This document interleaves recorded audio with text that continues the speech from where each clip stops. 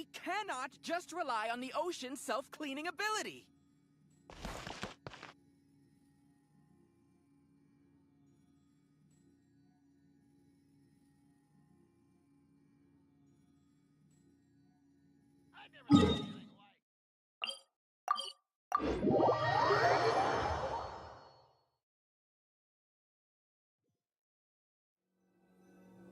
It's about time we threw another tea party.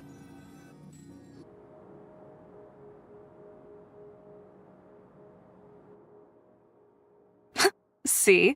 Told you they'd be here. Xavier! Oh, and Shiori and Farina too! Ah, Hydro Archon above! If it isn't my darling camera operator and clapper loader!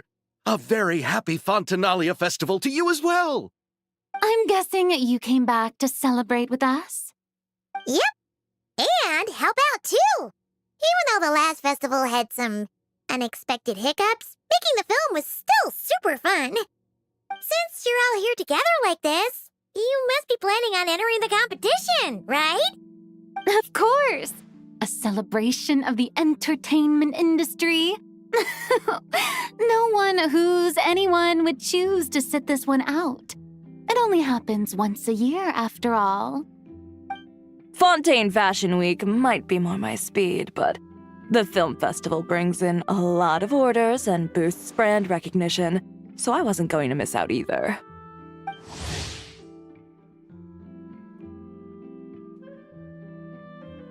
A few new awards have been added this year, too. Best Director, Best Costume Design, oh, and Best Camera Operation. Ooh, sounds like we've got work to do. Come on, tell us! What's Musketeer Pictures film gonna be about? Oh, about that. What's wrong, Xavier? What's with that look? Oh, man. You weren't scammed by some shady investor again, were you? No, even I'm not naive enough to fall for something like that again. Besides, thanks to the fine people here, Musketeer Pictures has more than enough funds to shoot without investors. And yet problems persist. Huh? What do you mean? Well, we were planning to replicate our past success and shoot a film based on a popular novel. But as we were holding auditions for the female lead earlier today, a striking young mademoiselle wandered in by accident. Her disposition was simply ethereal, the look in her eyes somewhat melancholic. Oh, I wish you could have been there. The awe I felt can scarcely be put to words. You had to be there, friend. No matter where she stood, it was as if her surroundings, even the air itself, turned into the perfect shot. Guess you found your lead actress, then? No, quite the opposite. My script is entirely unworthy of her. I fear it is. Nevertheless, I couldn't help but approach the mademoiselle to ask about her background and what brought her to Fontaine. What did she say? Sadly, she said her best friend was gone. After returning to her own homeland not too long ago, she decided to visit where her friend was from to remember them better. Oh, no wonder she looked sad. Yes, but that's when it struck me. Why not cast her as the lead in a film centered around her search for this old friend? Huh? You're gonna rewrite the whole script? But is there even enough time? Isn't the prep work super complicated? We might not finish. Think about the difficulties we faced with the two Musketeers. We had to start from scratch back then, too. I'd say we're ahead of the game this time. Guess so, but... Don't worry, Paimon. Shiori and I have evaluated the proposal, and we support Xavier's decision. I won't really need to start on the costumes until the cast is finalized, so it's not too much extra work for me. Oh, fair mademoiselles. How can I ever thank you? Finishing the script would be a start. You know, compared to a commercial popcorn flick, I do prefer the idea of shooting a more artistic film. One that leaves a profound and lingering impact in the hearts of the audience. I agree. True trendsetters are the people who dare to go against the grain. Well, leave it to Director Farina to have a vision. Honestly, though, the artistic passion of everyone at Musketeer Pictures is inspiring. Anyway, now that we've heard so much about this lead actress, Paimon's gotta know who it is!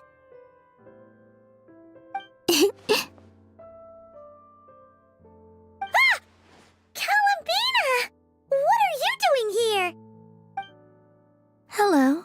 I was just walking past when I heard you talking about me, so I came over. Huh? You know Miss Columbina? Of course! Wait a second. Does this mean Columbina is the actress who inspired the whole rewrite?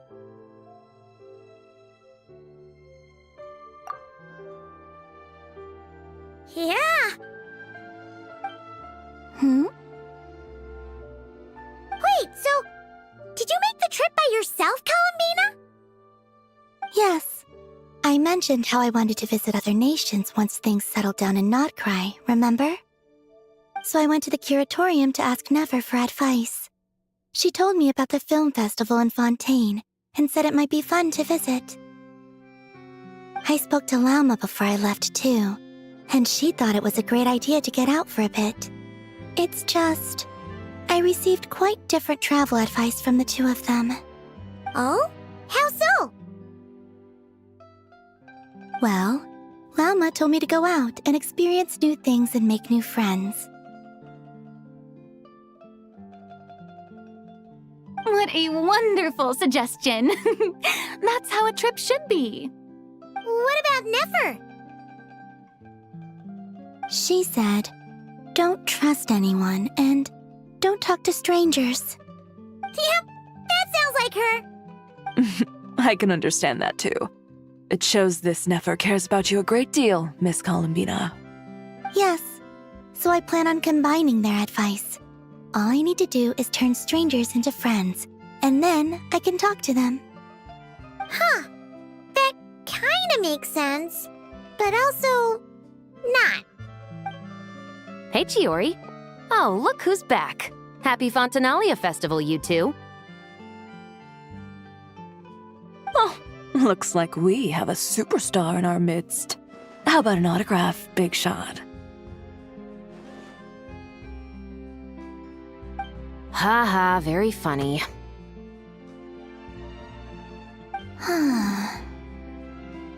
All settled then? Yep, the Duke gave his blessing, and I cleared it with the Udex.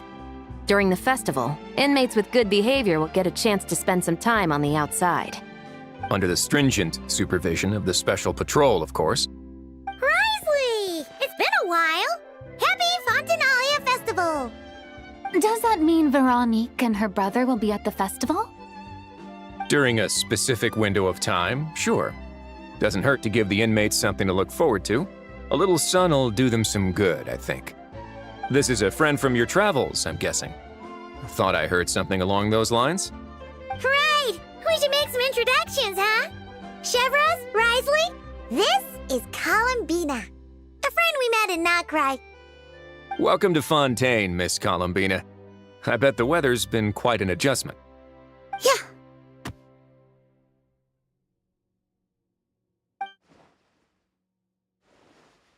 And not the good kind, I take it. No, I quite like it. It's a lot warmer than Notcry. Then what was the punch for? Oh, should I not have done that? The flowers that bloom here are so vibrant, and the people are so kind. I just wanted to become friends as fast as possible. Ah, so that was meant as a gesture of friendship. Is that right, Miss Columbina? Mm-hmm. Isn't that what friends do? Right. Might have been a bit premature in this instance, though. Your friend here is quite the character. Good thing we said something. You weren't seriously gonna go around punching every single person in Fontaine, were you? No, just the ones I wanted to be friends with. That's not... what Paimon's trying to say is, maybe keep the punches to a minimum until after you're friends with someone. If you say so. You're quite the character, Miss Columbina. So, are we friends? Of course. Any friend of the Traveler is a friend of mine. Yeah. Oof.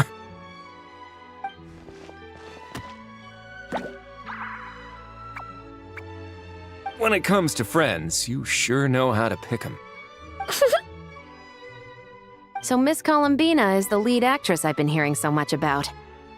The whole thing about her aura is starting to make more sense. You gonna be part of the film this time too, Shivers? That was the plan. But now that Mr. Xavier has changed the direction, I don't think I'm in quite as many scenes. It's all for the best, though. A different crew asked me to help consult on some of their musket work. Oh, sounds like our trusty musketeer is as popular as ever. I'm just going where I'm needed. I'm more than willing to help with whatever this production needs as well. Ah, well, speaking of, would you happen to know if there are scenic locations around the court of Fontaine that other crews haven't booked? The festival's pretty popular this year, so there's not a lot left. You might just have to talk it over with the other productions and see if they'll let you squeeze in here and there. I see. Having trouble finding a filming location? Yes, we made a last-minute decision to go down a different route, so the indoor locations we reserved are no longer a good fit. And it looks like all of the best outdoor spots have been taken. You know, I might know a place. Good views, good atmosphere, and no production team has snatched it up. That sounds perfect! Where is it? You want me to reveal it just like that? Come on, let it be a surprise. As much as that sounds riveting, I think we should divide and conquer. You go do that, and Director Farina and I will take Miss Columbina around the city to discuss lighting and styling. Is that all right with you, Miss Columbina? Traveler? Yeah, everyone here is our friend. So don't worry about a thing and just focus on enjoying your trip. Okay. All right, then the Traveler and I will go check out this potential filming location. It might even give me some inspiration for the new script. I'll leave this to the Duke then. Until later, everyone. Maybe we'll run into each other on set. Okay then. Lead the way, Risley. Paimon's not built for suspense. Let's get this show on the road. Who said anything about roads? Huh?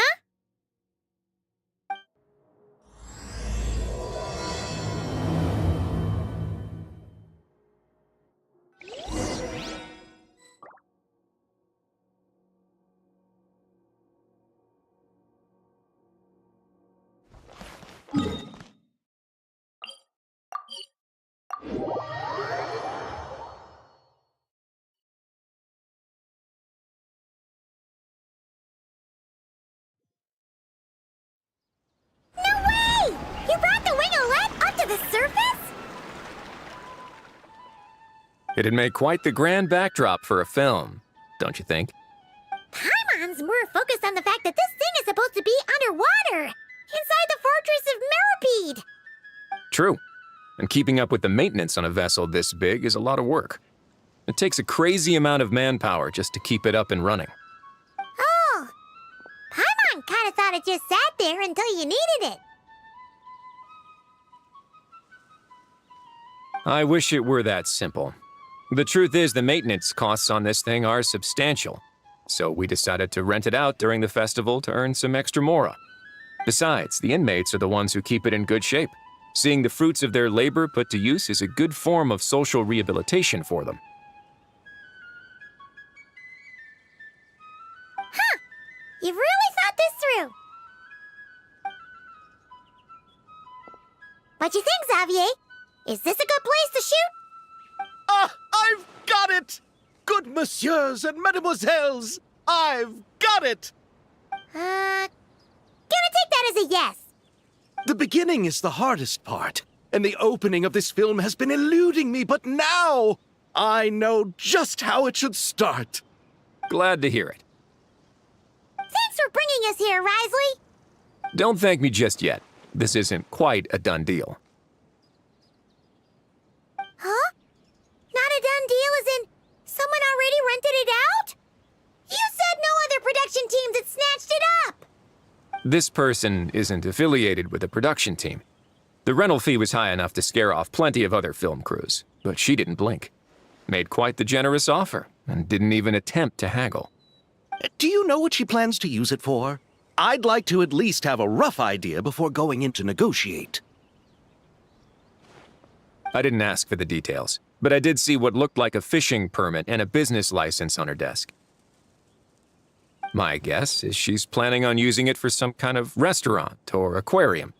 A floating restaurant is sure to attract people, but an aquarium sounds cool too. The views from the ship make it a great spot for a date. The winglet might not be under my command right now, but it's always nice to see her admired. A film is sure to drum up some good publicity as well. I do hope we can work something out with the current captain. Well, guess we should head over and talk things out then. Best of luck.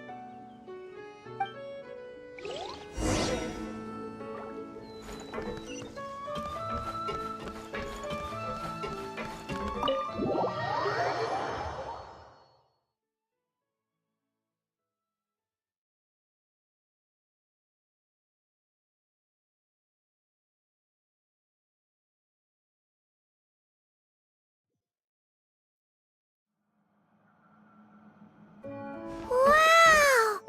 The winglet seems even bigger up close. The rooms are so spacious. Wonder who rented it out. Hello? Anyone there? Perhaps the captain had business to attend to elsewhere.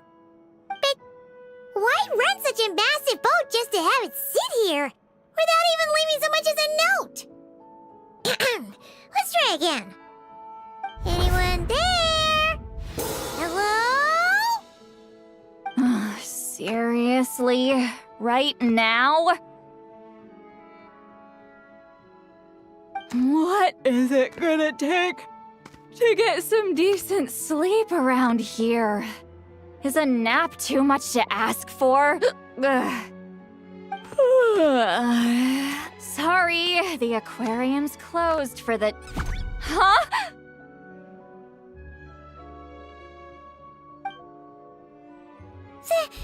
See Lolly?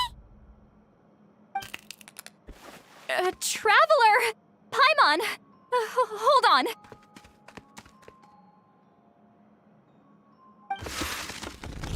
This is just great! How am I gonna go out dressed like this? What happened to my regular clothes? The wash! I put them in the wash after I drank too much and fell into the fountain. Oh, this can't be happening! Am I seriously gonna go out like this? Think we might have caught her at a bad time. See Lolly? I don't want to hear it. Hear what? A single word about what I'm wearing. No. Oh, yep, Crystal.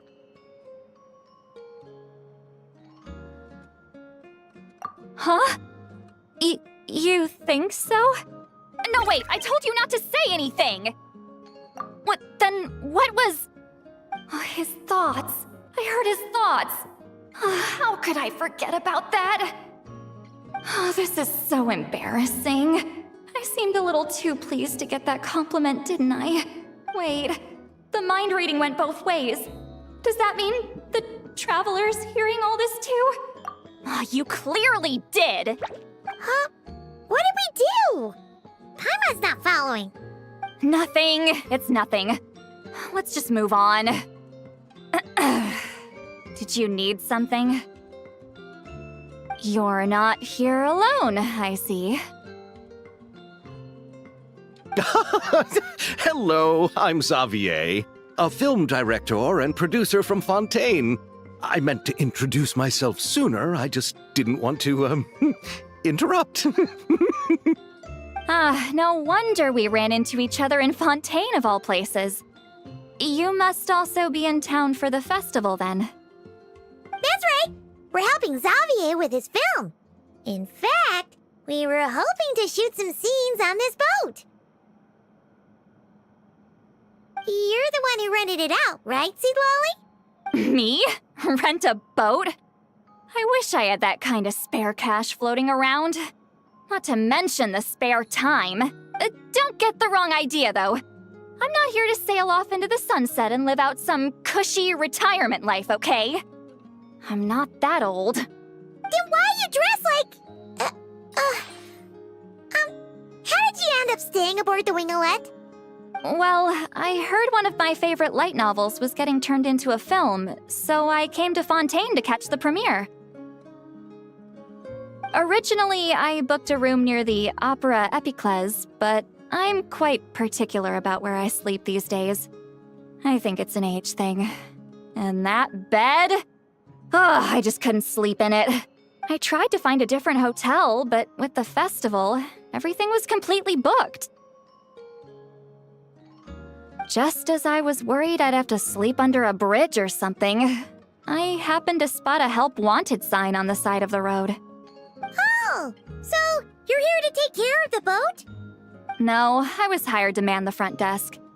The pay is a bit low, but food and drinks are covered. And it includes room and board during the festival. Plus, the job is simple. So I thought I'd give it a shot. Wow, they actually thought you'd be a good fit, huh? What? You don't think I'm cut out for it? All I have to do is tell people the aquarium isn't open yet. Other than that, I'm free to do whatever I want. It's a pretty sweet gig. That's all? Yeah, I was also kinda shocked. But it's not a lie. Head downstairs and see for yourselves. There's nothing but empty tanks. Not a marine animal in sight. Did your boss mention anything about being open to film crews using this space? Our production was hoping to film on the deck for a few scenes. No. That never came up. You could just ask her. Oh, she's around? What kind of person is she? We should know what we're heading into.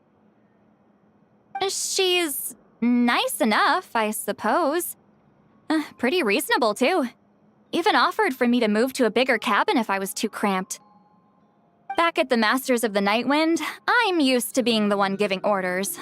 But working under her doesn't feel like being bossed around. She seems to respect what I think. Wow, she sounds like a great boss. She did tell me she'd rather not be disturbed, though. She's been working on an important project, so I'd keep it brief. Got it. Thanks for the heads up. All right, the captain's quarters are this way. I can take... Wait. But I'm wearing... whatever. I doubt she'll care. Just follow me.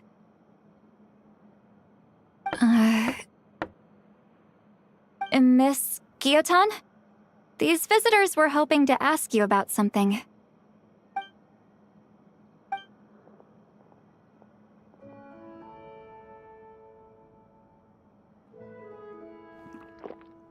I thought I said to limit the interruptions.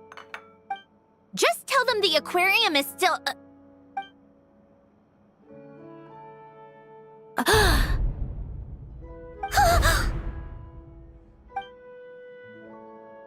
Sandrone? You're here! Huh? You know each other? Are you okay, Sandrone? Do you still remember us? Everyone was so upset after what happened. We all missed you so much.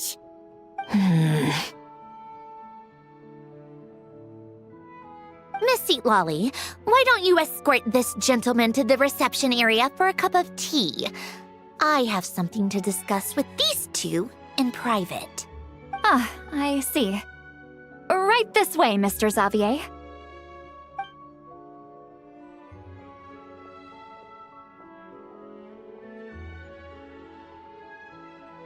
Drone?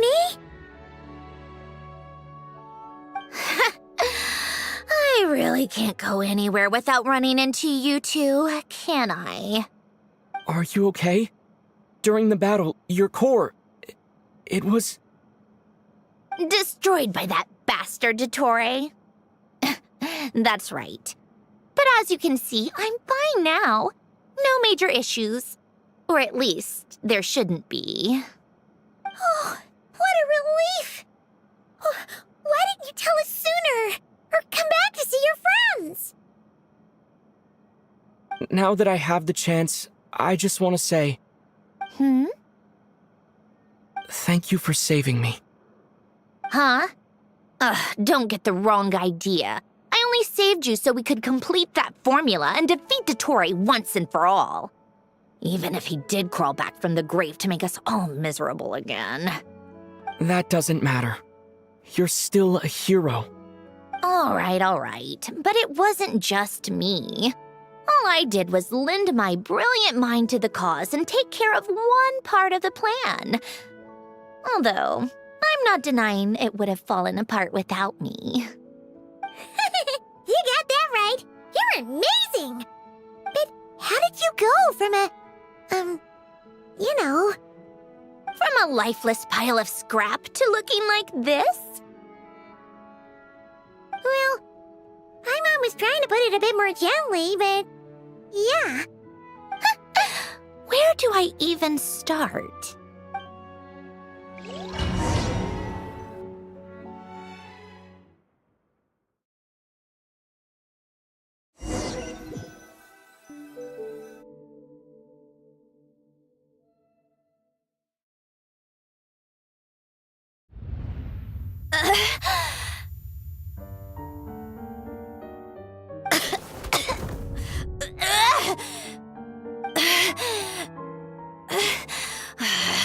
Curse it all! Where am I? Did we do it? How much time has passed? I'm not in one of that lunatic's experimental labs, am I? Wait, Fontanian decor. Books from the Research Institute. Phew. One thing at a time. Initiate self-diagnostics. Assess the extent of the damage. Cut power to compromised, non-essential components.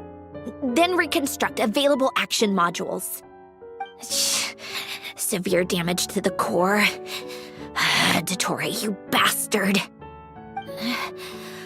Polonia?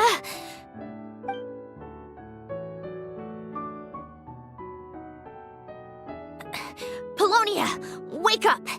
Activate! You're in even worse shape than me. Internal gears and energy circuits are barely intact. Extreme damage to the core, just like me. Rebooting is off the table. Even if I could repair the damage, I don't know if... You used up all your critical energy in those final moments, didn't you? To protect the core of that guy in the hat, and the numerological array. Wait, the array. Yes! The prototype is still here. But can I even run it in this state? Whatever. I have to try. I just need to confirm one thing. Activate the numerological array. Connect the computing core to my body. Just like I thought. It needs too much computing power.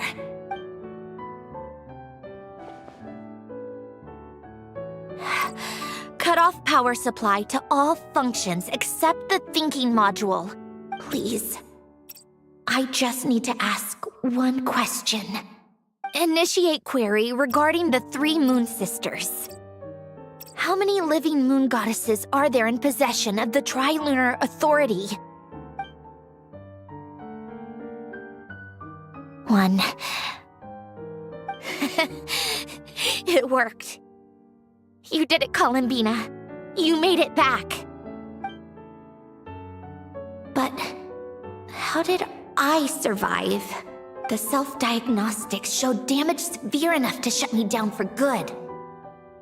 What triggered the reboot? A built-in message? Only visible after a core reboot. The final gift. Alen!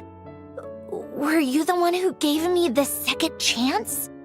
But why now? What activated it? What is that?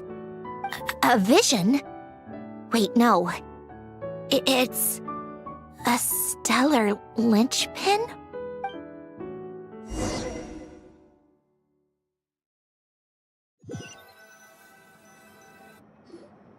A stellar linchpin?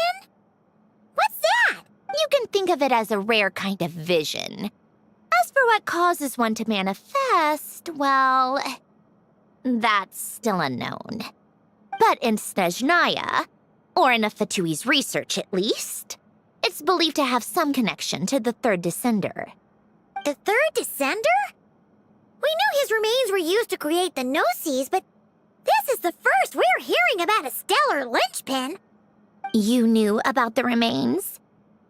Right, of course. Look who I'm talking to. Yes, the heavenly principles used the remains of the third descender to create the 7 Gnosis as a means to consolidate the Archon system. Visions result from that same system, so extrapolating from there, it's clear that the manifestation of a vision is also, to some extent, related to the third descender. Still following? For those that wield them, visions serve as a means to channel elemental power. The same is true of stellar linchpins. The difference is that, when wielding elemental energy, stellar linchpin users often exhibit a unique kind of power that seems to come from beyond to that. It's believed that, when a stellar linchpin manifests, impurities from the remains of the third descender get fixed in place. Hence, the name. That's also believed to be the source of the strange power I just mentioned. We've heard that visions can appear when someone has a really strong wish or desire. Stellar linchpins sound kind of similar, so does that mean... Huh? Oh, don't look at me like that. I've never had any grand wishes or aspirations. Just a list of things that drive me up the wall. So if you're asking why this thing appeared, I have no clue. All I know is that without it, the gift Alen left me, this built-in second chance, never would have triggered. The damage to my core was too severe. But thanks to the stellar linchpin's manifestation, it did trigger. And after my core rebooted, I was able to repair the damage to my body. I also managed to import the numerological array, along with some of Polonia's surviving algorithms, into this form. Wait, does that mean Polonia is... Yes. Unfortunately, Polonia is... beyond repair. Oh, we're so sorry to hear that. But you also mentioned something about a final gift? Yes. Alen often spoke to me about wishes and desires when he was alive. I suppose he thought there might come a day when I wished for something, and was willing to sacrifice my own life to fulfill it. So he left me a chance to start over. No, never. Alen once said I was his proudest masterpiece. That might sound boastful coming from me, but it's also an undeniable fact. After Alen died, I started studying how Polonia and I worked. Polonia is essentially a computational machine, so it wasn't difficult to figure out the mechanical principles there. But when it came to my own structure, that's when Alen, the Lord Artificer's true greatness, struck me once again. I attempted to imitate it when I created Catherine, but in the end, she turned out to be nothing more than a superficial replica. What? But his creations go. Catherine is super impressive. We were shocked when we first found out she was a puppet. No, She's nothing compared to what Elen was able to create. Some of the mechanical principles of my own core are still a complete mystery to me. Keeping that gift hidden wasn't even a challenge for him. Just a shame I had to waste it on fighting Dottore. I just couldn't stand the thought of him coming out on top. If you put it that way, the world owes me a whole lot then, doesn't it? Wait, but all this still doesn't explain what you're doing here. Risley said you rented the ship and even had some kind of fishing permit? That's because I'm trying to go back to the place Elen and I lived when he was alive. My former home, I suppose you could say. The second chance wasn't the only part of the gift. According to the message, Elen left me a few other things that are stored in the house we shared together. I'm hoping that whatever he left me can help fix certain anomalies in my rebooted core. And help me understand why I received a stellar linchpin in the first place. Okay, so go back then.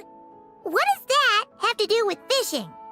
And to think I'm talking to the saviors of Fontaine. Did you forget that the water levels have been rising for centuries? I can't just go back to the place I used to live because now it's underwater. Oh, right. With the rising water levels and changes in terrain, it's not just a matter of finding where it is, but also clearing away any sediment or debris. But Fontaine law prohibits unauthorized individuals and organizations from excavating underwater ruins. Amelazine caught me the minute I even made an attempt. Why not apply for authorization then? And face the endless slog of Fontainian bureaucracy. No thanks. Besides, I'm a Fatui harbinger. The diplomatic implications alone would be enough to give the gestionnaires at the Palais Mermonia a headache. A fishing permit, on the other hand, isn't difficult to obtain at all. Minimal paperwork required, and under the name Guillotin, the application was a cinch. So you're exploiting a legal loophole? Am I? That underwater home belongs to me. If I happen to chance upon it while doing some fishing, what's the issue with that? Of course, I do have to catch some fish to put in the aquarium, just in case the gestionnaires come to check up on things. That's also the reason I hired someone to man the front desk. Huh? But isn't that kind of a waste? He went to all the trouble of getting a business license and rented out this giant ship. Just for show? If you want to run an aquarium that bad, be my guest. Use the facilities however you want. I'm certainly not going to stop you. All I want is to go back home and see what other gifts Elen wanted me to inherit. Hold on. Enough about me. What are you two even doing here?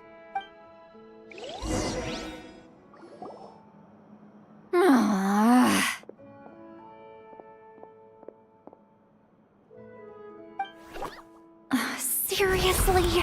They've been in there forever. The reaction when they saw each other was strange, to say the least. They're lucky I was nice enough to leave the room and give them some space. Back in the Masters of the Nightwind, I'm the one who gets to kick people out. I just want to know what they're talking about. Should I cast a little eavesdropping spell? Oh, no, what am I thinking? I'm Granny Eastley, the great shaman of the Masters of the Nightwind. I can't do something like that. This is just ridiculous. Making me wait out here for so long? Where's their respect for their elders? Oh, here they are. Were you back there arguing or something? What took you so long? The two of you are already acquainted with Miss Guillotin, then? Oh, yep. But don't worry, we got everything sorted. Sanjurne agreed to let us shoot on the ship, but it has to be when she's not here. When she's not here? That's right. You'll excuse me if I didn't exactly ask for this little reunion. I wasn't planning on seeing anyone. Like I said, my core is severely damaged. Even with the gift, there are anomalies that are making things unstable. I don't even know if I can continue to function without issues. So the priority is to fix these anomalies and get answers to my own questions. Then, I can see the people that need seeing. Anyway, just let Sandrone know when you plan to film Xavier, and she'll, steer clear. I do hope I'm not causing Miss Guillotin too much trouble.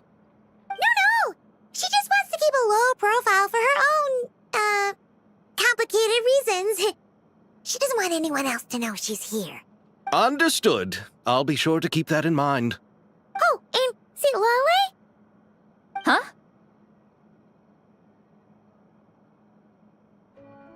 You mean Miss Guillotin?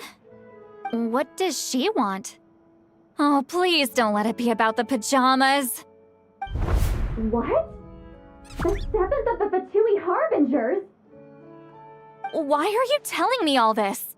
I asked the Traveler about you, and I've decided it's best to be open in this instance. I can understand if you would rather not work for a Harbinger. Regardless, the room on the ship is yours to keep. You're an acquaintance of the Traveler, and I plan to honor that. Wait, she's actually nice? It's not a problem. The captain also worked for the Fatui, and he helped Natlan a great deal. We know that there are good people among your ranks. Besides, I've been around long enough to know what it means to earn one's keep. This isn't Natlan, and I don't expect special treatment. Besides, sitting at a desk isn't exactly back-breaking work. I appreciate that perspective, great shaman. Seat Lolly. Just call me Seat Lolly. That title makes me sound so... old. Well, Seat Lolly, the Traveler and I are looking for something, so we'll be heading underwater together soon. I'll leave the ship in your care while we're gone. Together? How often? Not too often. We're heading out in a bit, but I'll be available if you need something. You couldn't, go alone? I wanted to, but he was concerned about my physical well-being. So he offered to come with. Guess my mental well-being means nothing then. Huh?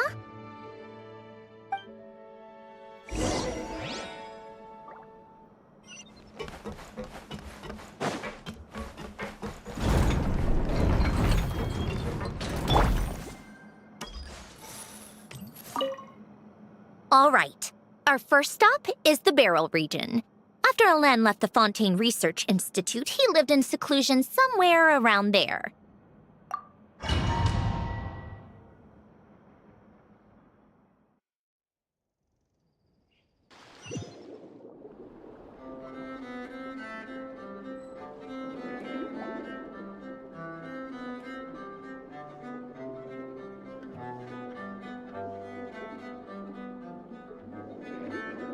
Huh. This place has changed a lot. Guess I really have been gone for a long time. Let's look around and see what we can learn. Oh, and don't forget to catch a few to take back. We need to keep up appearances, remember?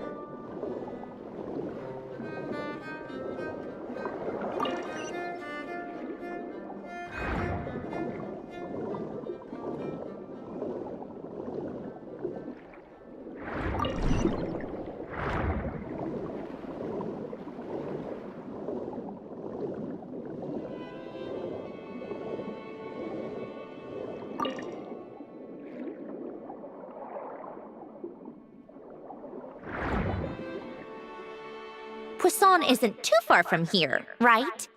It's all a bit nostalgic, I guess. Back when I lived here, all this was still above water.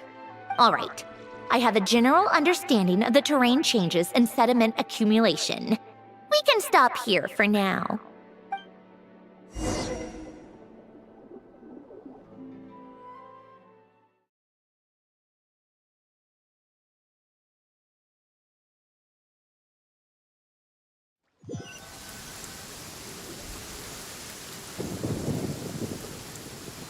That went smoother than expected. I appreciate the help. No problem. You doing okay though, Syndrome? Seeing your home look nothing like you remember, that can't be easy. I'm fine. Times change. People change. That's the one thing you can actually count on. I made peace with that a long time ago. You should head back and put them in the aquarium tanks. We finished ahead of schedule, so your crew is probably still on the ship. I'll follow in a bit. Right. Xavier said he was gonna test out a couple of shots. I'm sure. I want to take another look around on my own. Okay then. Want us to let you know when the filming is done? No need. Columbina relies on Kuvaki to perceive her surroundings. In Nodcry, her senses are heightened because Kuvaki is everywhere. But here, as long as she doesn't activate her abilities, her range of perception should be equivalent to an average person's line of sight. I figured that out back in Snezhnaya. I have hiding from her down to a science. So, what? Things might be a bit different now that she's merged with the Moon Sisters, but I doubt there's been a drastic change. The point is, you two can head back. Don't worry about me. Okay, if you say so. Come find us on the ship if you need anything.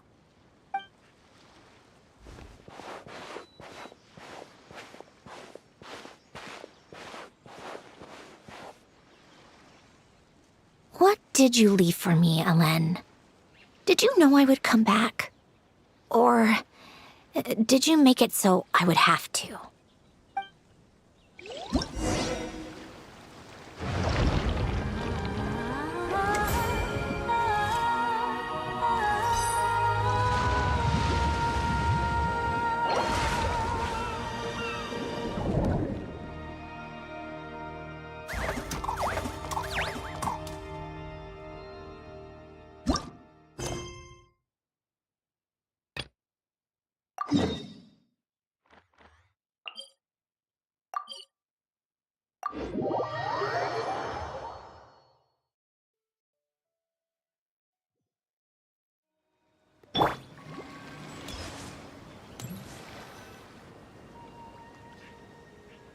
What?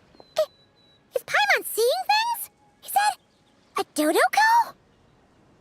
No, there really is a Dodoko over there.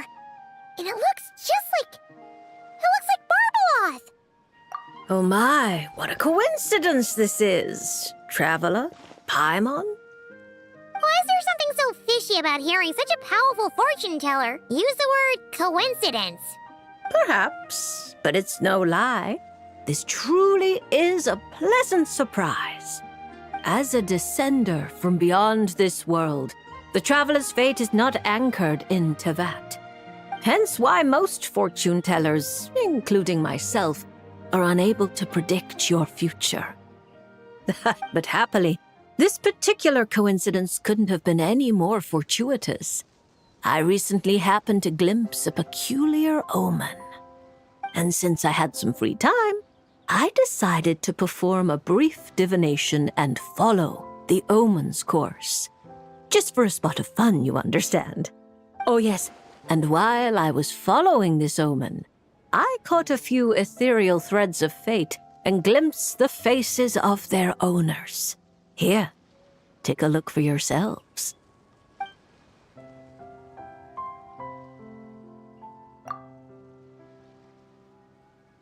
See? Didn't I tell you? Someone with so many friends was bound to recognize them all.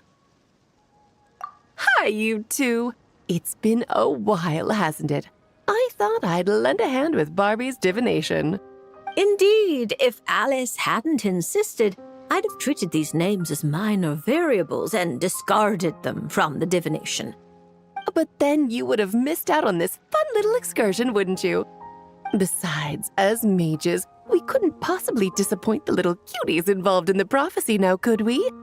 It's the dream of every child to receive wonderful gifts, go on grand undertakings, and watch mysterious prophecies unfold. Which is all to say, we simply had to see this one through. And there's no point arguing with Alice. Anyway, if I can gather these minor variables together, I should be able to adjust my divination. So here I am, seeking them out, and if possible, offering them a little fortune-telling. I don't have time to go around divining things like that, but I'm sure it won't be long. Is that why you've set up this stall? So you can sit and wait for them to arrive? Don't worry, I'm not just sitting around twiddling my thumbs. This Dodoko is simply a stand-in. I'm still working on my research. That's right. And I installed sensors on Barbie's Dodoko. As soon as the right person shows up, she'll receive an instant notification. And Dodoko will give a happy little wiggle to make sure our visitors are drawn on in. What are you doing back here? Take your arm off that. You'll knock my scryglass onto the floor. And hold that cup steady. I don't want you spilling hot chocolate on my manuscripts. All right, keep your hat on. Just 1 second. There you go, Barbie. This one's yours. I hardly put any sugar in it, I promise. When you say hardly any sugar, I can't help but feel like we're not speaking the same language. Back to business. After we followed up on Barbie's divination, I was hoping to gather everyone involved, that is, and throw a huge party. I've even decided how we can send out the invitations. Don't worry, I've already picked out the most beautiful birds available. Picture it. In the dead of night, a huge, pure white bird flies through your window with a mysterious letter in its beak. Then you open it, and a whole new world appears before your eyes. Unfortunately, as I told Alice, doing that would only serve to disrupt the path of fate. Besides, dealing with such small prophecies is a real pain, so it's off the cards. Oh, fate is such a spoil sport. Nevertheless, we can still have a party. When the time is right, I'll invite everyone myself. And as I do hate waiting for parties, Traveler, Paimon, can I leave the job of bringing your friends here to this stall to you? Then we'd be the ones disrupting the path of fate, right? Seeing as the people in the prophecy already have ties to the Traveler, in theory, their fates are already intertwined. If the Traveler steps in to invite them and hurry things along, it shouldn't have too large an effect on the divination. Reliable as always. For the sake of the party, it's in your hands. I promise to save you the best seats, closest to the cake. Barbie, why are you tearing that paper apart? What are you doing? I'm using it to plug my ears. Between you and Nicole, if my head isn't hurting, then my ears are. Ugh, I miss Octavia.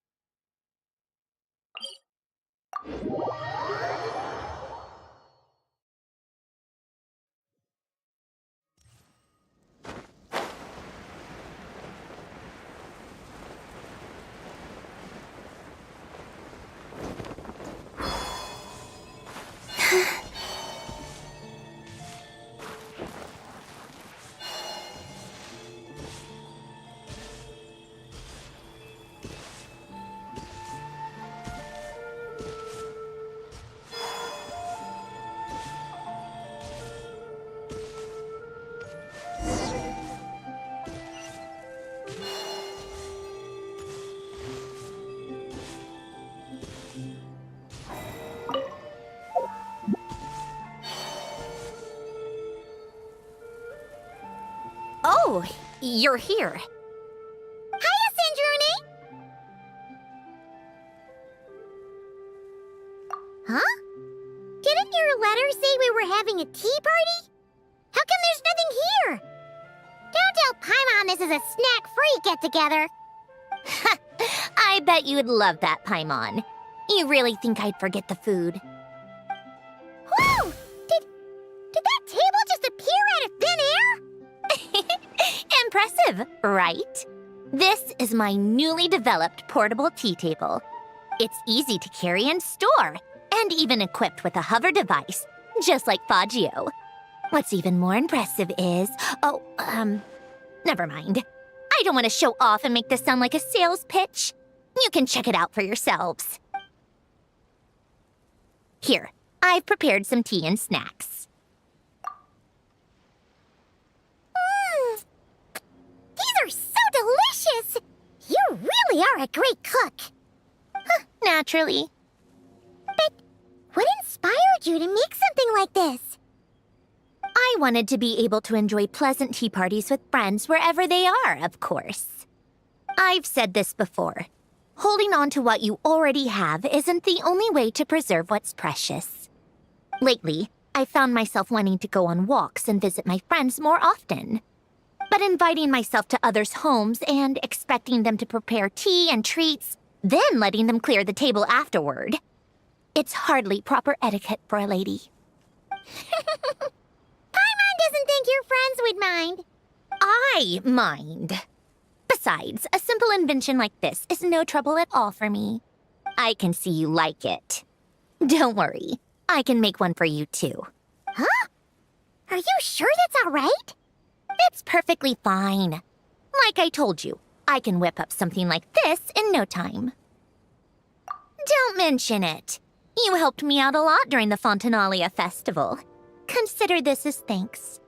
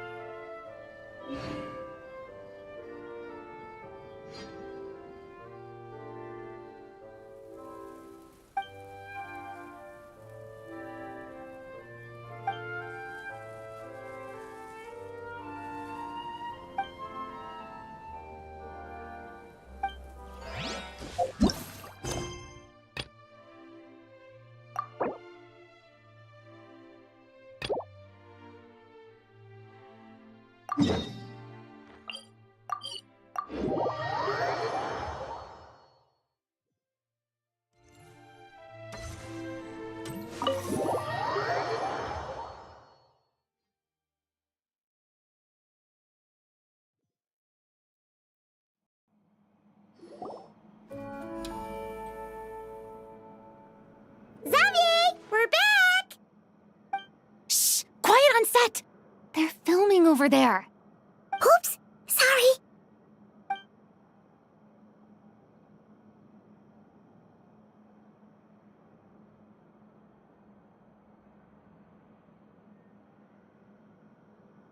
What's your take, Detective? Bullet wound to the chest. Gunpowder residue on the clothes. The victim must have been shot at close range.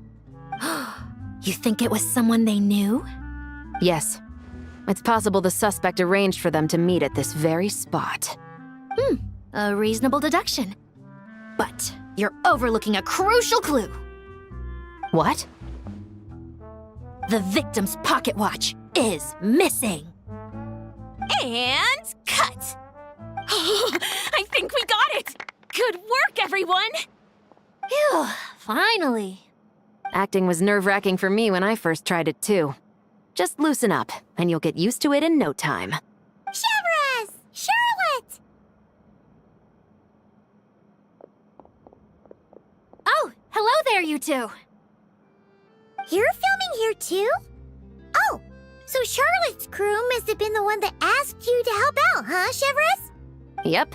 They heard about a potential filming location and wanted to come check it out. But when we got here, your crew had already beaten us to it. Luckily, Xavier and our director, Lapine Pauline, go way back. In the end, we agreed to just share each other's filming locations. Considering all the last-minute changes, that's just what Musketeer Pictures needed. For sure! Based off the scene just now, you must be the star of the film, Charlotte! You bet! This detective costume really suits me, don't you think? Oh, for sure. You're already right at home lurking in the shadows taking pictures of this and that. Add a notepad and you're practically method. Thanks, Miss Chiori. I appreciate the compliment. That didn't sound much like a compliment to Paimon. So this is a film set? It looks like a very happy place. This must all be quite new to you, Miss Columbina. Yes. I watched a few films with a friend once, but she thought there was no point if I wouldn't open my eyes. So she stopped inviting me. Looks like I missed out on a lot. True, but being an actor seems like a tough job. Huh? Most people would swap lives with an actor in a heartbeat. The lifestyle is so glamorous, and the pay is more than generous. But they have to act out lives that aren't their own, with the whole world watching on in judgment. If they don't do it justice, it must feel like they're letting people down. That's exactly how it feels. This young lady has quite the unique perspective. Well, that's true. But these actors are here because they want to be and they think it's fun. Most of them, at least. Not to mention, the film we're shooting is based entirely on you, Miss Columbina. You just need to be true to yourself. I don't have to pretend to be someone I'm not? Not at all. Authenticity is what we're after. For example, this first scene opens with you on the boat, sailing to your friend's homeland. You just need to think about that moment in the story and picture how you would feel. Oh, okay. We're all here? Wonderful! Let's head to the deck and get shooting.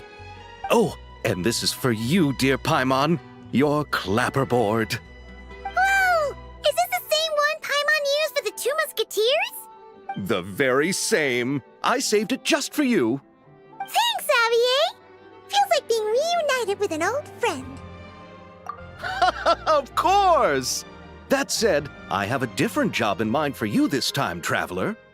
Our film is focusing on a single protagonist, so conveying the subtle changes in her state of mind is of the utmost importance. In addition to the actor's own performance, another way we can convey that is through lighting. Huh? But there's already a lighting specialist, isn't there? Yes, but it's clear the traveler and Miss Columbina share a deep bond. You might have a better chance of understanding her frame of mind in certain scenes. Oh, that makes sense. So, what do you say? Willing to take on the role of lighting specialist? It's settled! I leave the job of translating our leading lady's inner thoughts in your capable hands.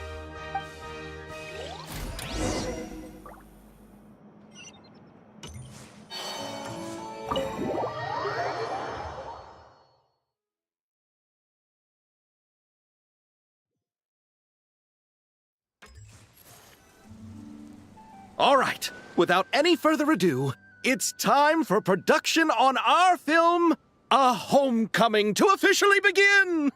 Turning it over to you once again, Director Farina. All right. Positions, everyone! Camera operator, clapper loader, get set up. Let me know when lighting is good to go.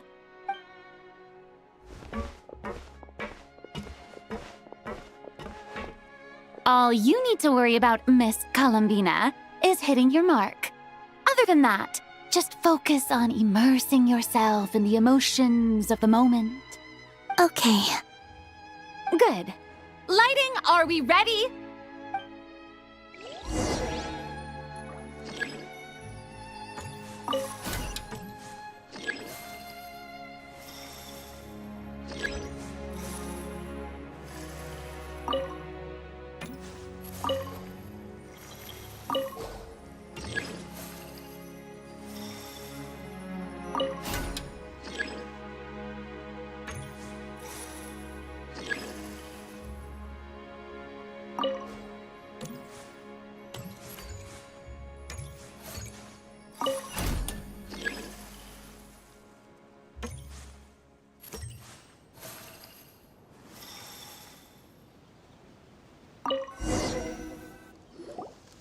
Ready. All right, quiet on set. 3, 2, 1, action! This is her homeland. Columbina. Cut! The emotions I'm looking for were definitely there. Let's just try to keep it a bit more natural. Oh, but definitely keep that gesture at the end. I loved how real it felt. You looked genuinely moved. All right, if you're ready, let's go for another take. Miss Columbina? That presence. It kind of felt like... Sandrone?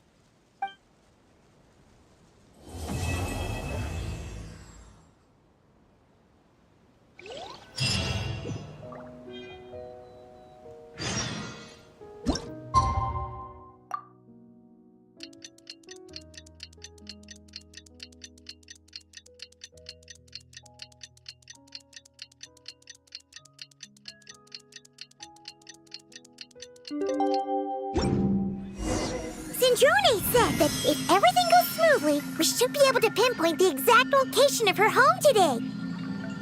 Let's head to the Wing-O-Land and meet up with her.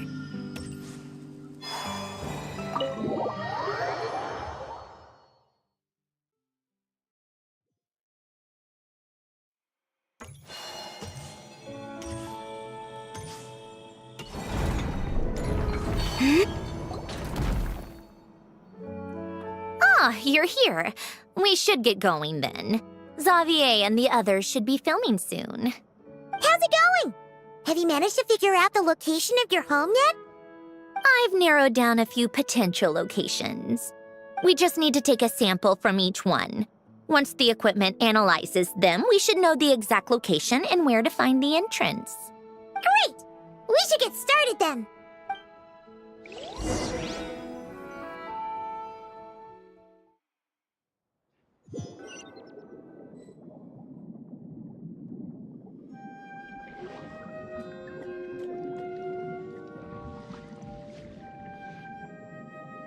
All right, let's get a move on. That should do it. Let's head back. The filming should be just about done. We made good time. We might even know the location by the end of the day. You sound pretty happy about that. Do I? I suppose I've just had enough of these anomalies I've been dealing with. The sooner I can fix them, the better. Anyway, enough chit-chat. We have work to do. Oh, but let's head in through the side door. I don't want to run into the crew on the deck.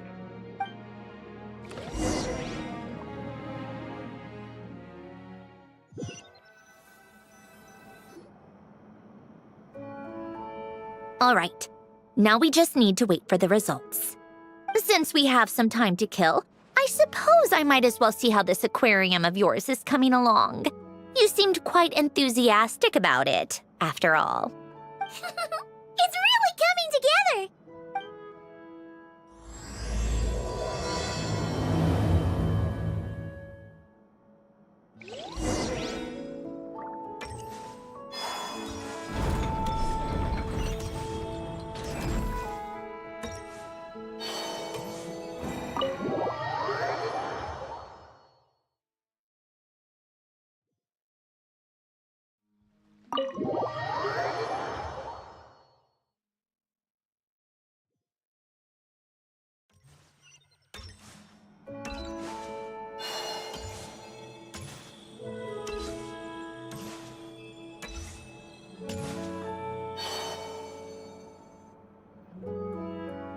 Oh, kind of impressive, actually.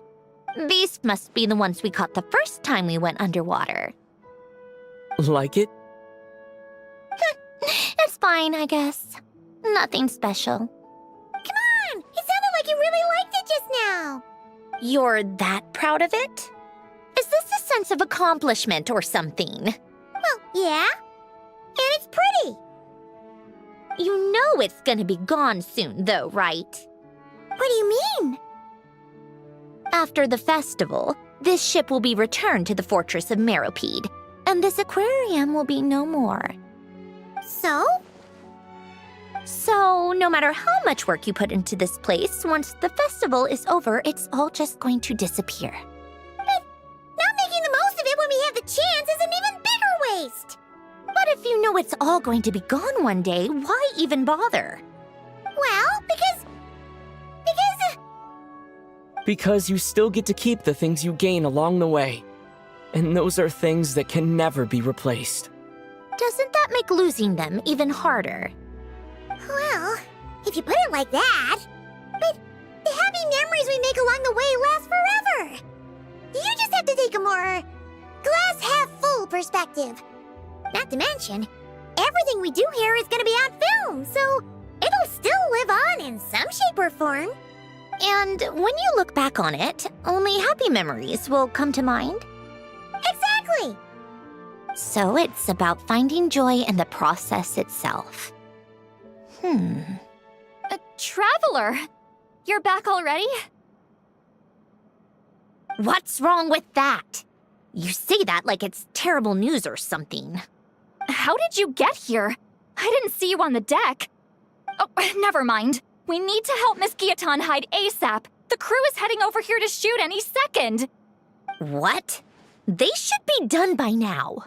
There was a mishap earlier that cost them some time. I was waiting on deck so I could warn you the minute you showed up. Anyway, you should head back to the captain's cabin right away. They're gonna be here any minute now. Ugh, finally! That's a wrap for the scenes on the deck. Wouldn't have taken half as long if the wind hadn't snapped our equipment in two. Uh-oh! Too late! Change of plans then. You'll just have to hide. Hide? And where exactly am I supposed to do that? Oh, there's a box over there! You can get in that! Huh? You expect me to... Do I need my makeup done for the next scene too? For the love of... Let me see. Maybe just a quick touch-up. Huh? Traveler and Paimon? What are you doing here? I thought you took the day off to take care of something. Huh? Oh, well, it didn't take as long as we were expecting, so we came back early. What about you guys? You're still not done shooting for the day? No, we ran into an issue that, set us back. It meant Miss Charlotte's crew wasn't able to wrap either. We both still have scenes to shoot in this aquarium. Oh, that's not ideal. For several reasons. Let us help then.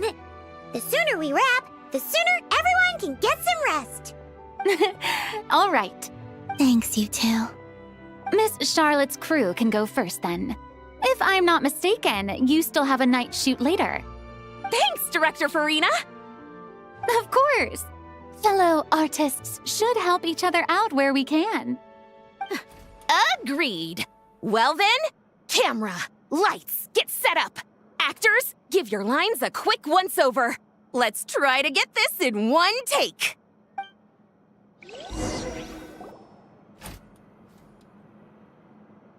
All right, places, everyone! And 3, 2, 1, action! So, the story ends like this. But when Duke Saint Germanus departed, he clearly said that everything was beyond redemption. Huh? That sounds familiar. Wait, it's from that novel I came across while researching the numerological array. He's only a genius when it comes to mechanics, and everything else, he's just an ordinary person. Huh? What was that noise? Whatever, I'll just fix it in post. Miss Jacoba, please don't speak as if I were the accomplice. Not so hard. This box isn't sturdy enough for that. This is why I keep saying, don't put too much trust in Clockwork Mecha. Unlike humans, machines don't have a heart. A heart? That's right. It's what's on the inside. It's also referred to as someone's soul, or likened to free will. You can think of it as a person's core, what makes them unique. In general, though, people don't believe machines are capable of having a soul. You said my emotion module was faultless. It is, but that's not quite the same thing. Do you think I have one then? A heart? I don't think so. I know so. The question is, do you recognize it within yourself? That's where you're wrong. I can't believe this. Forcing me to hide in a box and listen to this drivel. Me. In the end, clocks tick through tranquil years. Fish swim in crystalline springs. No matter how grand a dream is, it will fade away like this. Forlorn, wordless, silent. And cut. That was a long one. What did you think? If she makes them do another take, I'm going to flip a lid. And not just the one to this box. Oh, there were some weird audio things going on, but acting-wise, it was great. It's a keeper. Perfect! That means I can get out of this box. It's our turn. Camera operator, set up for the next scene.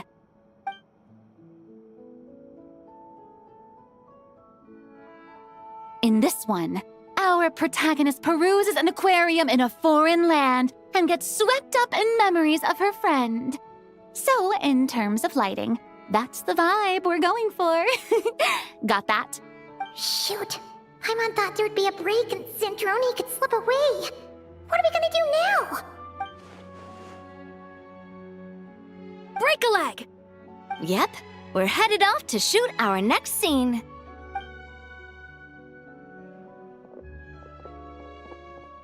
All right, quiet on set. We're about to start rolling. Ready, Miss Columbina? Miss Columbina? I think she would like this. Quick, we should roll on this. It doesn't forage with the others, or prey upon its smaller kin. Instead, it remains where it is, cradled in the coral's quiet beauty, as though the raging cyclones above are of no consequence. And yet, she still stood before the cyclone in the end. So I think that story has it wrong. She is no different than us. She has a heart. Columbina.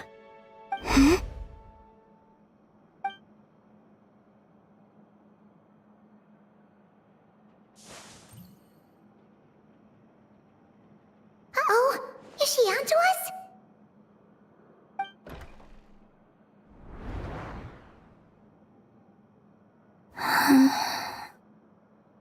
What is she doing? Cut! You okay, Columbina?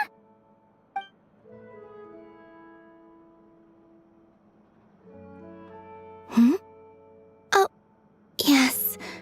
I just thought... Why don't we take a short break? It's been a long day of shooting so far. That last take was beautifully organic, though.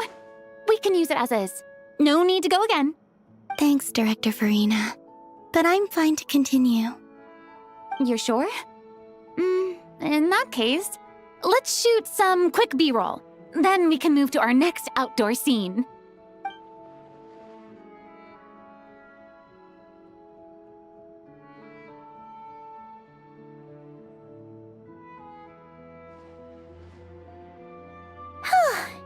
We're in the clear this time. Ugh! Absolutely suffocating. You okay, Zandroni? Right as rain. Come come on. Let's go check the test results. It's time for me to go home.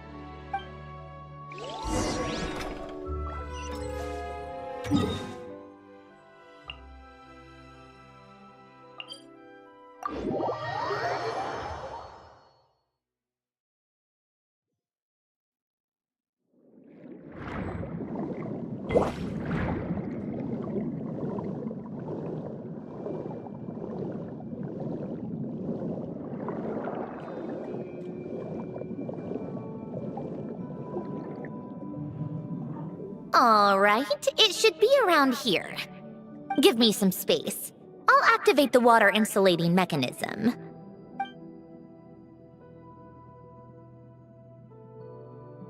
The what? Hélène, much like Renee, had long predicted that the water levels in Fontaine would rise. Thanks to his expertise in mechanics, he was able to implement a few simple measures to protect our home from flooding. I told him there was no need, that I would just move when the water rose too high. But it would seem he knew a day like this would come.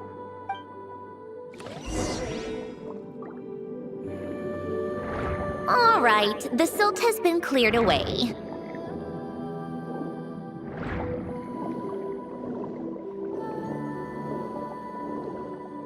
Go activate the mechanism for the first sluice gate.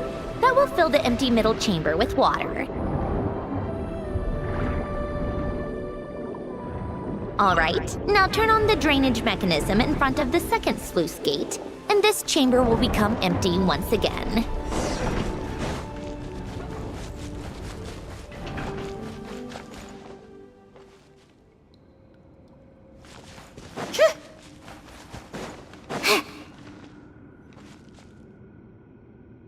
So, this is where you used to live?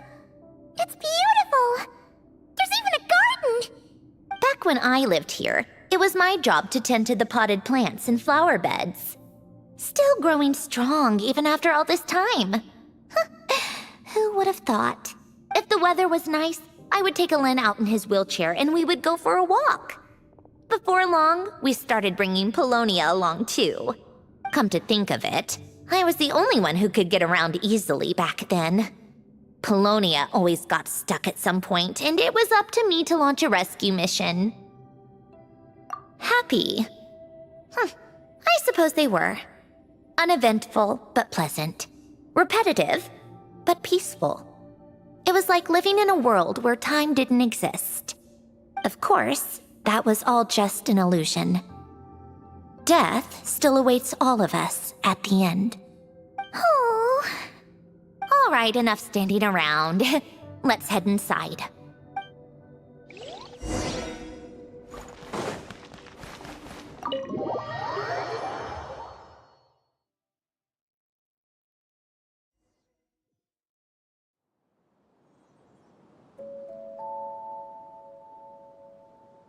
Yep, this place is exactly how I left it. Nothing has changed. What is it? Huh? How did you get... Oh, Arlecchino gave it to you, didn't she? And you... read the whole thing. Just so you know, a lot of that was written a long time ago. At that very desk, to be exact. Anyway, since you've already read it, you should just hold on to it. I can always start a new one. Well, feel free to look around. I'm going to start looking for the gift Hélène mentioned. Oh, but be careful with the stuff around here. I'm not saying you can't touch anything. Just try not to choke on the dust. Coffee. Tea.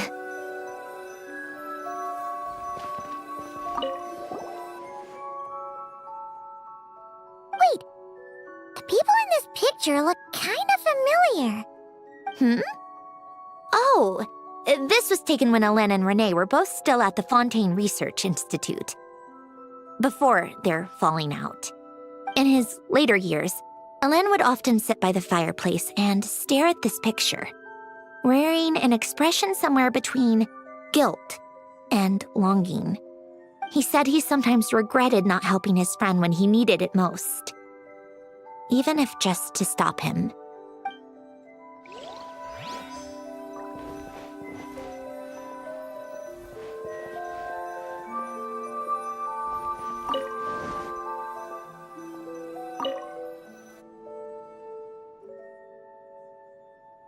Oh, these are some of Alen's drafts from his later years.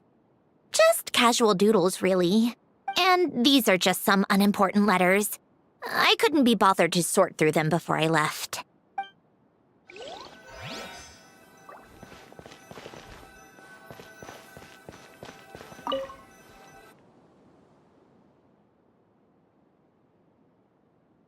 This was Alen's workbench. Later on, of course, it became mine. It's where both Polonia and I were brought to life. Before Alen was bedbound, this is where he would teach me about mechanics. I would sit and listen, chiming in with questions here and there. Later on, when he got too sick, I took over and would work on Polonia here.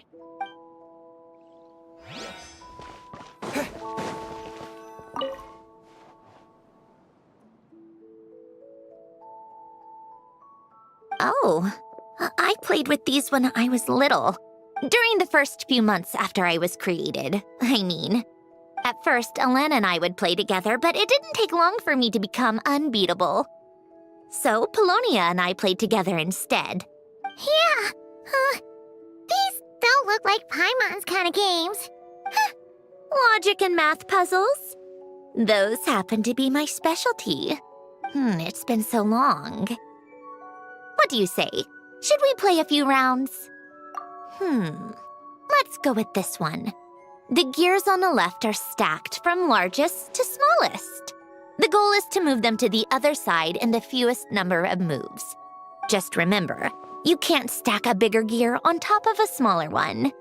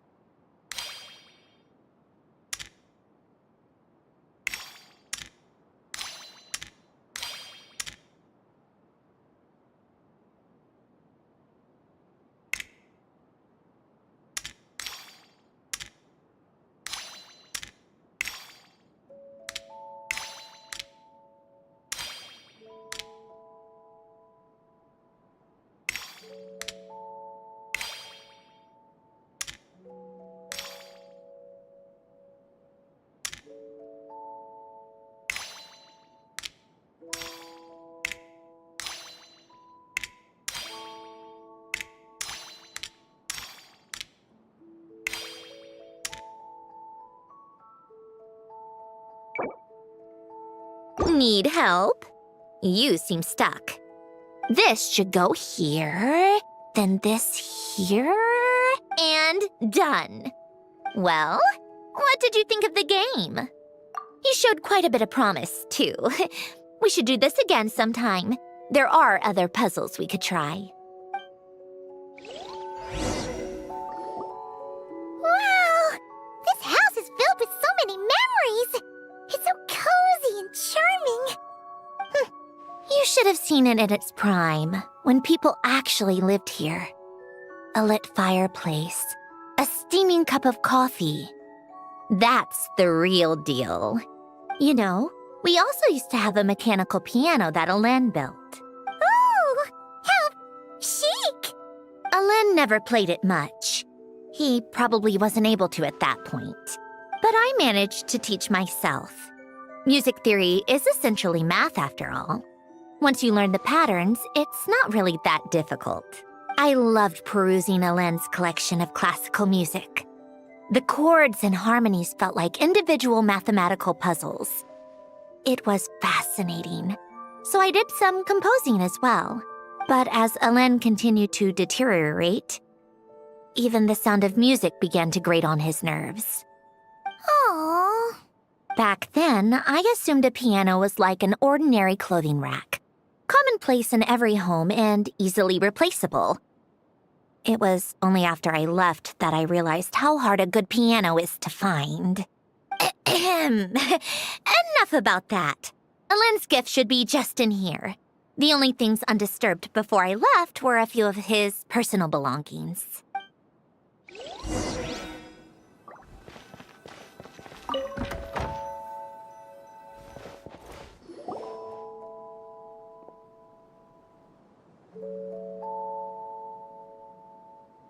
Wait, there's a hidden compartment at the back of this box. Looks like it's locked with some kind of gear mechanism.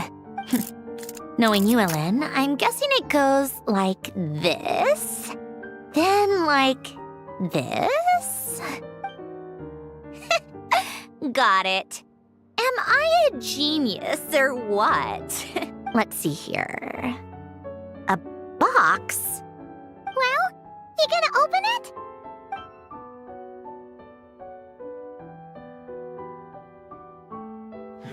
It's heavier than I was expecting. Just how much stuff is in here?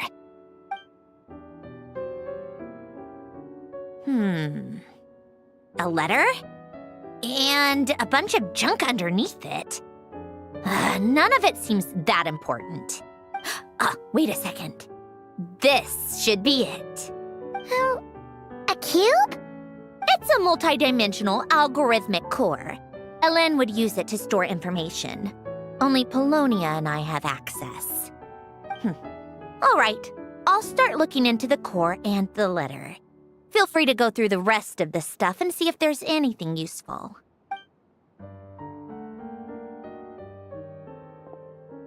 Okay. Hold on. There's another picture in here. This one has writing on the back. A snapshot of you playing among the plants shortly after you were born. You seem to like these flowers a lot. May you grow and flourish just as they do. Huh? Wow! Look how happy you are in this picture. You've changed a lot since then, huh? What's that supposed to mean? Just that you come off kind of aggressive sometimes. Or, annoyed at everyone around you? Well then, people should stop being so annoying. It's not like I'm the one with the problem. Of course not. Oh, here's something else. Looks like a piece of paper torn out from somewhere. Today, I solved another math puzzle and made a breakthrough on a construction problem the Institute has been stuck on for years. Am I a genius or what? No, wait, that's From now on, I should have people address me as Her Highness the Clockwork Princess, Unraveler of all reason. Nope. No more of that. I thought I tore this page out. You wrote this? Then how did it get... Wait, there's more writing at the bottom. You seem to have developed a distaste for this particular entry, considering I found it in the trash. I'm sorry, but I could not help but hold on to it. Forgive me. Lynn! Don't be embarrassed. Everyone goes through a phase like that. Nonsense. I wasn't even the one who wrote that. It must have been Polonia. That's enough. I told you it was Polonia. You know what? We're done with this. No more rifling around in the box. Just put it down and let me read the letter. To my little clockwork princess. Not another word. Got that? If you're reading this. You've most likely received the gift I left for you. I just hope you didn't stumble across all this while cleaning out my effects or something trivial like that. I once asked if there was something you wished for. Do you remember that? I wonder if time has changed your answer. Regardless, I have another gift. A formula that will allow you to come face to face with the anomaly inside of you. If you even still call her that. Why this gift? To understand that, allow me to wax poetic on the soul once again. I would ask you to stick with me until the end, but I know you will. You always have. I believe a person should be born twice over in their lifetime. First, there's the birth that grants us life. Then, the birth of the soul. It's a matter of transforming the life bestowed upon us into the life we choose for ourselves. And to do that, we must look inward. We must make a conscious choice to define the meaning of our life instead of allowing the happenstance of our existence to pass us by. This is the process of recognizing the soul that lives within us. You are my proudest masterpiece.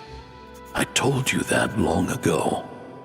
But to me, you have never been a creation or a machine. To me, you're just like the rest of us. You have a heart. In fact, some theories think of the human brain as nothing more than a machine, and thought the product of its computations. So you see, perhaps we're not so different after all. Your inner machinery is just far more advanced than most, no matter how one looks at it. The heart is a complex thing, a place where logic and reason collide with our emotions. Your computational capacity allowed you to become sentient and develop logical reasoning. But it also granted you something that, on the surface, might seem contradictory. Emotion. Emotions and logic often clash with each other, and those instances of discord can accumulate over time. That is the source of what you refer to as the anomalies within you. As you told me once, you've always known what you don't want.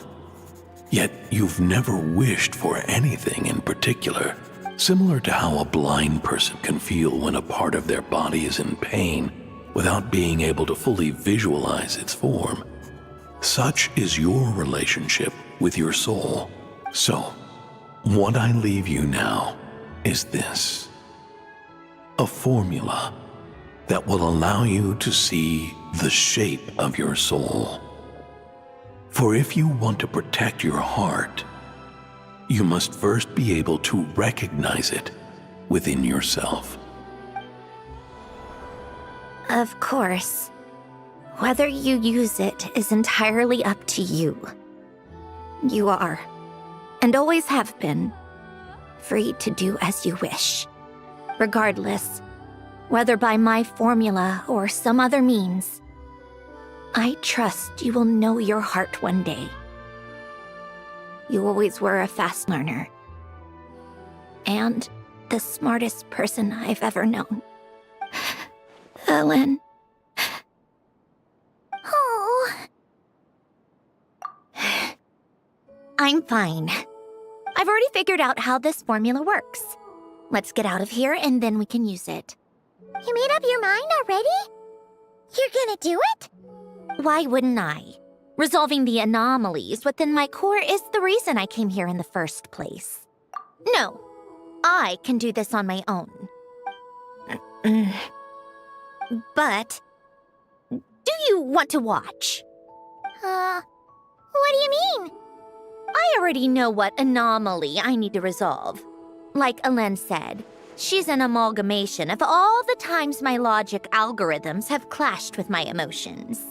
And by resolve, you mean that literally, or...? Yes. But if you, let us in like that, wouldn't that mean letting us see a bunch of your, inner thoughts and secrets? If If what Alen said is true, then I'm about to be... born anew, or whatever. This is your chance to be lucky enough to witness it. Besides, you already read my whole diary. When it comes to keeping my innermost thoughts to myself, well, I think that ship has sailed. You're really sure about this? How many times do I have to say it? I finally let you in as, friends, and you want to question it. I'm not gonna offer a second time. Enough with the mushy stuff. Just follow me.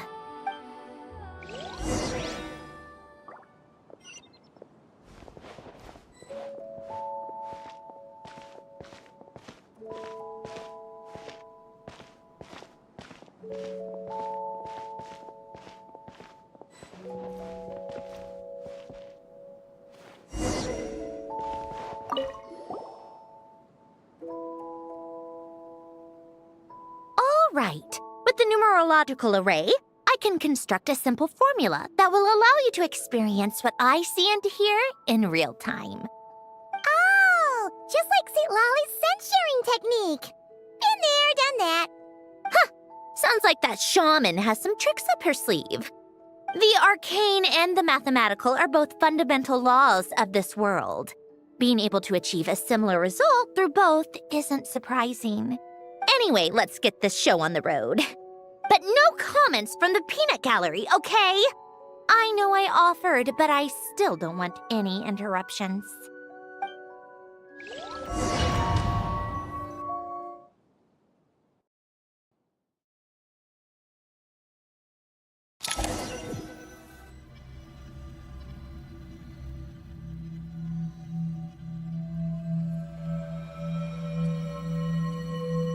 Is this my heart?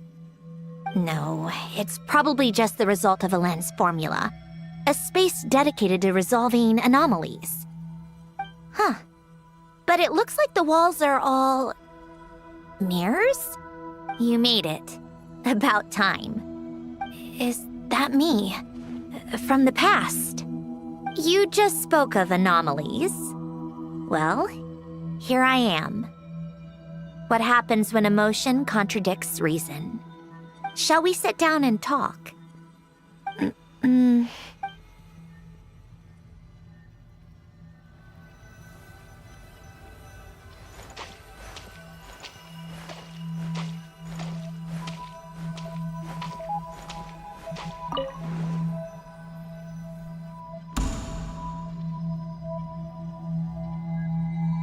That should do it. Hello? My name is Alain Guillotin. Can you hear me? Brings back memories, doesn't it? The time we spent here. Here. I want you to have this. A notebook? You can use it to write things down. I don't need to write things down. I have unlimited memory. Even so, some things are more important than others, right? You can use it to write about the things that matter. So you wish me to carry out a basic priority sorting operation? I suppose you can think of it like that for now. But journaling is also an act of finding oneself. Much like we use wooden stakes to guide a plant to grow in a certain manner, what we choose to write down gives the soul much-needed direction. In the act of choosing what to forget and what to hold on to, we decide what kind of person we want to become. I don't understand. Like I said earlier, I don't need something like this. This is where we were born, where our life began. Mornings of tending to the garden, afternoons spent cleaning, reading, or studying, evenings of cozying up by the fire, listening to Alen share stories about his past. Alen. What is it? What are you drinking? Oh, this? It's coffee. It, makes me more productive. I want to try it. Oh, okay. Here.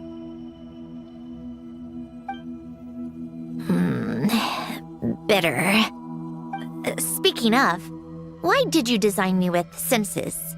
Taste, smell, touch. Well, I'm not quite sure. It just felt like the right thing to do. I suppose I hoped you might have a life of your own one day, and that you deserve to experience all life has to offer. Oh. Still bitter. But the smell is nice. I thought those peaceful days would go on forever. You know that's not possible. Maybe. But how was I supposed to know the end was just around the corner? That was just bad luck. Was it? Well, it certainly became a pattern, now didn't it?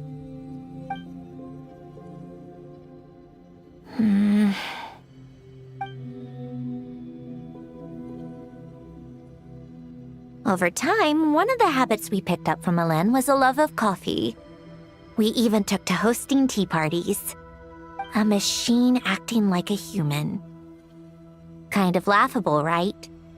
I suppose that's just what I'm used to. Yeah, that's just what we're used to. Hey, this place isn't half bad. Great spot for a party. More and more people seem to be showing up to my tea parties uninvited. Anyone care to explain? Can you blame me?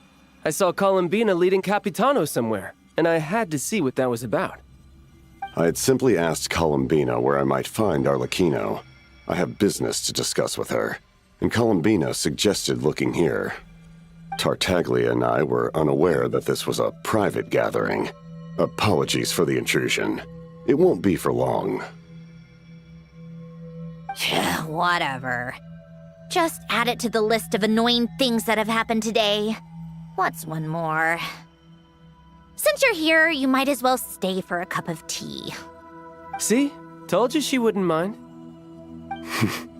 Much obliged, Sandrone.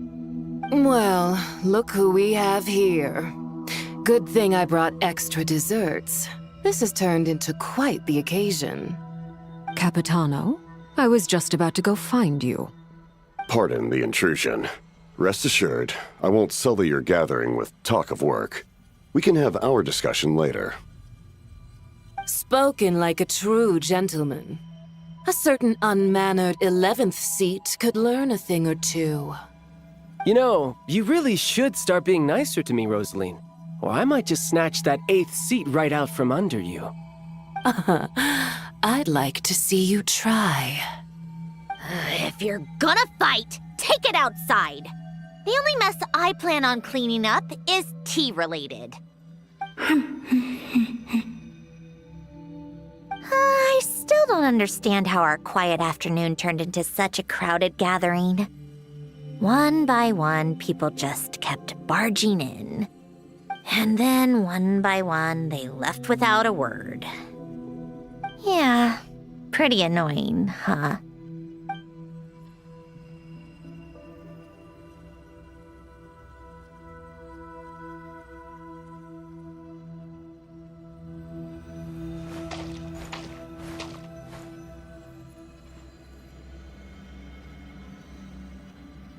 Of all my days with the Fatui, the times I spent with you, Arlecchino, and Rosaline, they were my favorite. Goodbye, Sandrone.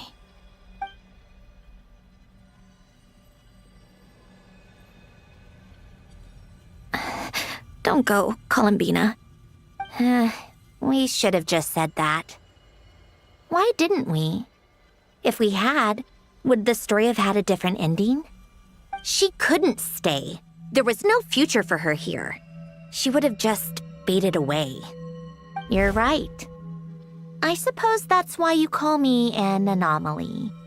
Every time you make a decision, there's a voice inside your heart. My voice, asking to contradict all logic and reason. Why didn't we make her stay? Is it worse to fight for something just to lose it? Or not to have fought at all? Don't you find it unfair? One by one, we keep losing the things we care about the most. But in the end, whether I want to fight for something or cry over all we've lost, you just push it down and pretend not to hear.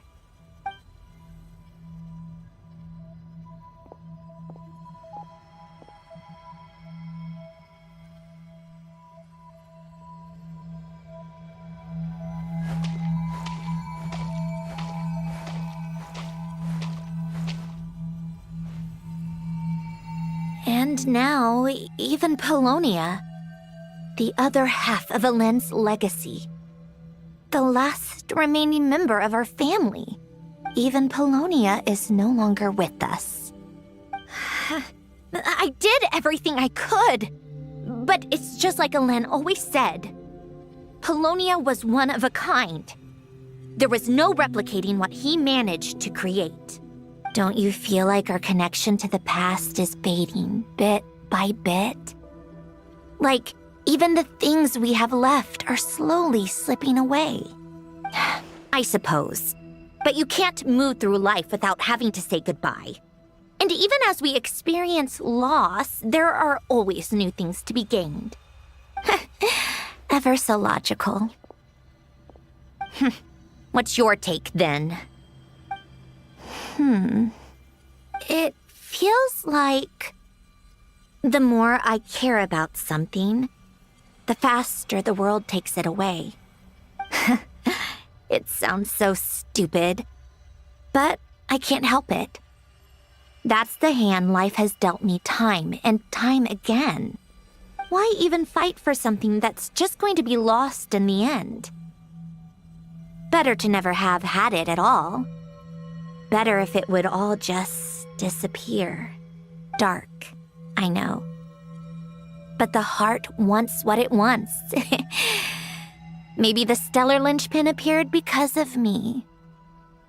Because of what I wish for. I don't think so. Yeah, probably not. What an anomaly wants goes against all logic and reason after all. Well, go ahead and do what you came for. You're here to resolve the anomaly, aren't you?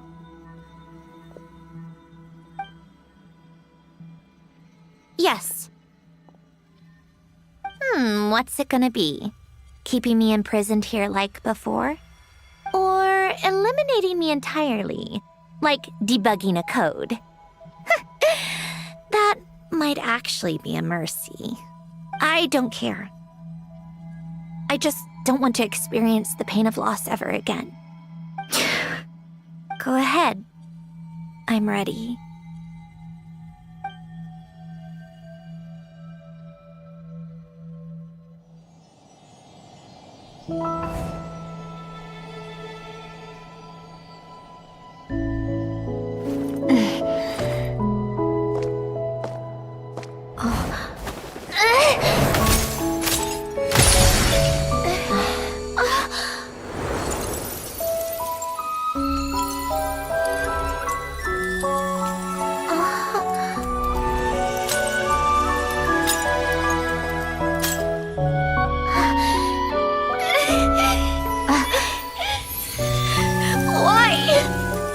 Why do we keep losing everything we care about? I know it hurts, but that's life. I wish... I know. I've always known. Because we've been one all along.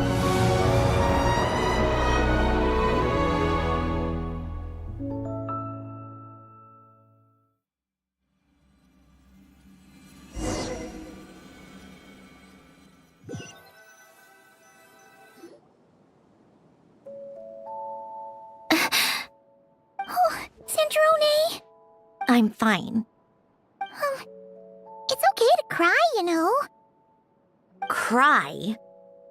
You've gotta be kidding me. Save the comforting for someone who needs it, Paimon. the emotional side of my core algorithm. My emotion module has always been fully developed and operational. Elen tried to tell me that too. I've just chosen to ignore her voice all this time. I suppose. Huh. Come to think of it, it's kind of like the aquarium on the ship. The aquarium? The old me took one look at it and saw something I would inevitably lose. So I stopped putting in the effort. Then, one by one, the fish all swam away, and the place became even more bleak and depressing. Pretty pathetic, right? Don't say that. A lot of people would feel the same. It just shows how much you care about what you have. Now? After seeing what you've done with the aquarium, I have to admit, I think it's beautiful. It's like you said, we get to keep the things we gain along the way. And those are things that can never be replaced. Well said.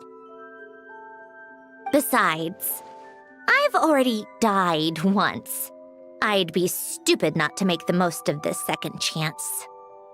Right. Earlier you, or your inner self, mentioned something about her wish. What was it? You think that's something you can just ask and I'll tell you? Think again. I may have accepted my emotional self, but I'm not about to go all soft and mushy on the inside and pour my heart out.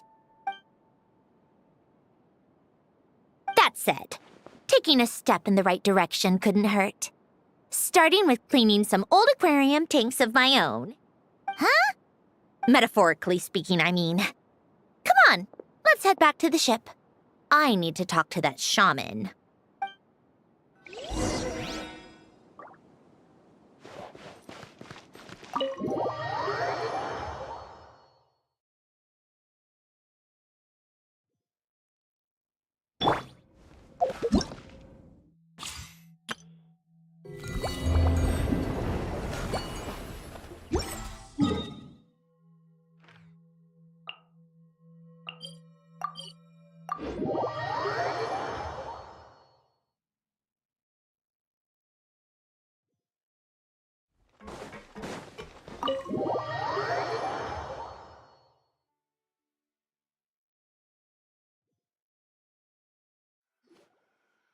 Huh?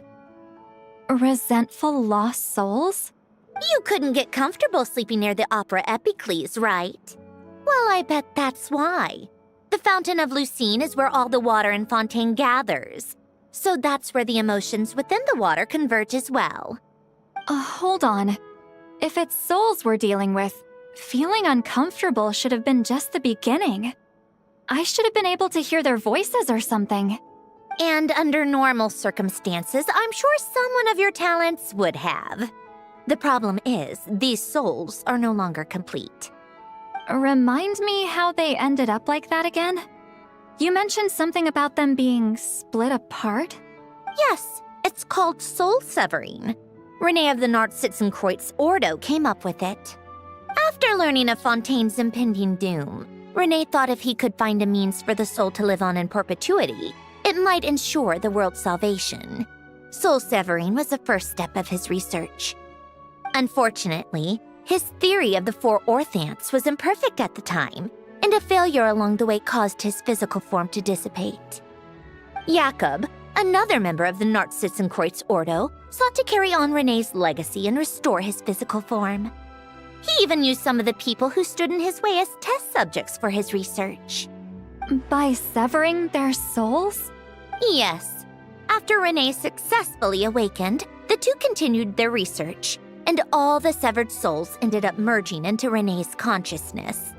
After you saved Fontaine by turning Fontainians into true humans, these souls returned to the ley lines. But the souls severed before Renee awakened had nowhere to go, doomed to forever wander the waters of Fontaine as listless spirits. Almost as if they exist outside the bounds of this world. Unrecognized by the ley lines or fate. No wonder I couldn't sense them. Not only that, but over time, they begin to fuse with other entities. Their inner resentment lured in all sorts of evil beings, which corrupted and defiled them into nothing more than accumulations of filth. But the full transformation must have been recent. Otherwise, the Udex surely would have noticed.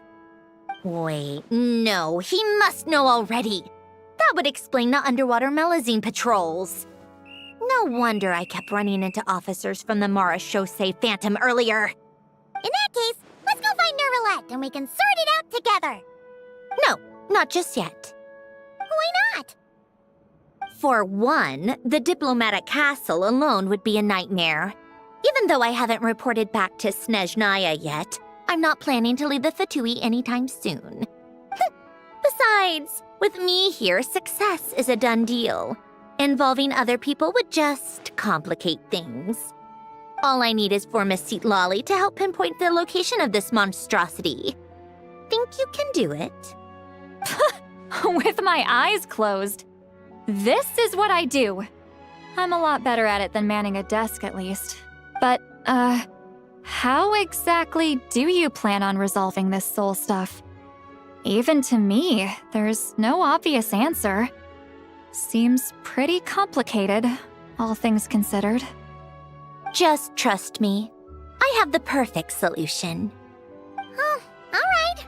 If you're that confident, we'll follow your lead. Why the sudden interest in helping Fontaine with this, Androne?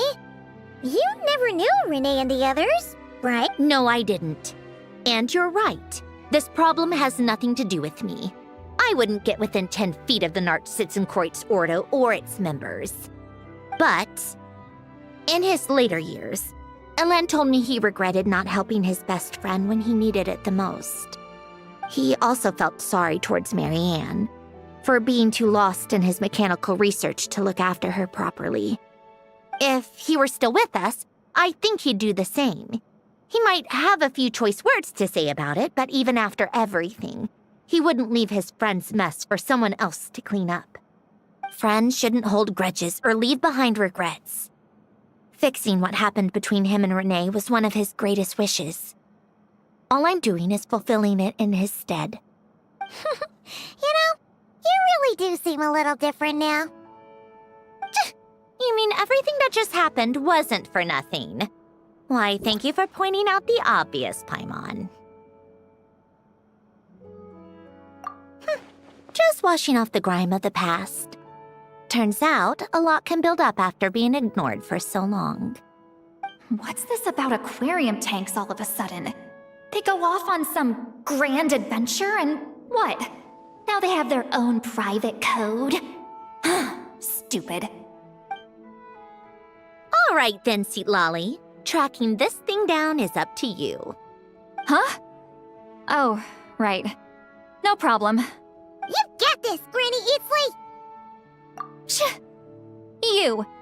Come with me to Hotel de Boer for a drink. Right now. Why? Because I said so.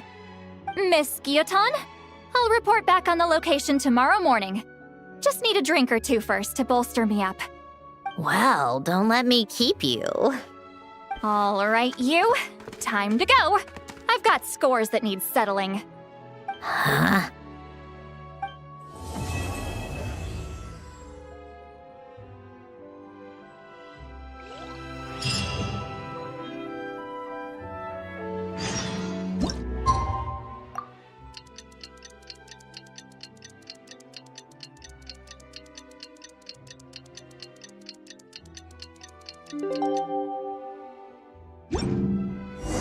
Time to meet up with Sandrone!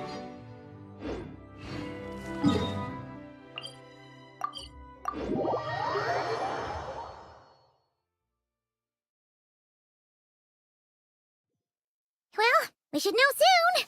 Let's just hope it all. See, Lolly sure drank a lot last night, huh? Wonder if she's even awake. Good morning. Columbina! Oh, you sure know how to make an entrance. What are you doing here? We just finished filming a last-minute scene, so I came up to get some fresh air. The others are still down below discussing what the final scene should be. You mean, how it should end? Yes. They're torn between whether the heroine should reunite with her old friend or not. Ah, because the whole point is that she came to her friend's homeland to search for her, right? Oh, Paimon almost forgot the plot! Yes. Director Farina and Miss Chiori think a tragic ending where the two never meet would be more poignant.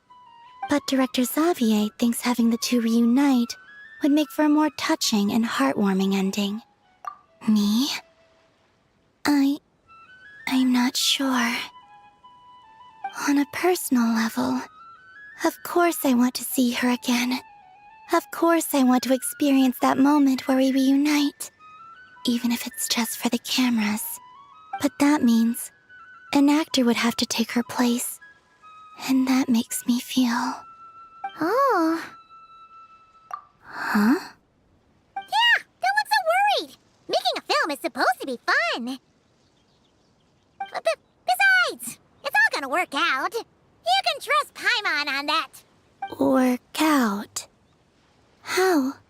Well, you know. Yep, exactly. Okay, I trust you. I'll just focus on having fun for now. Well, well, look who we have here. Traveler and Paimon. Oh, the lighting specialist and clapper loader that never were. Yeah. We kinda went AWOL, didn't we? Sorry about that. Seriously, don't worry about it. Everything's going smoothly on our end, so just do what you need to do. You seem to be in better spirits now, Miss Columbina.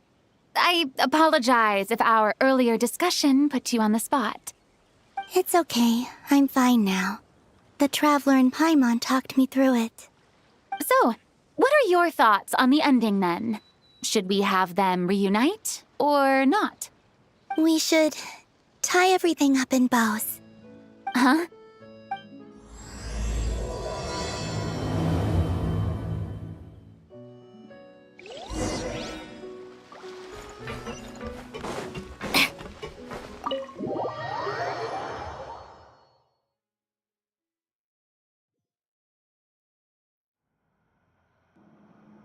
Lolly! We're here!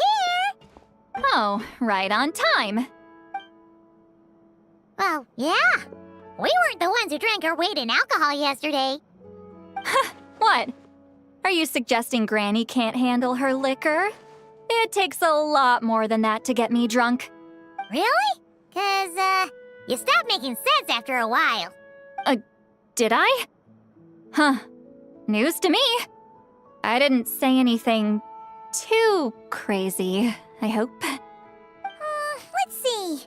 You spent half an hour bad-mouthing Auroron, half an hour complaining about work, an hour talking about light novels, and, Paimon kind of fell asleep after that. Are they gone? Oh, the crew? Yeah, we bumped into them on the deck, but they just left. Wait, but now that everything with your core is sorted out, what's stopping you from seeing Columbina? She misses you a lot.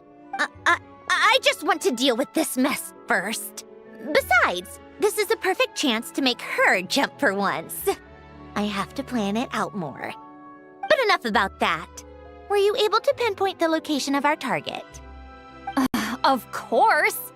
When Granny Eatsley promises something, she delivers. Great, let's see. The Morte region. Wait, this is the Tower of Gestalt. The place the souls were severed. Is that the source of the resentment? Or is it the Narzissen-Kreuz Ordo in general? Let me come with. This thing's movement isn't fixed. If it's not at this location when we get there, I can use a ritual to summon it. You've already gone to more than enough trouble. I don't mind. These old bones have nothing better to do anyway. Summoning a spirit isn't going to do me in. Besides, if I don't go, they'll just have more inside jokes I can't join in on. All right then. I appreciate it. Ha! There's no time to lose. Let's head out!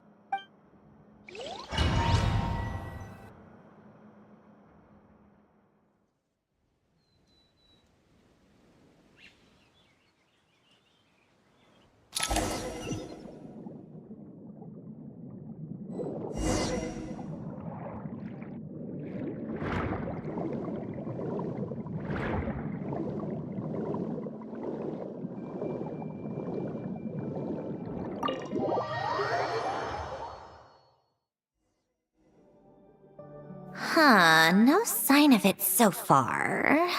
Should I start the summoning ritual? Let's drain the water from this floor of the tower first.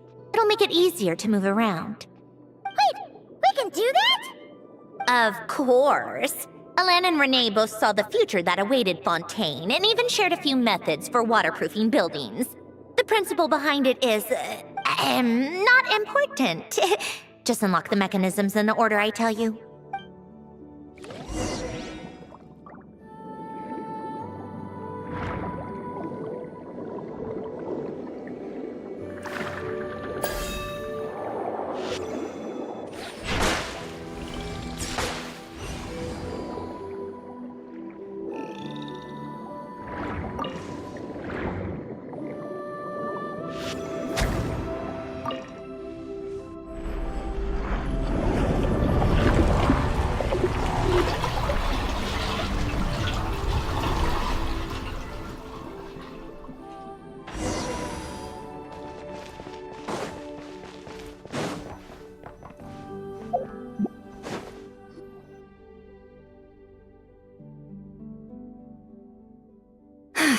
Ready? Yeah. When this thing appears, I'll try talking to the souls inside. But more than likely, they've already been driven to madness. If communication fails, we'll have a battle on our hands. In that case, Paimon better find a hiding spot. If a fight does break out, I should be the one to deliver the final blow. Trust me on that. Understood. All right, I need quiet. Wandering spirits, drifting along the tides. Hear me now. Broken souls, silenced, torn apart, and forsaken. Follow the traces of the past, and return to us. Let resentment recognize resentment. Let vile entities be drawn together. And in this place, take form once more.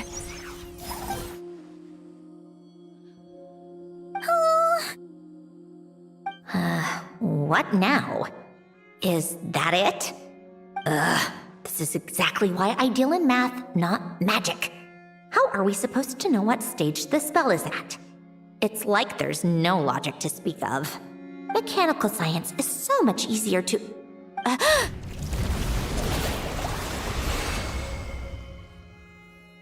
Watch out! Hey, you! Or whoever's inside of you. I need you to listen to me.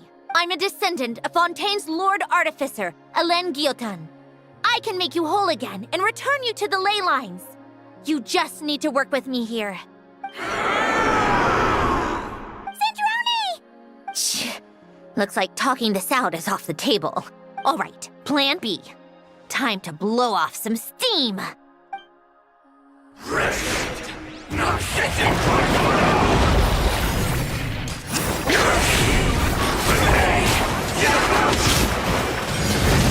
You're cursing out the wrong person! I didn't even know them!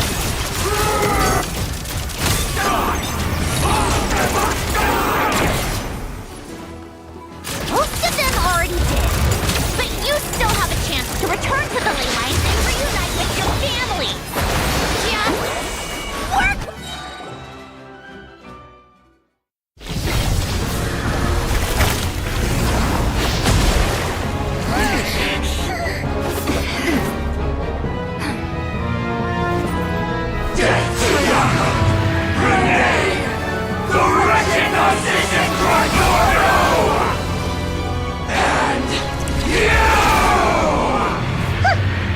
I told you I'm not like them.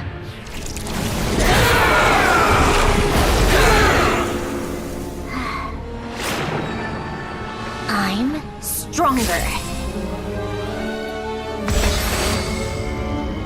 Inverted. World formula. Reversion.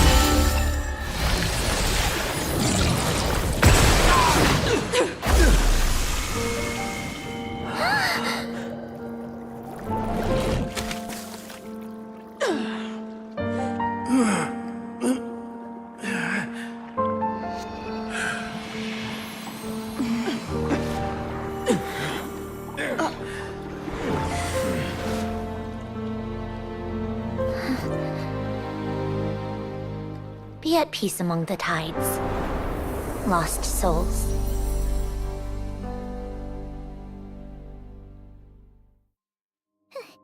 Is it over?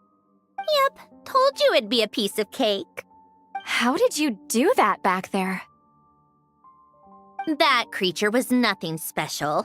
Add a bunch of souls with nowhere to go, a touch of malicious energy, a few impurities, and a whole lot of resentment, and that's what you get. All I did was separate the original souls from the rest of the filth, allowing them to be accepted by the current rules of the world. The principle behind the world formula is divergence. Starting from a point of origin, it deconstructs and reconstructs the possibilities of the world to find certain answers. So, it would follow that reverse calculating the world formula allows us to achieve convergence and restoration instead. Using a numerological array, I was able to do just that. It's similar to the concept of homological reduction in mathematics. I reduced them to the basic fundamental essence of their being without changing their underlying nature. That meant... never mind. Judging by all the blank stares, I'm guessing you don't actually care. I think I finally understand how Outlanders feel when I ramble on about shaman stuff. Point is, it was super impressive! You really are amazing, Sandrone! You're just realizing that now? Ahem. Enough about that. We should get going. I'll go reset the mechanisms inside the tower. See you back on land.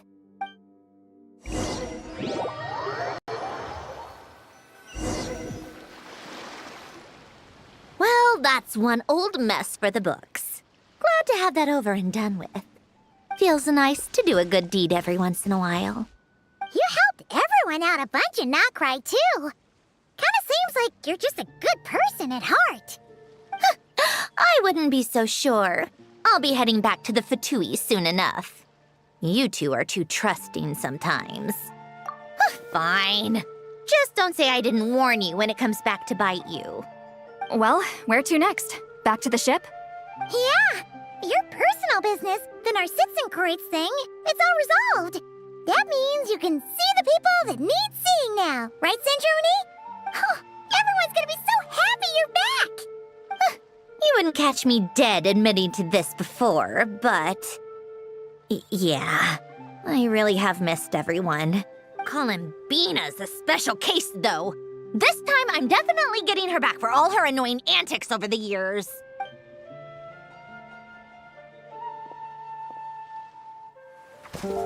She'll sense me coming from a mile off. How am I gonna...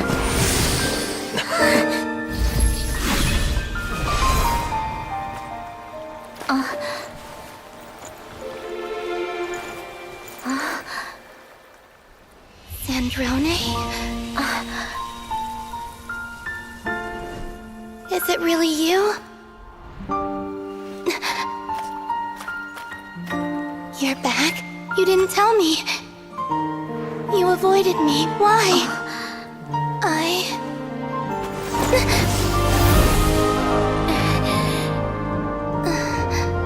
Sandrone? Now we're even. I missed you so much. That makes one of us, idiot. I'm here, Columbina.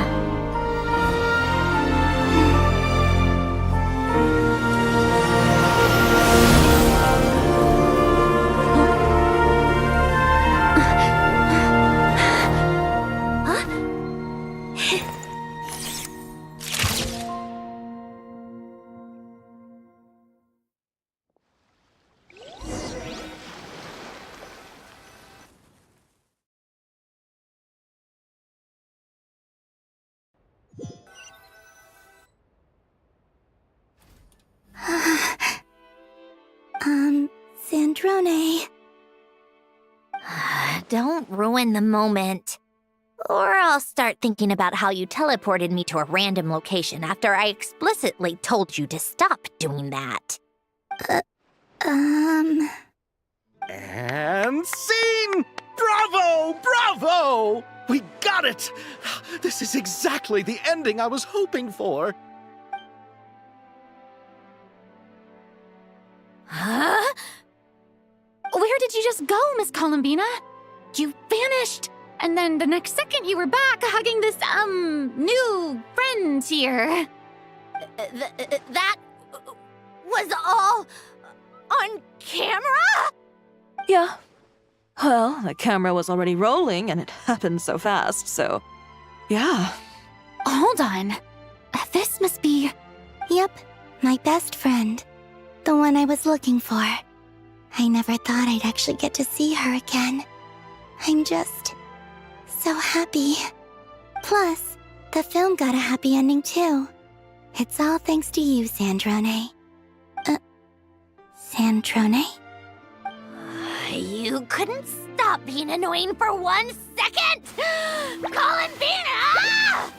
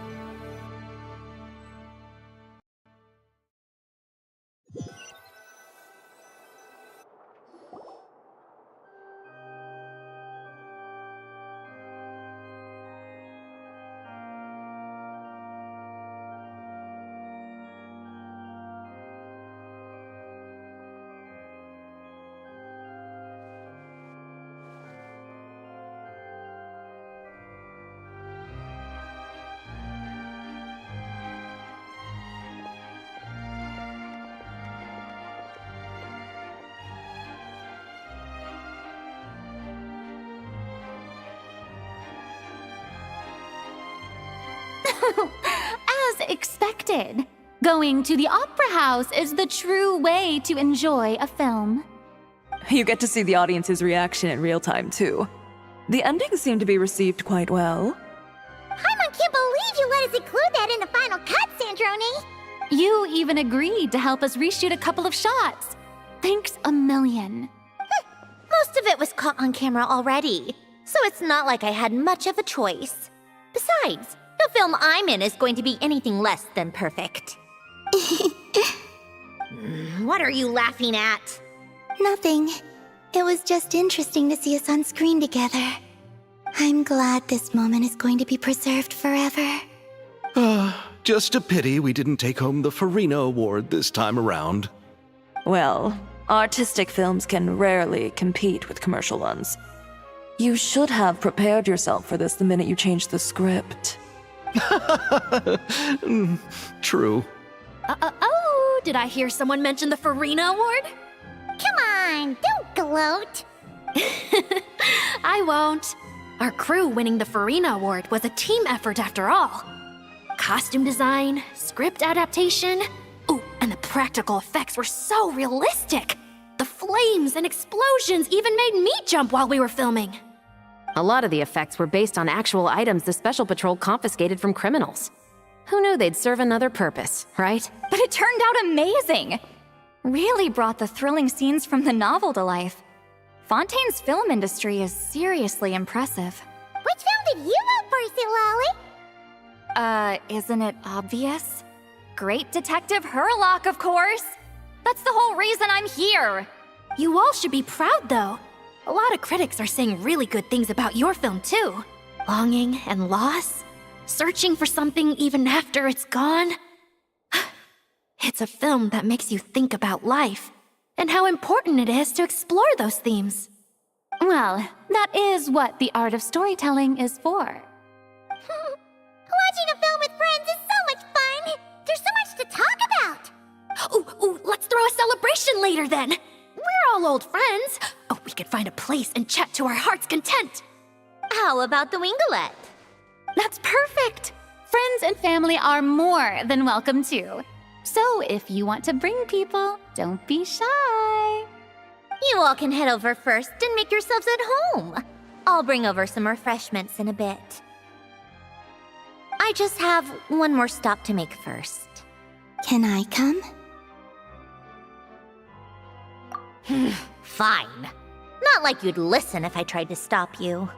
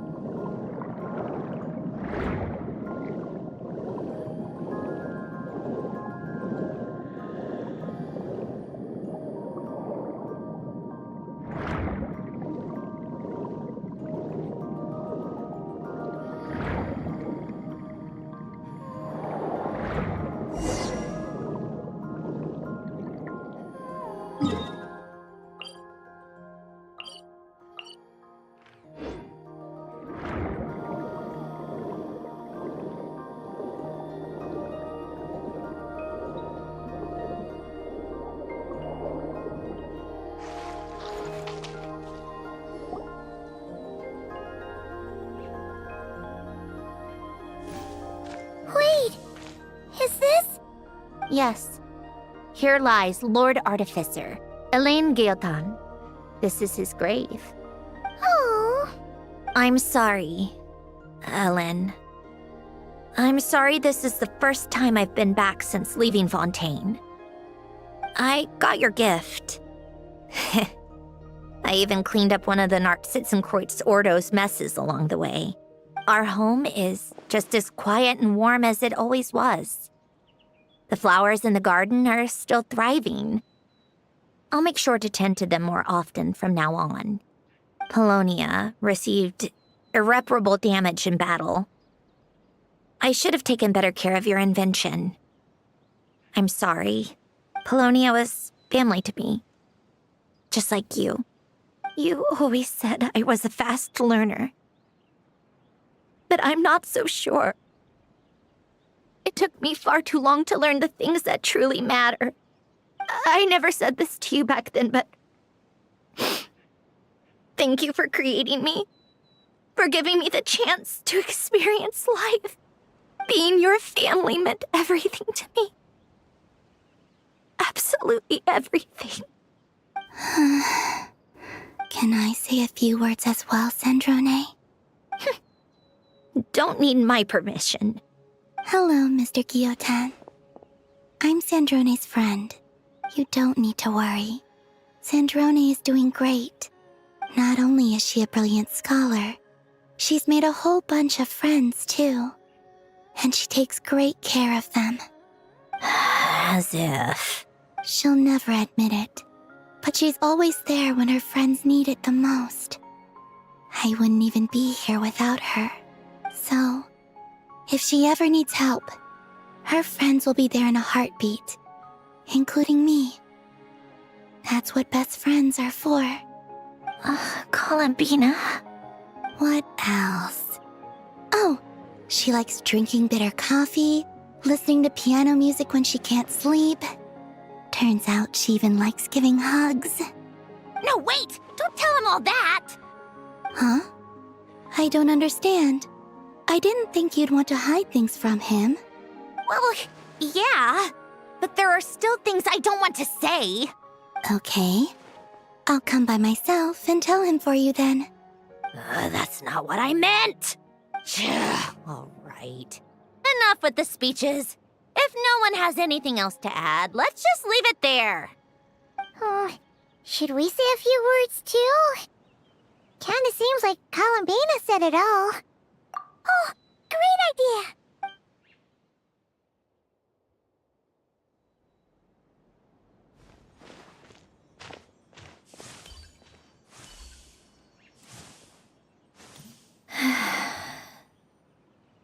Goodbye, Ellen.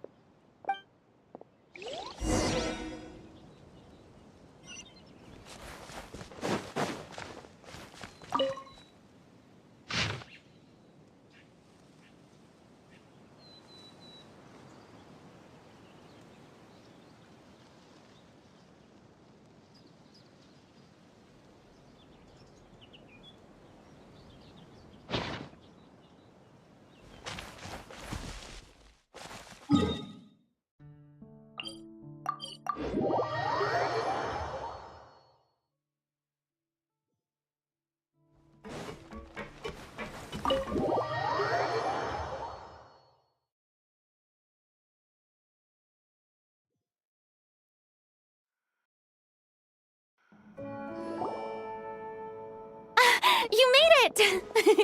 The party's already started. Oh, but, you didn't bring anyone else along? I thought you headed out to invite some friends. We did invite a friend, actually. She'll be here soon. She's even bringing some desserts to have over tea. You should join us later, Miss Farina. I do love a tea party. Then don't mind if I do. This seems like a fun occasion. Let's go talk with everyone. Good idea! We'll introduce you to all our old friends.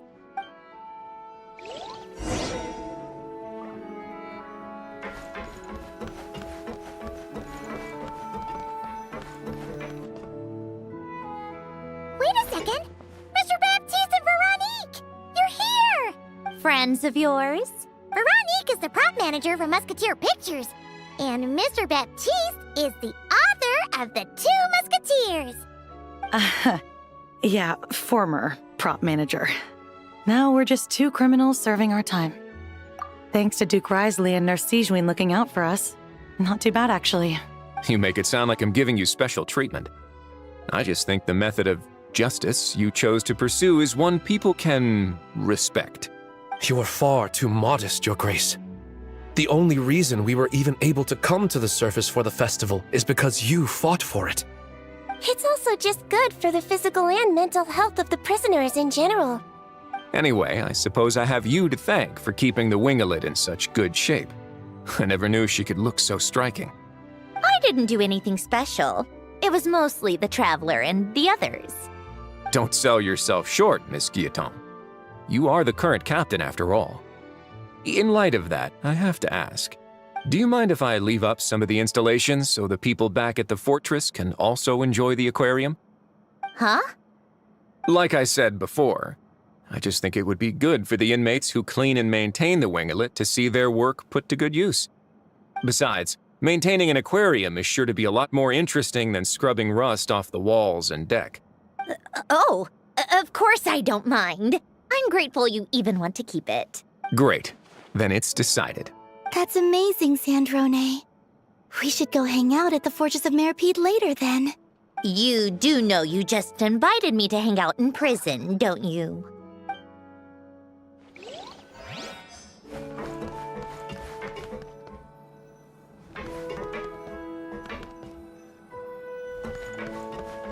Come on, keep up.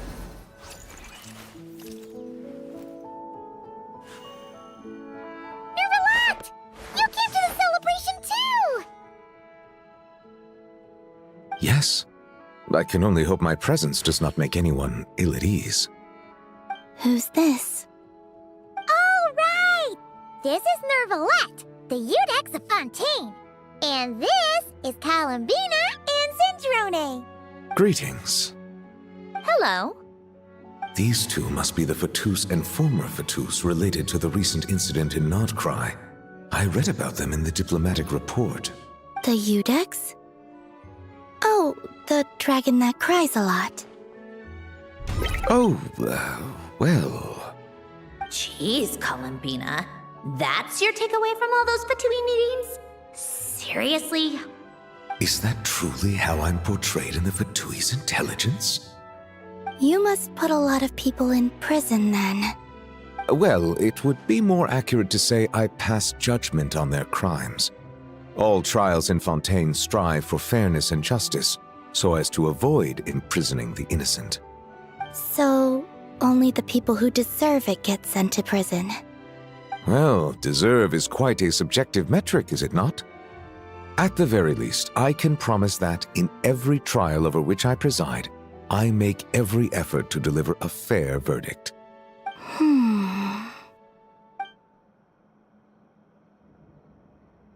Yeah. Oh, for the love of... what is she doing now? You seem like a good dragon. Not the kind that throws people in prison for no reason. I think we can get along just fine. Thank you. Then she punched me because... Sorry, Nervalette. She thinks that's a sign of friendship. Where does she even pick up weird habits like that? Ah, I see. I believe I have observed people on the streets of Fontaine expressing affection in a similar manner. I suppose I now know what it feels like. Yes. Quite, abrupt. You know, these two are surprisingly alike.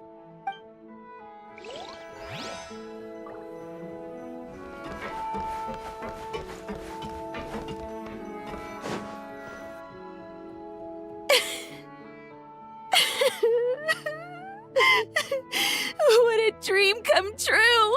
For once, it all worked out! I can die without regrets. Let's not get too ahead of ourselves, Director Lapine Pauline. What was in that piece of cake you just handed her, Escoffier? Romaritime flowers, eggs, flour, same as all the other pieces. What, you think I tampered with it? Playing a detective in real life now too, are we? Oh, it's so delicious! I'm so happy! My life has peaked! Miss Lapine Pauline, look who I brought! Master! Wait, what happened to your face? Why are you crying? Never mind my face. Here, let me introduce you. This is Miss Charlotte and Miss Escoffier. Things are sounding lively over here. Oh, look who it is! Perfect timing. I was so busy with the shoot, I feel like we barely got to talk. And the elusive Miss Guillotin. It's great to see you. Thank you so much for letting us use the boat free of charge. That was so generous of you. Oh, right.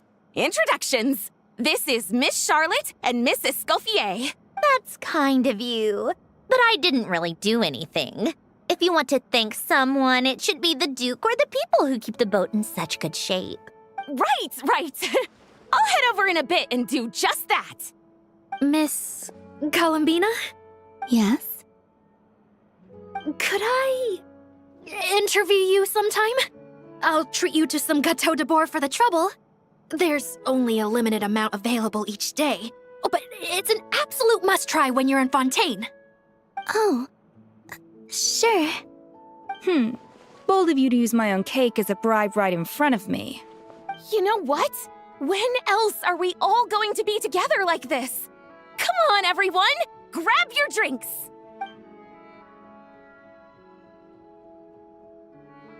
Are we going to toast? Yup! Come on! Sante!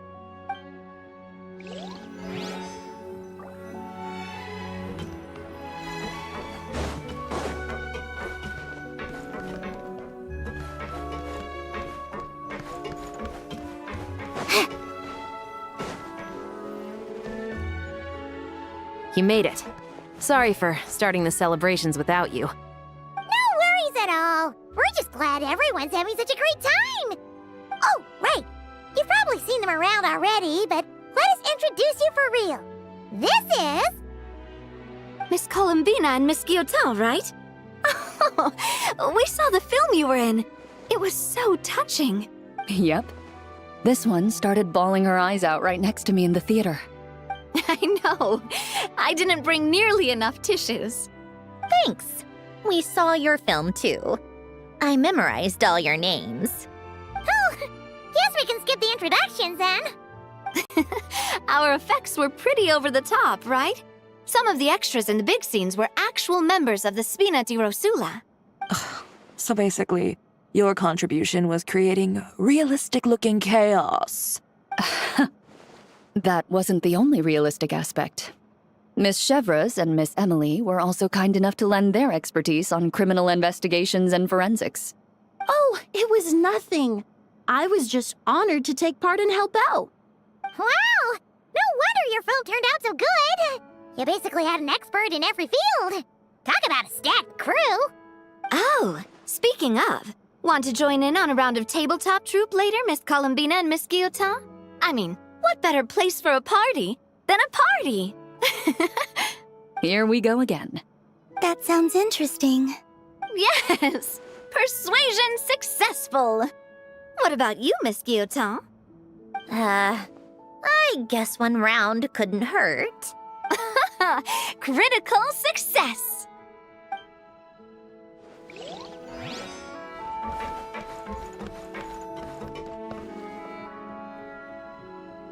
Granny Eatsley, you're really not going to let us borrow these cute little stuffed toys for our magic show? First of all, Seat Laline and Eats Papa are Chi-Chi meal. They have inauspicious stars sealed within them, and they're my helpers, not toys. But the Grin Malkin Cat and Boggle Cat box are Linny and Lynette's helpers. And they still make good partners on stage. Agreed. We've never had a Chi-Chi meal pop out of our hats before. It would be quite the surprise. I think the audience would love it. If this was the Masters of the Night Wind, these kids wouldn't have even had the guts to say my name, let alone pester me like this. I'm terrible at dealing with requests like this. Oh, Traveler, quick, save me! You think you're so funny. Lady Sandrone, Lady Columbina. Hello. Don't look at me like that. I don't have any mechanisms for you to break. Don't be fooled by my sister's demeanor, Lady Sandrone. She's just as delighted as the rest of us to have you back. Well, I suppose when I'm not so busy, I could find some time when Arlecchino is around and bring over a few gifts to the House of the Hearth. You're too kind, Lady Sandrone. I'm sure just your visit alone would make Father more than happy. I just need to borrow them for a bit. I'll pull them out of my hat, give them a quick hug, then give them straight back. When did hugging become a part of it? Oh! I could lend you Pear, so you have something to hug in the meantime. He gives really good hugs. I don't need something to hug in the meantime. The issue was never the hugs. How about this? You can have 2 VIP tickets right next to each other. Excellent view. Right next to each other?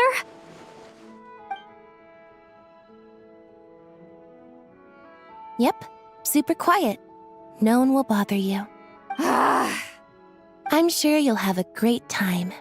Fine. Oh, looks like Arlecchino's here. Come on, Columbina. Let's go have ourselves a tea party.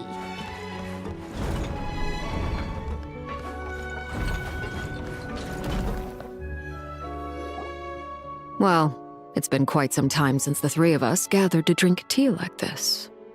Yes, but your tea is as good as ever, Sandrone. Of course it is. The pastries you brought aren't half bad either, Arlecchino. I'm glad to hear it. Are they to your liking, Miss Farina? If I remember correctly, this particular cake is your favorite. Yes, thank you. The tea and pastries are absolutely delicious. I can't believe I'm casually sipping tea with 3 harbingers. Or are some of them former harbingers? Who knows? Due to diplomatic reasons at the time, our last tea party was rather tense. Wasn't it, Miss Farina? You have my apologies. But this is simply a casual gathering of close friends. So I do hope you can relax and enjoy yourself. Of course! I appreciate the hospitality, in both cases. Next time, let me be the one to treat all of you. I'm sure we'd all be delighted to have you join us more often. The same goes for you two. Of course we should do this again! We've all been through thick and thin together by this point. This is nice, Sandrone. It reminds me of the happy times back in Snezhnaya, when things were so lively. Yeah. To be honest, I never thought these gatherings would feel this lively ever again. Well, I think I speak for all of us when I say we're truly glad you're back, Sandrone. Me too. I've realized that holding on to what matters doesn't just mean protecting what you already have. By reaching out and striving for something new, you can gain much more than you think. No, that certainly doesn't sound like something the old you would say. Well, I'm only going to say it once, so don't get used to it. Who knows? Perhaps your tea parties will only get livelier from here on out. Once you return to the Fatui, we'll have more opportunities to keep in touch in any case. I want to spend more time together too. But I don't want to go back to the Fatui. Well, Notcry isn't too far from Snezhnograd. It shouldn't be hard to find a place where we can all get together. Oh, and then I can sing for you. Or put on some of your favorite music. Just like the old days. Speaking of music, I spotted a mechanical piano below deck. Is it yours, Miss Gyotan? Yes. Reclaimed, I suppose you could say. Why don't you play something for us? Huh? In front of all these people? Yes, why not? You play so well. Yeah, come on! Just a little, please? For the love of... Fine! One piece, and that's it.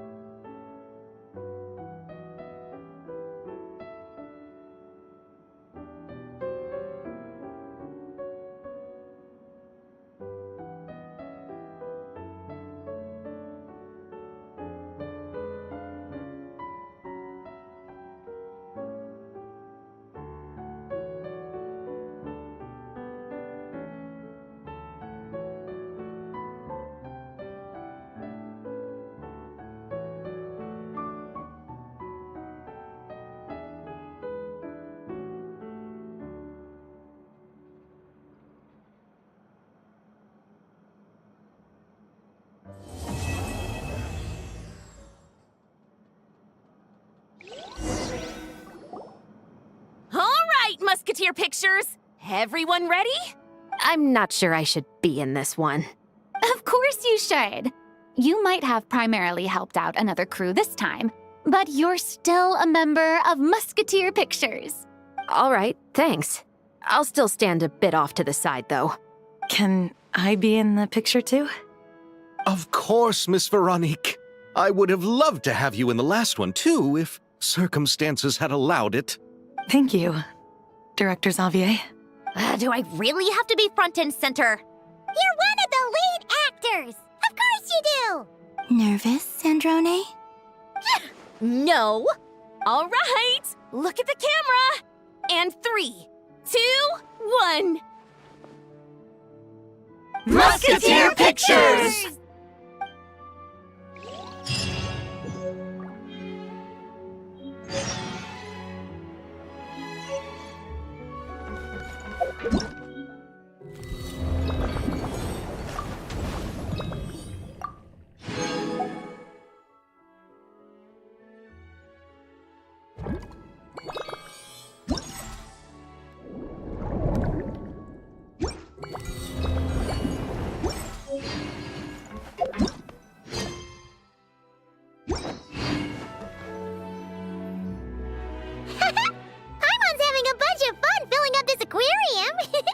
Sandrone doesn't mind, we should definitely catch some more fishies and make this place extra beautiful beautiful. Hey, you two. Come over here. Huh? Is everything all right? Here. This is for you. What is it? It's an underwater mobility device I've been working on. Huh? Wow! That's so kind of you, Sandrone. It's just a simple mechanical device. I saw the way you were catching fish and... how should I put this? It seemed somewhat... unsophisticated. To be perfectly frank, I found it quite difficult to watch. Was it really that bad? It was inefficient, unskilled, and completely and utterly inelegant. No need to apologize. Everyone has their own ways of doing things. But seeing as you plan to keep adding to the aquarium, it might be best if you use this device. The waters of Fontaine are home to more than just harmless ornamental fish. They're all right. Oh, and if you're going for a swim, go now. And...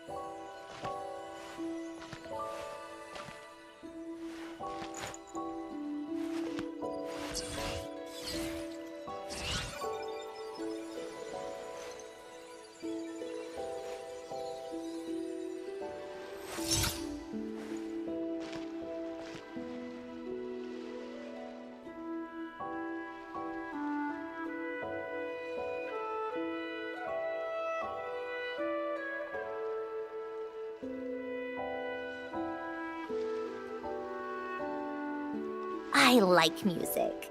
In fact, I've taught myself to play many different instruments. You don't believe me?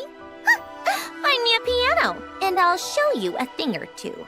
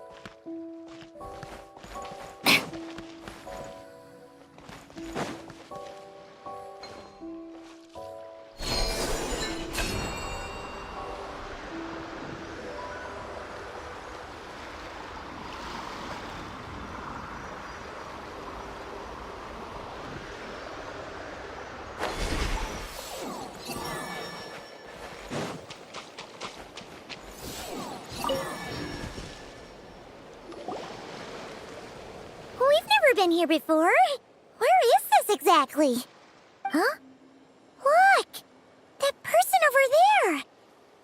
Why is she here? Paimon thought she'd be at Silver Moon Hall. Huh. Funny how life works sometimes. Let's go over and say hi!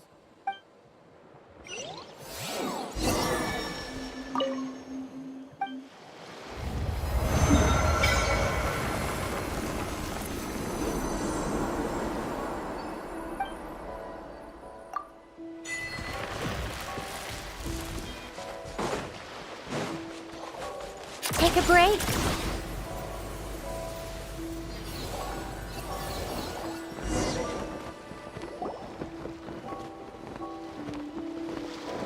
Hey! Columbina! Where are you going? She's gone too far out. She can't hear us.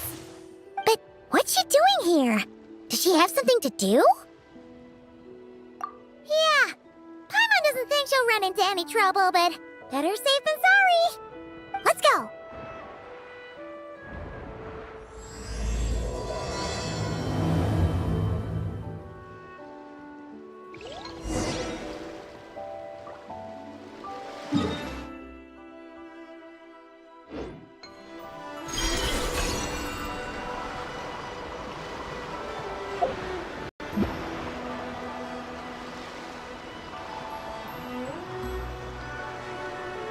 Look!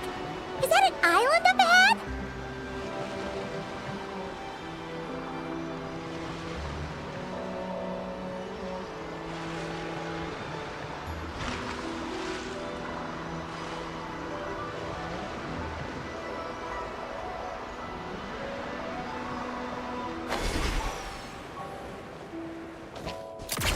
Pick up the pace. Well, what do you know? There really is a little island here. Could this have been Columbina's destination? Let's have a look around. Hopefully, we'll find her soon. Where are those Kohenki going? Do you think they saw Columbina? Come on, let's follow them. Wow, here's a pretty little lake if Paimon's ever seen one.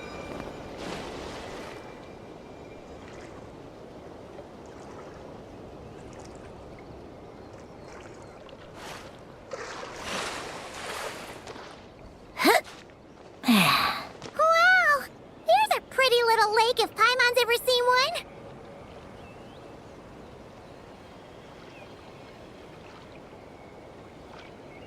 How tiresome. Wow!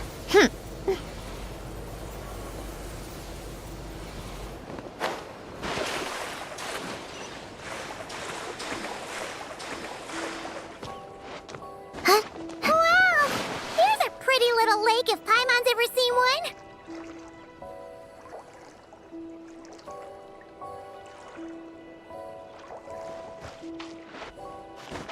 Wow! Here's a pretty little lake if Paimon's ever seen one.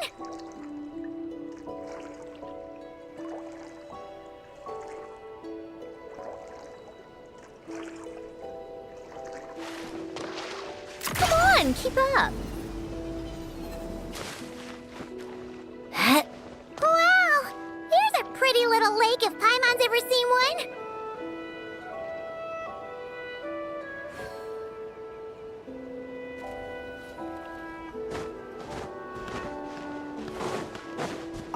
Take a break. Pick up the pace.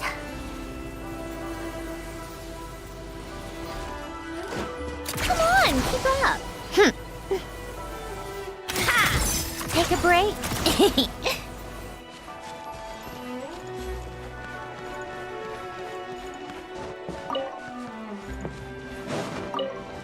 Come on, keep up. Pick up the pace.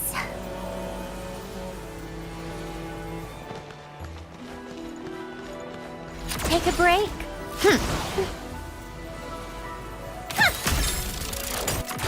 Yeah.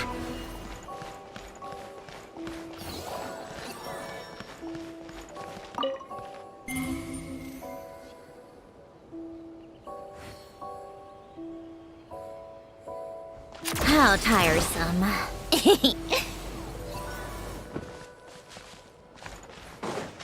Come on, keep up. Whoa! This looks like one of the dragon's secret source automatons! Does this place have something to do with them?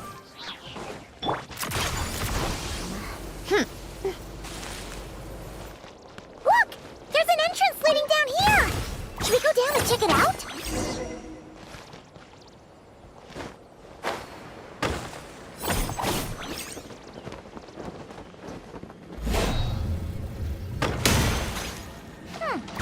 Why do these rocks look kind of floaty?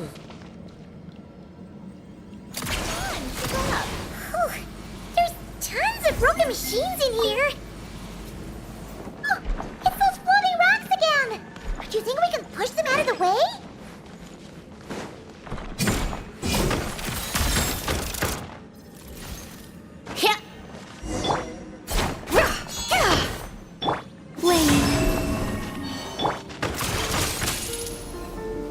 Pick up the pace.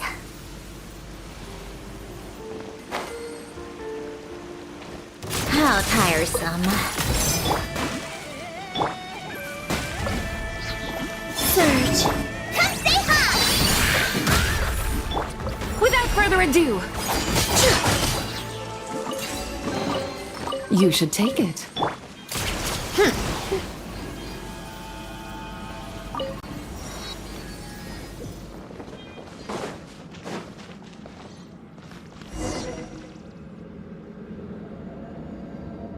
Oh, these look like ruins.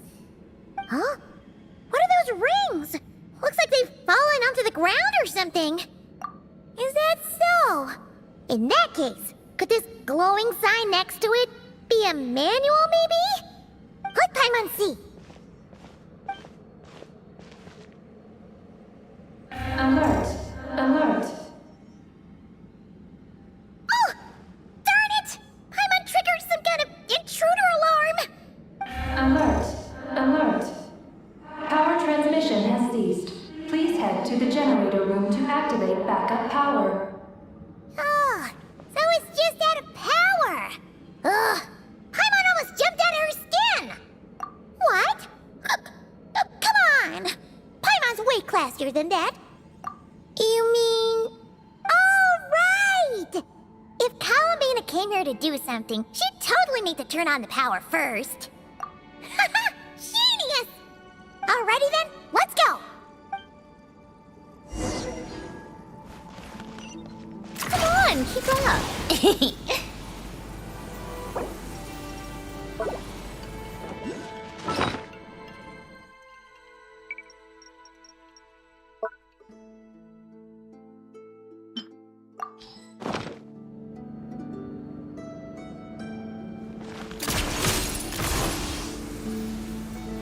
Huh. This must be the generator room.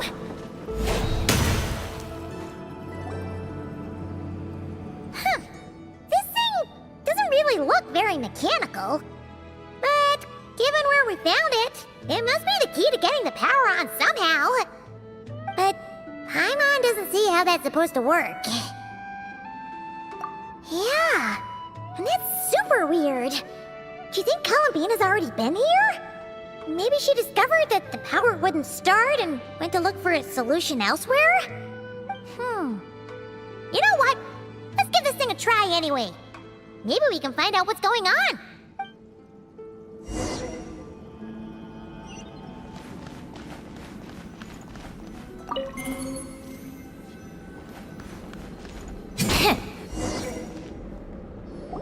Huh? Why isn't anything happening? Paimon guessed as much. There's gotta be something else to this. Columbina must have run into this problem and then gone to look somewhere else. Huh? Columbina!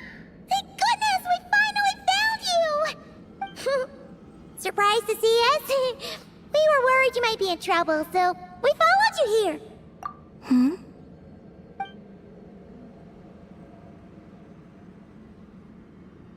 Huh?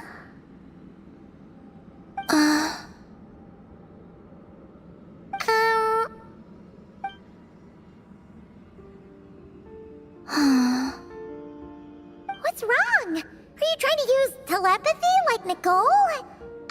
Just so you know, we aren't hearing anything. Now you're starting to worry, Paimon. Is someone threatening you? If that's the case, just blink.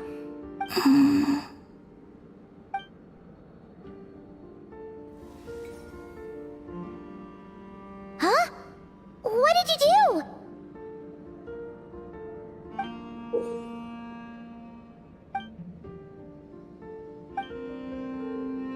Do you want us to activate this? Paimon's not sure what's going on, but it looks like Columbina wants us to activate this device. We should give it another try. You can use the power Columbina just gave you to activate this thing, right?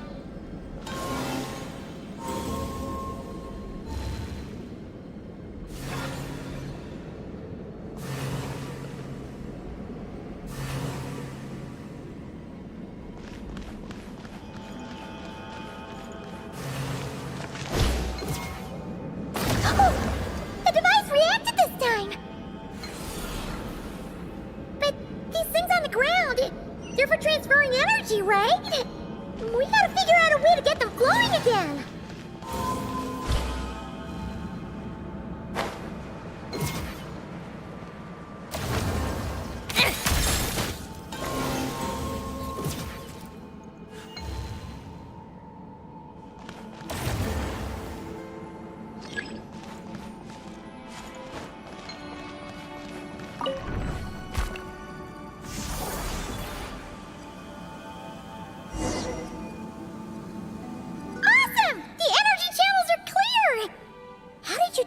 Columbina?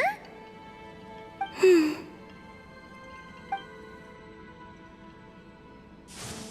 where are you going? We better catch up with her.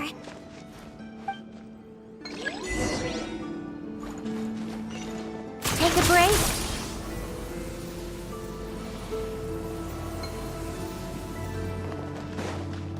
How tiresome. Oh, look! The 3 rings that fell to the ground! Wow! They look pretty fancy now, don't they? It's like going out for a bit and coming back to find your little house has suddenly turned into the Dawn Winery.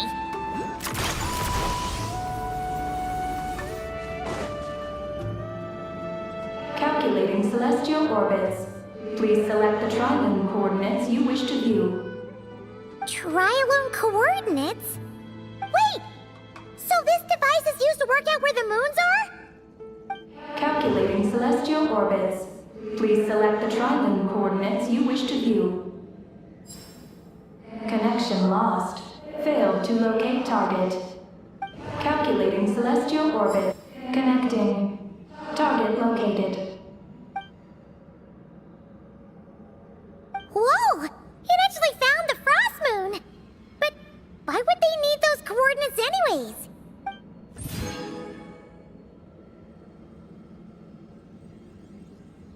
Frost moon coordinates located. Base engineering blueprints and main control hall route map have been transmitted. Oh! These look like schematics! Whatever these are showing, it looks super awesome! Do you wish to obtain the route map?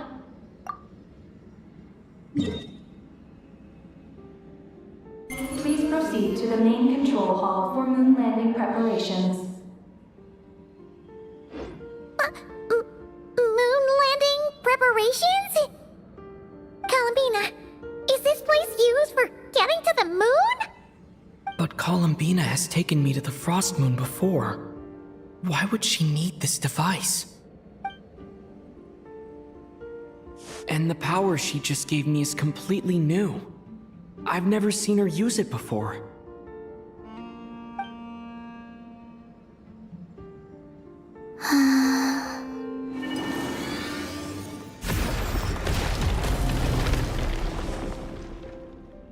Oh, the door opened!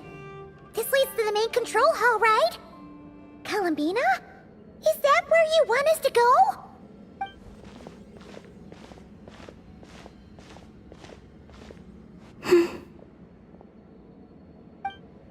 Columbina, can you hold out your hand?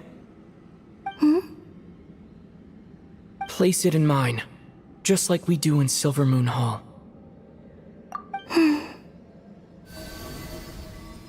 What's all this about. Ah! What's going on? Galabina turned into a black Kohenki! That's not Columbina. What? An imposter? Let's go after her. What's going on? Why did that black Kohenki look just like Calabina? We gotta hurry up and catch it!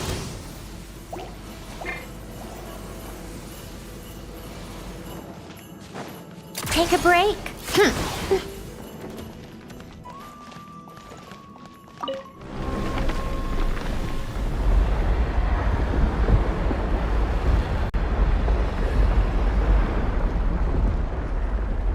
What's that? Looks like something we saw in the blueprint just now. Look! There's the Kohenki over there!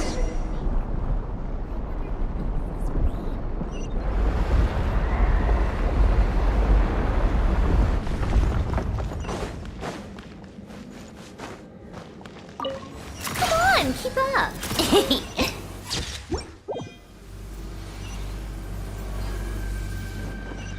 Take a break.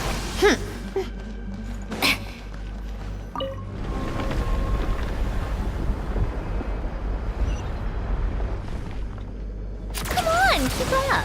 Pick up the pace.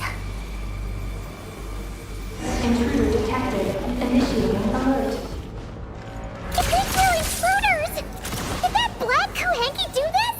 Traveler, watch out!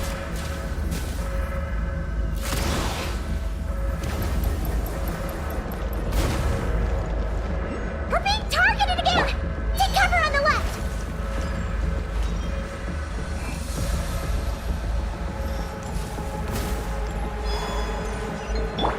Come on, keep up. Pick up the pace. Look! She's stuck behind the door!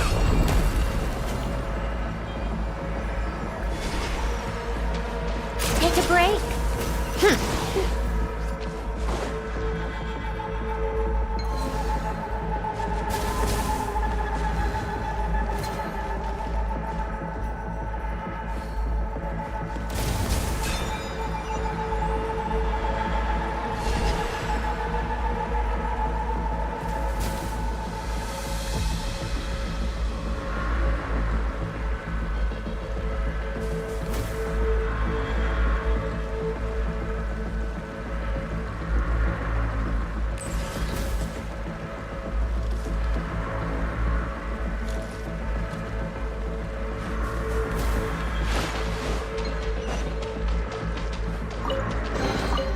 Huh?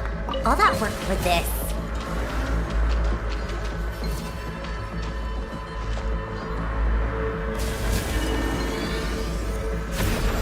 Come on, keep up. Pick up the pace. Where are we now? That Kohenki must have come in here, right?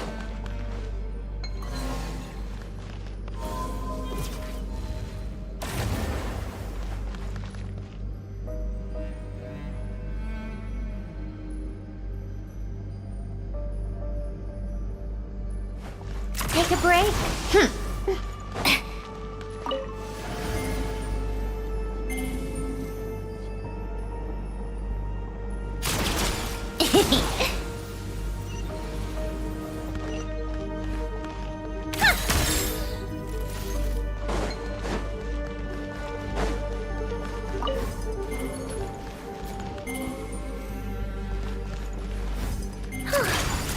Everything's back to normal. Was it simulating the moon's gravity just now? Looks like they really were preparing for a moon landing.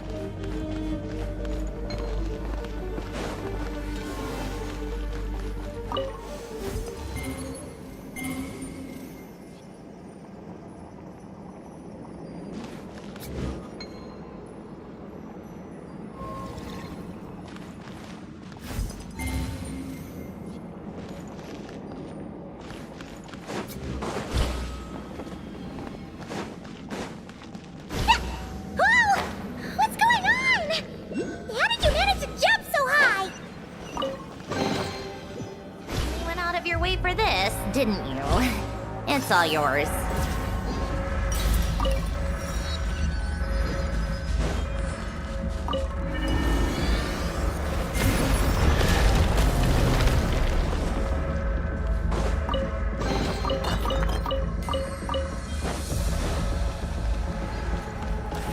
take a break? Pick up the pace. According to the route map, this should be the main control hall, right? Hey, you!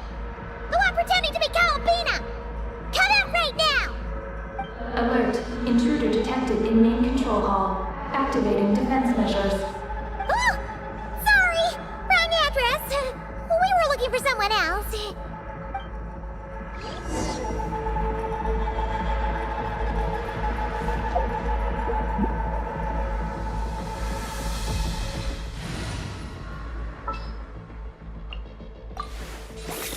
Fratnik, reporting.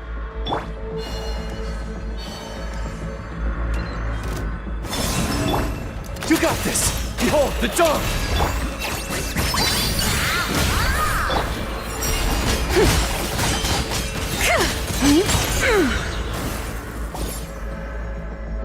Phew. It was no problem for you in the end. That should take care of things, right? Alert. Main control hall defender core destruction confirmed. Initiating self-destruct mode. All personnel, please evacuate immediately. Initiating countdown. Seriously? This base has gone crazy! It's trying to take us down with it! What should we do? What if some really important intel gets destroyed? Please verify orbital coordinates. Huh? What orbital coordinates? Ah! Our mystery Kuhenki's back! What are you doing? Will giving it the coordinates stop the base from self-destructing? What are the coordinates? Don't panic! Don't panic! Let Paimon think! Please verify orbital coordinates. Paimon remembers now! There were 3 symbols! The simplest looking one was first. The second symbol had a super complicated shape. And lastly... Paimon can't quite remember! Orbital coordinate verification successful. Engine ignition in progress. Please board the lunar spacecraft immediately. Did we make it? Why is the alarm still going off? Was it you talking just now? Hey! Were you about to say Columbina?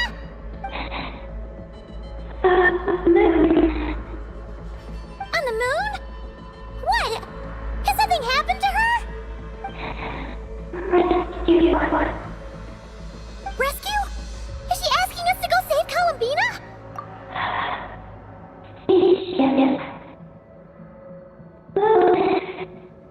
Take the spaceship? To the moon? Hey, explain yourself! Oh, what are we gonna do? It feels like this place is gonna blow up any second!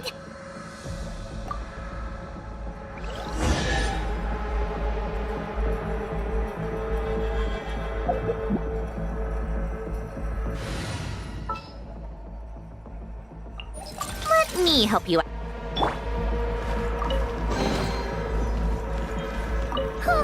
This is bad. We still don't really know what's going on. If Columbina is calling for help, the spaceship's our only chance. You're right. And if this base blows up, we won't get another shot at going to the moon to rescue her.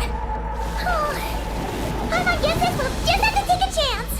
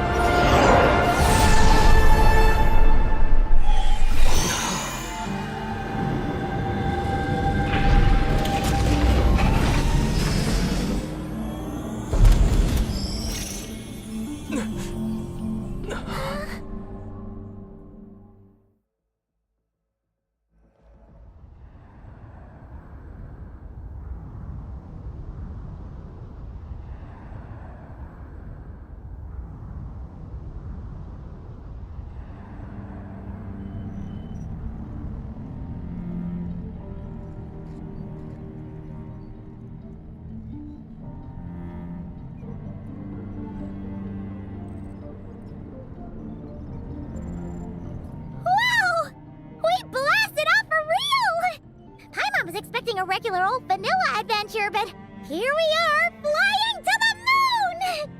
Hey, you! Tell us what's going on, will ya? What sort of trouble has Columbina gotten into? Seriously? Playing dumb again? We definitely heard you speak just now, right? No, wait. You spoke through the base's systems, didn't you? Huh, that's weird. Then how about we take a look around this ship? Let's see if we can find something to help you talk.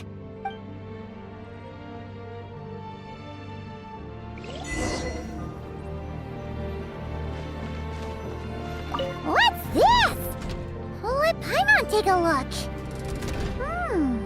Looks pretty spacious. Oh, could this be some sort of escape pod?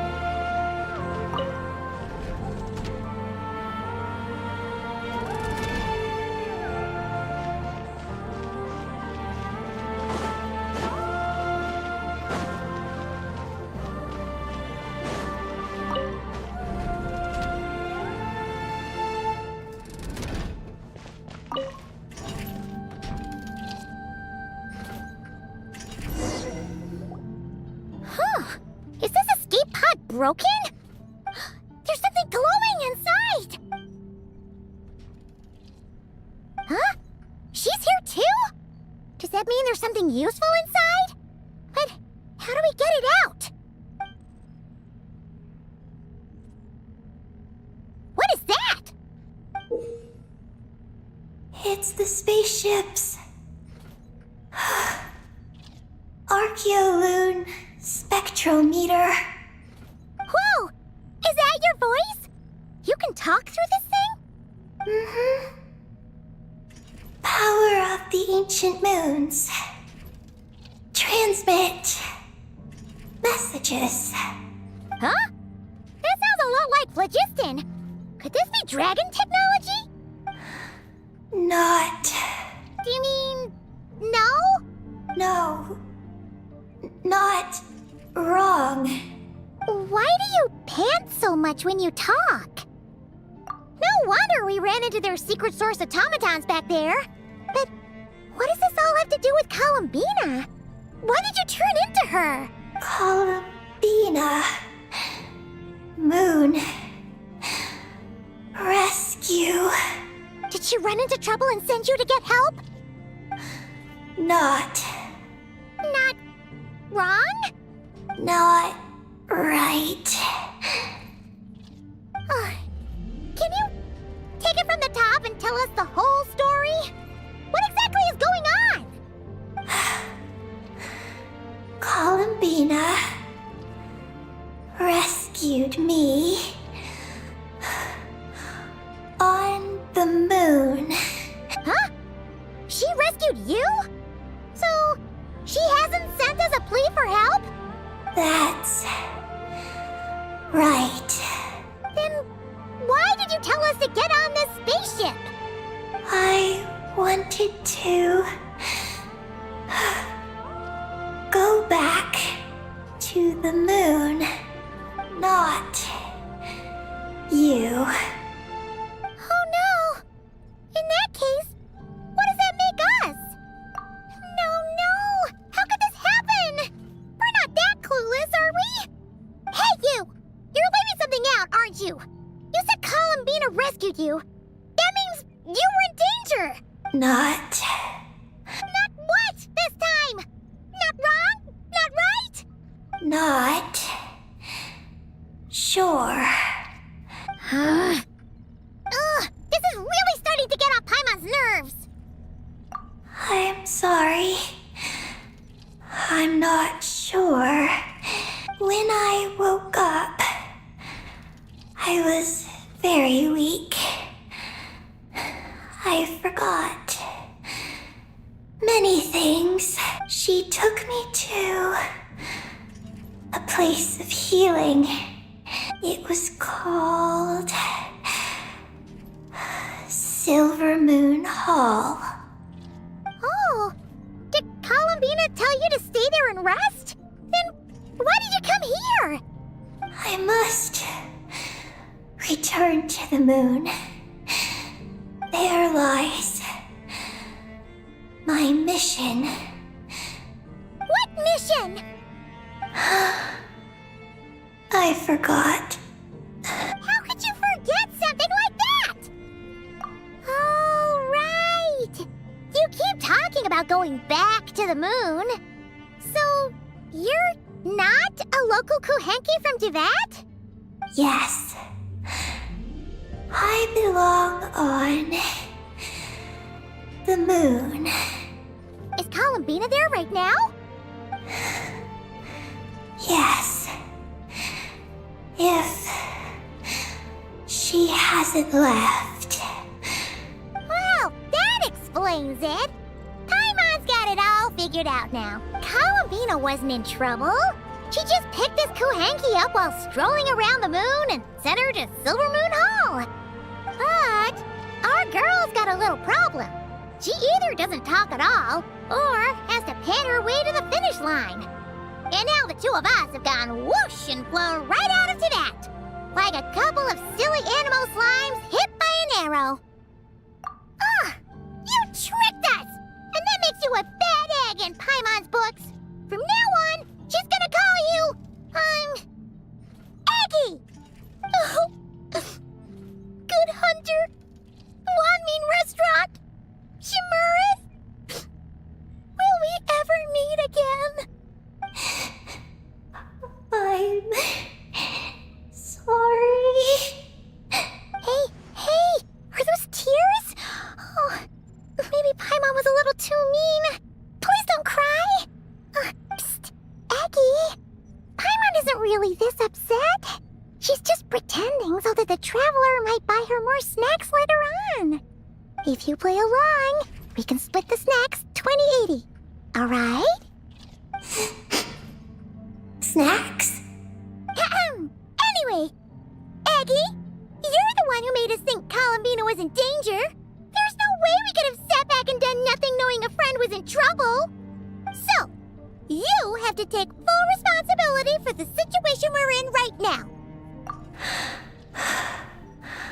I can help. Then it's settled. Let's make this a surprise visit for Columbina. Who knows? Maybe she'll be really happy to have friends come and play with her. Well, Paimon suddenly realized that we'll soon be famous as the first adventurers to set foot on the moon. One small step for us, one big step for Tibet, right? And don't you start saying you've already been. Columbina helped you cheat, so that doesn't count. This vessel is about to enter lunar orbit. Please select a landing site. Oh, are we almost there? Let's go check it out!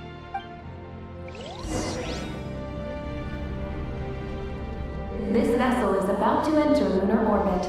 Please select a landing site. Oh, there are so many landing sites, but they all have super weird names. Which one should we pick?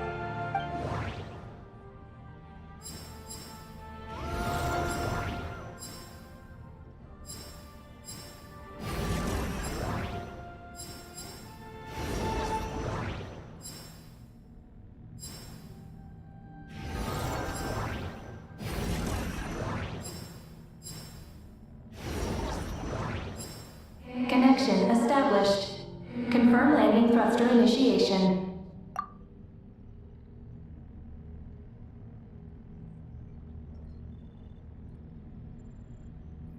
Oh! Are we getting ready to land?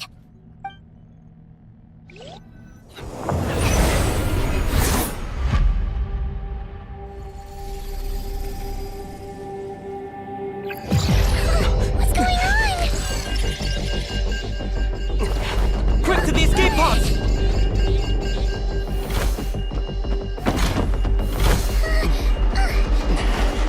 Don't worry, we'll be fine.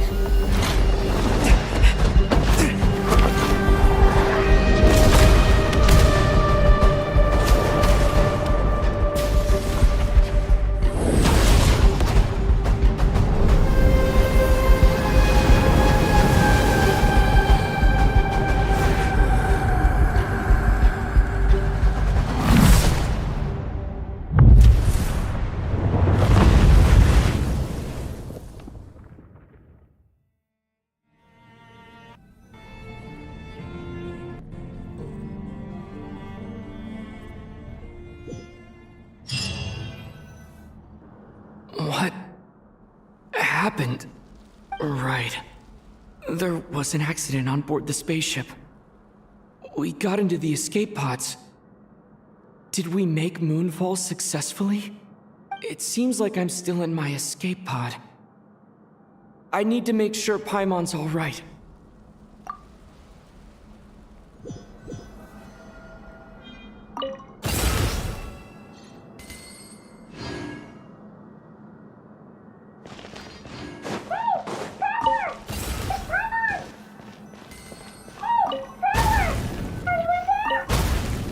Looks like I'll have to find another way.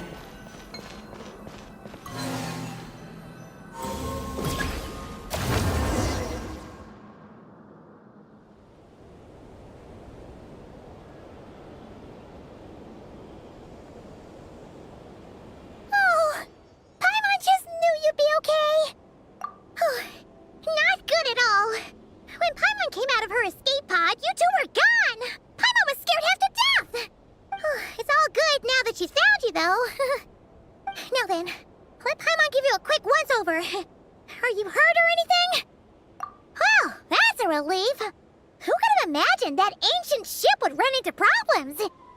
Wait, no, we totally should have seen this coming. It was buried underground for who knows how many years, after all. It's a miracle that bucket of bolts could even fly. Whatever. The ride was kind of awful, but we still made moonfall in the end. Paimon blames Aggie for distracting us. We totally neglected to give the spaceship a good looking over. Speaking of Aggie, where is she? Paimon remembers she got into an escape pod too. Yeah, Paimon hopes she's okay.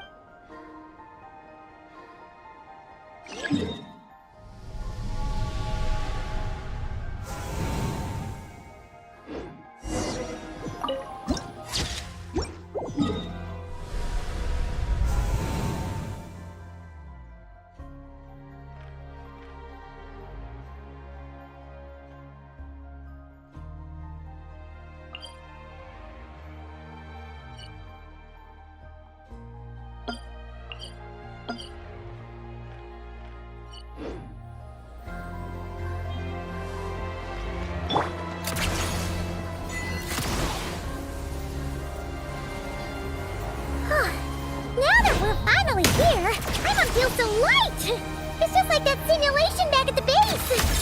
Speaking of which, Paimon figured it'd be super lonely on the moon, but seeing those buildings up ahead, it doesn't seem that way anymore. They've gotta be the dragon's doing too, right?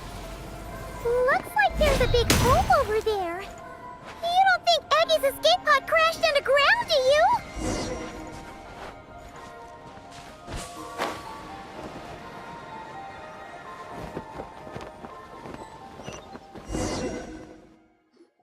Look! There's an escape pod! This must be Aggie's one, right? But she doesn't seem to be in there. She must have made it out safely! Could she have escaped into this ruin-like place? We should go inside and look for her!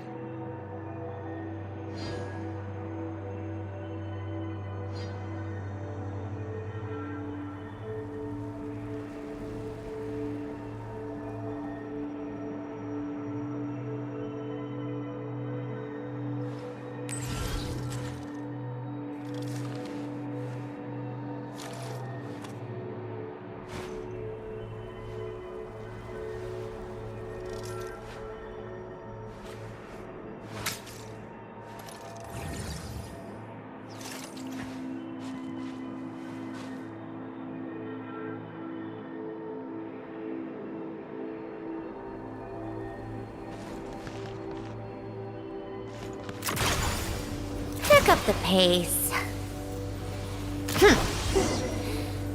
Help! Help me! Listen! Is that Aggie calling out? Her voice seems to be coming from behind that door!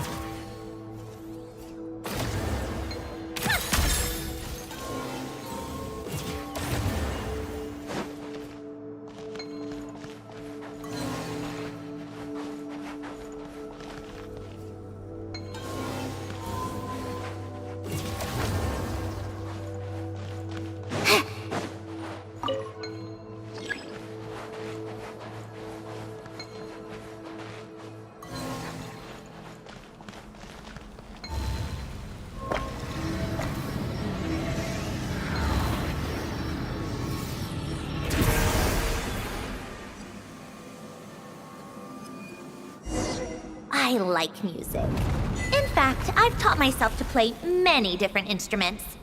You don't believe me? Find me a piano, and I'll show you a thing or two. Take a break. Look!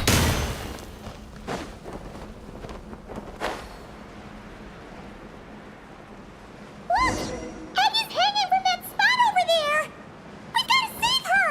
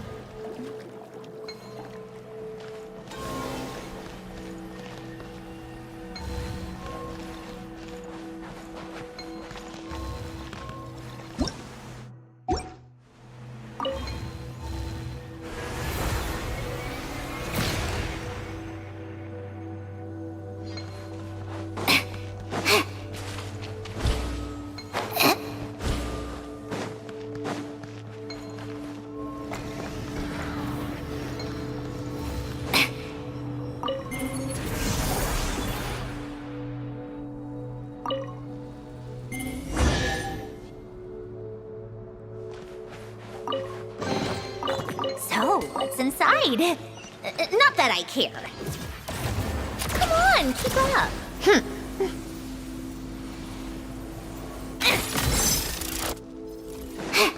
Take a break.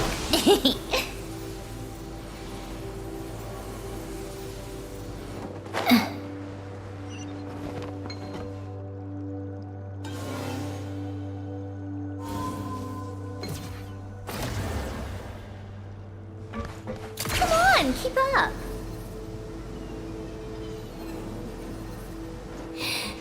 Let me go.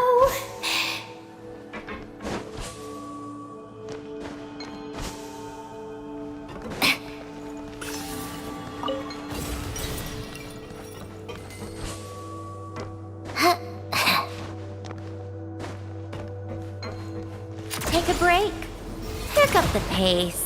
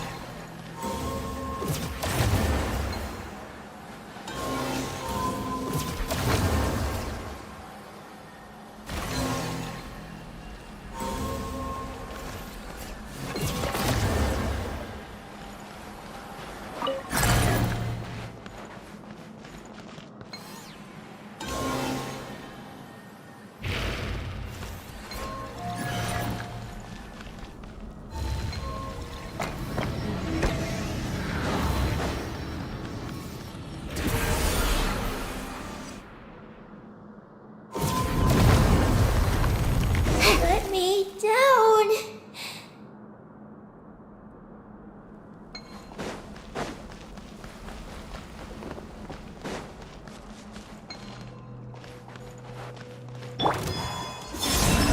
Go, Lumi! Be cleansed.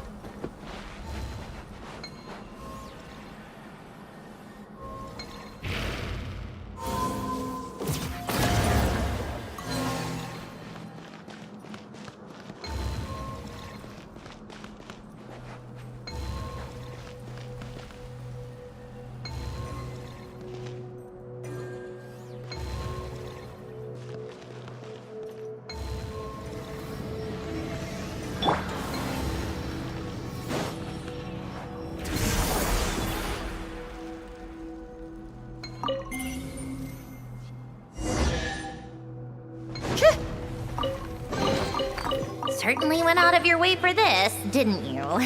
It's all yours. How tiresome.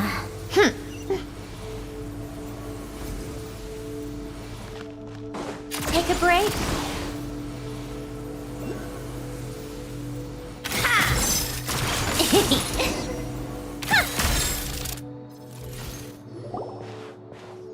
Peggy! We're here to rescue you!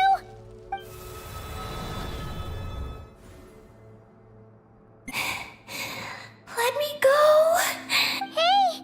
Peggy! Wake up! It's us! You let go of me. Snap out of it! We're here to rescue you! You're safe now! Oh. Oh. I'm sorry. It's you. How did you get captured by those things? Do you know what this place is? I don't know. But please let me access the terminal. Terminal? What's that? It's at the entrance. It has information. Oh, is that the thingamajig we saw on our way in? Let's go find it!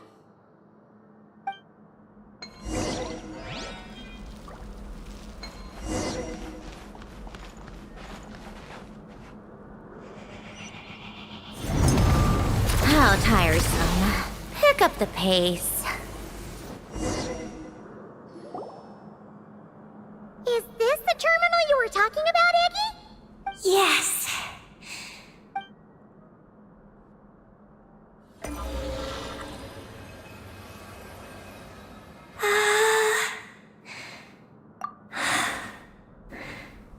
Nin.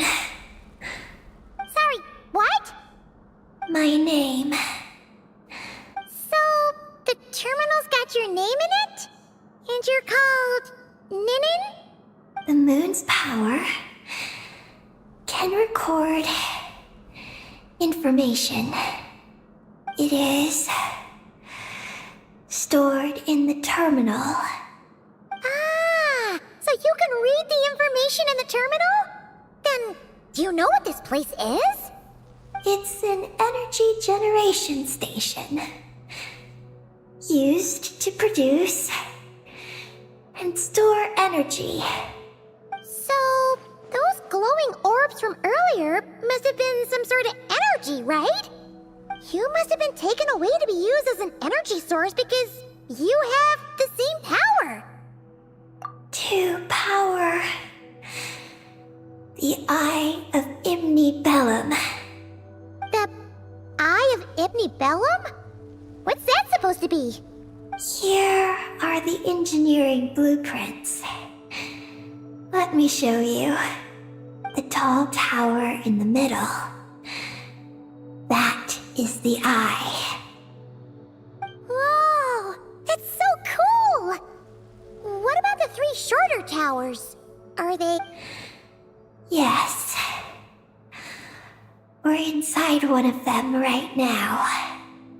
The work logs record that it is a lunar surface monitoring station, capable of monitoring the entire lunar surface. Monitor the lunar surface? That's amazing! Then, doesn't that mean it could help us search for Columbina's whereabouts? I don't know. But it's possible. We've already activated this one. So, that means we still have to deal with the other 2, right? No problem!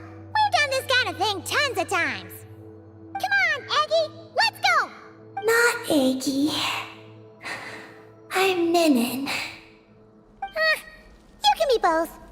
Just Ninin. Alright. So, you're Ninin, aka Eggy.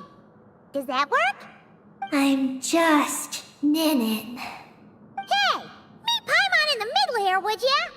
Don't forget, you got a straight into this wasteland where there's not a single restaurant in sight. Do you still want your snacks or not?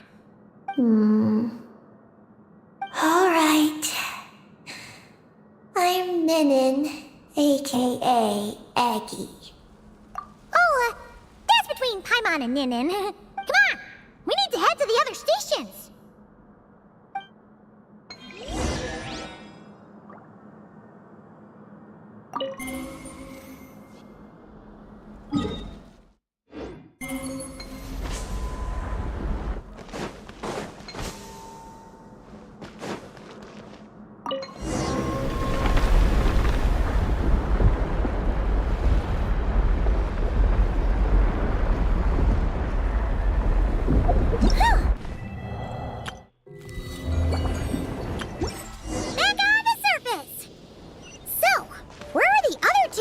Generation stations.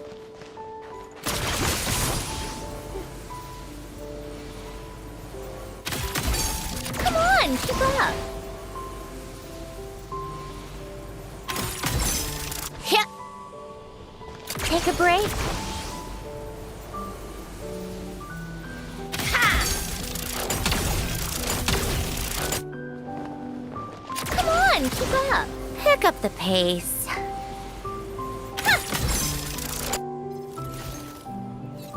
How tiresome.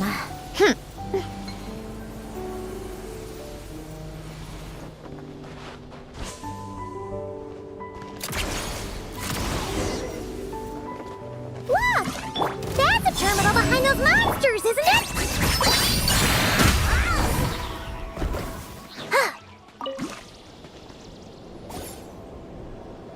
This terminal's been left out here all by itself. Poor thing. Is it the energy generation station's terminal? Why don't you give it a try, Eggie?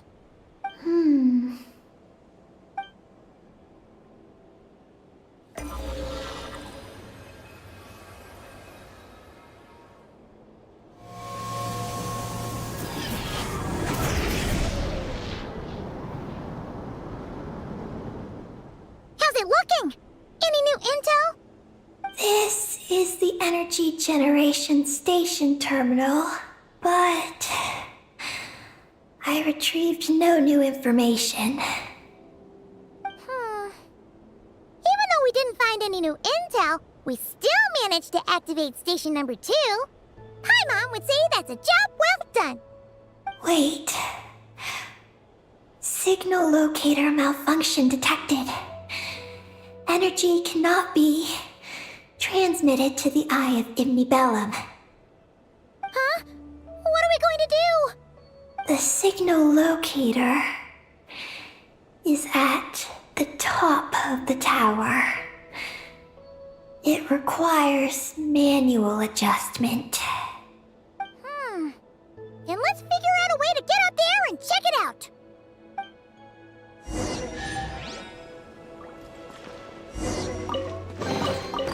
So shiny. Lumi, no! You can't eat that!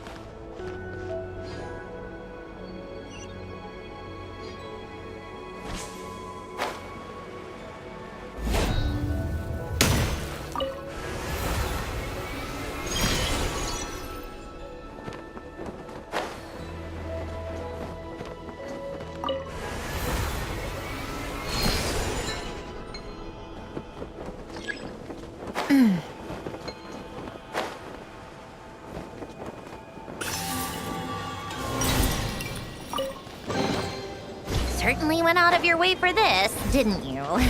It's all yours.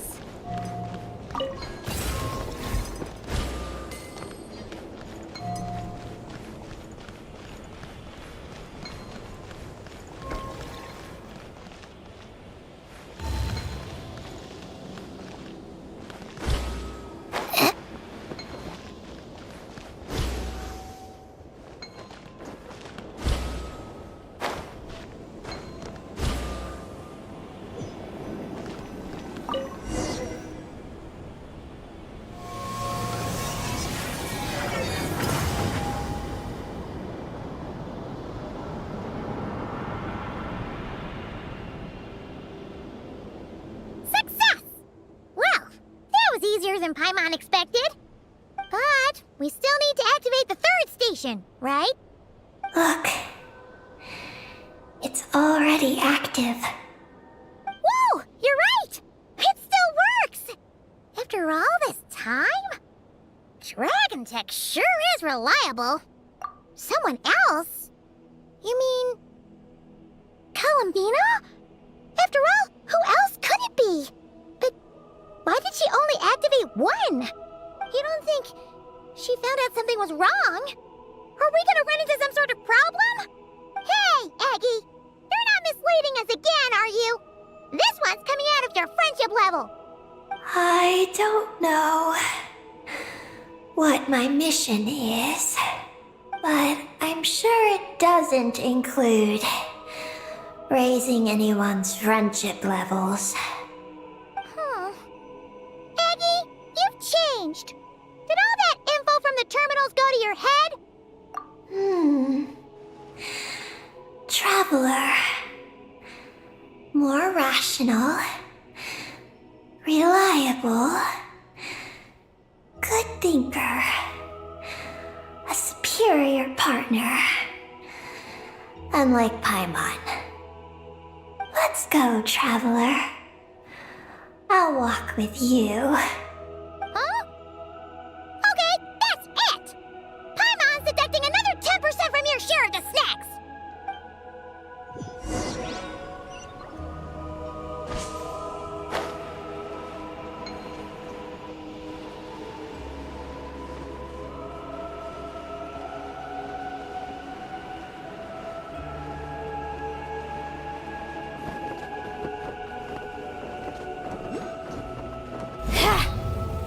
Take a break.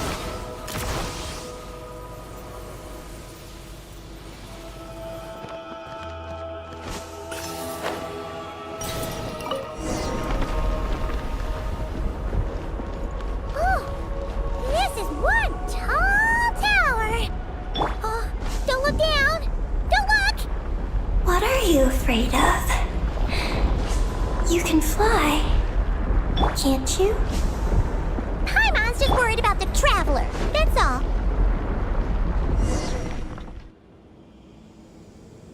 So, this is the Eye of Ibni Bellum?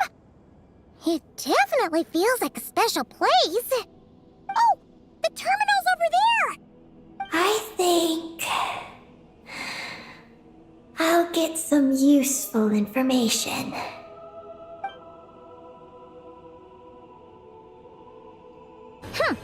Let's hope it doesn't puff your head up even more.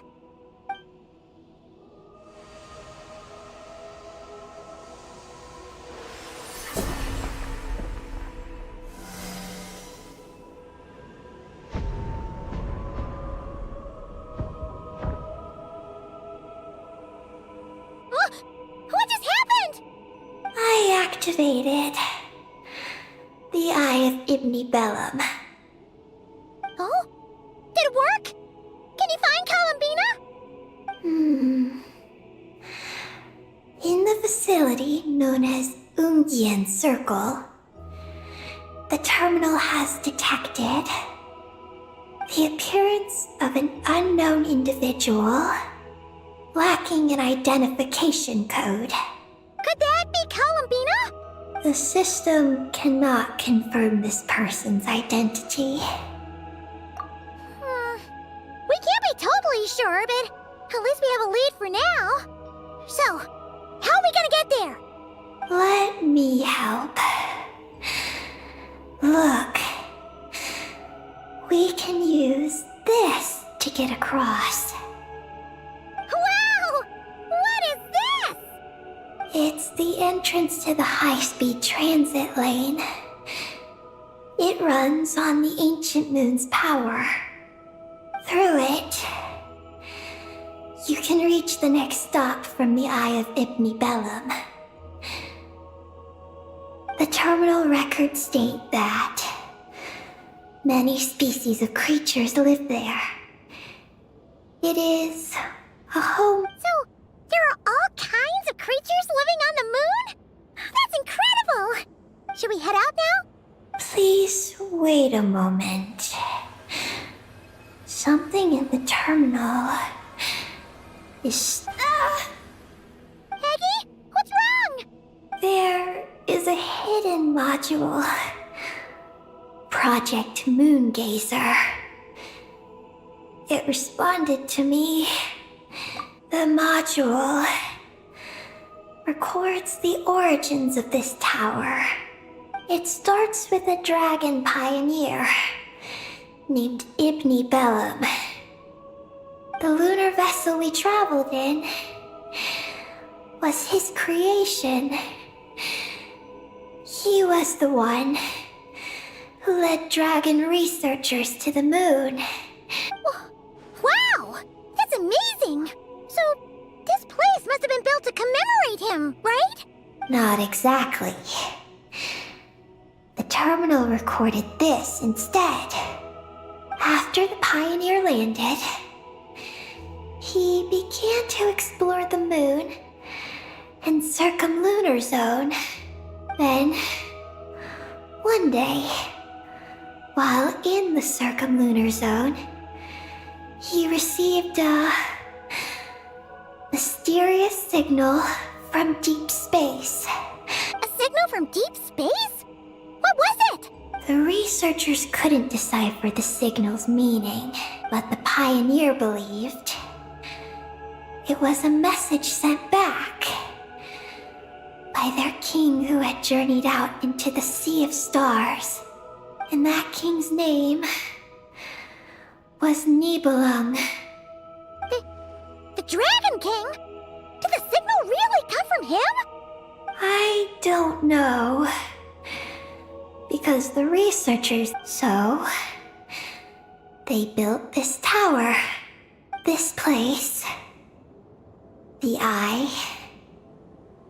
It was originally a deep space signal transceiver station. Built to recapture that signal. Many years went by. The Pioneer passed away. His students gave up years later. They renovated the Eye into a lunar surface monitoring station. Oh, what a shame. Wow. Paimon feels like we just stumbled on something super important. No.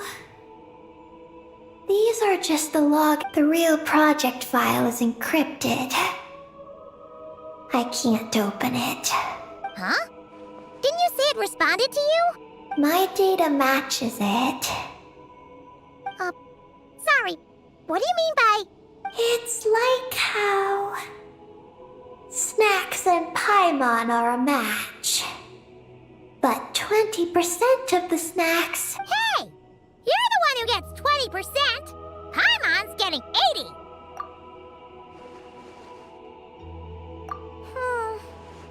Yeah, Paimon feels like that's exactly... It responded to Eggy's message. In fact... I don't know. But... Then, let us help you. If there's not enough information, then we just need to go find more Paimon noticed that with every terminal Eggy absorbs, she speaks a little more smoothly. Oh, Paimon could certainly do without the attitude. If this is Eggy's mission, then Paimon's gonna help. Well, Eggy did help us look for Columbina. Don't worry, Eggy. Since there's a terminal here, there's gotta... Thank you, Paimon. So, shall we... Yay! Second stop on... It's Ungian Circle. Ungi Circle! Ungi Circle!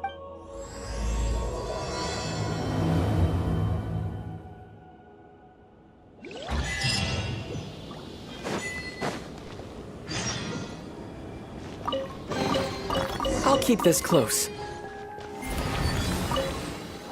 Whoa! High-speed transit lane! Here we go! It's so fast!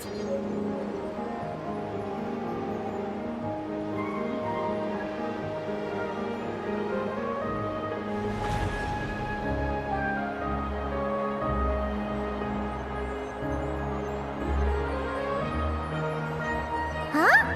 What's that huge thing in the distance? It looks like a giant Kohenki. You think it's some sort of Mega Kuhenki? Eggy? Do you know what that is? Perhaps it's some variant species created by Ungian Circle. The Ungi Circle can do that? That's Do you guys see that? Is that an antenna sticking up over there? It's so tall! It reaches all the way past the sky! Looks like it all starts from that crater thing over there. That's Ungian Circle. The home of life. Looks mighty empty for a home of life. That is because Paimon's eyes have been deceived. You'll see once we're inside.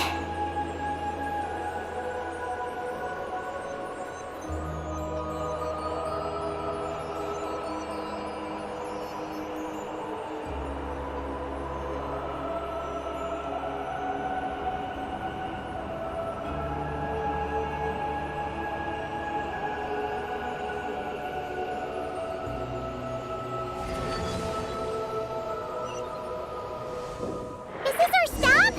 The Ungi Circle should be just up ahead, right? Looks like we'll have to walk the rest of the way ourselves.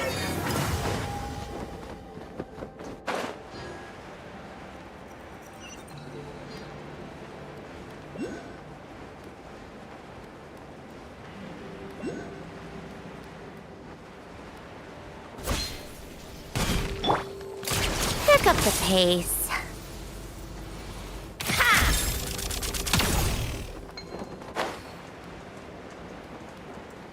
Yeah. Whoa, Eggy! There's someone here who looks just like you. Except she's wearing a hat. You don't happen to know each other, do you? You know what? Let's go help her. Quick! A spot of tea time entertainment.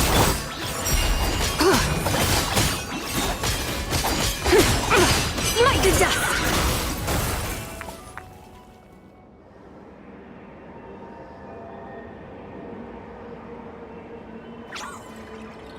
Huh, it looks like they're talking to each other. You're back, Eggy! She said she saw a girl who That must be Columbina! When did this happen? It was a few days ago. That giant creature we... The Mega Kuhenki? With Columbina? That means she must still be here! Let's follow the...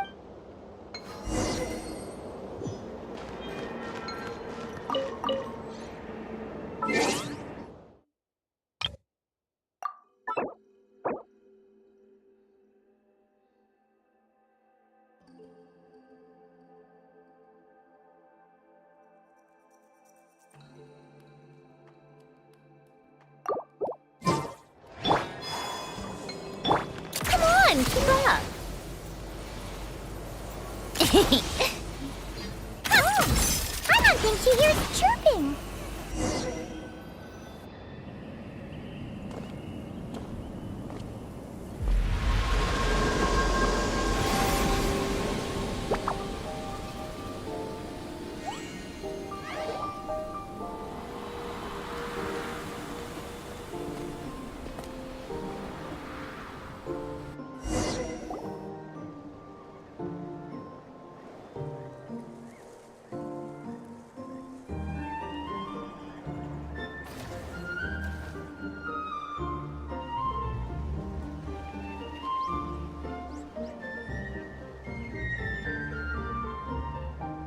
Hello!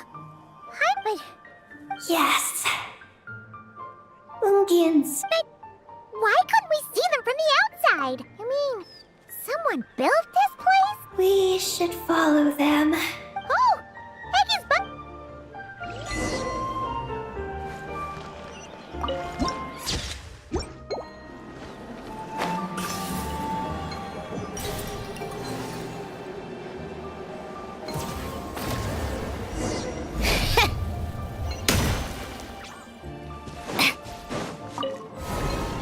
Come on, keep up.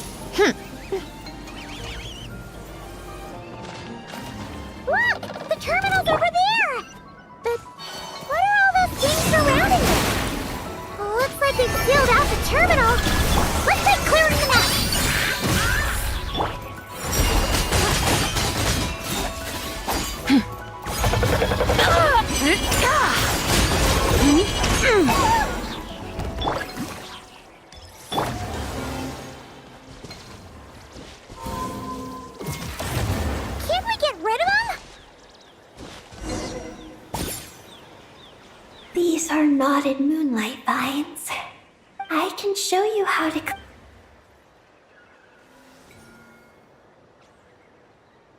Huh? What? Let's try...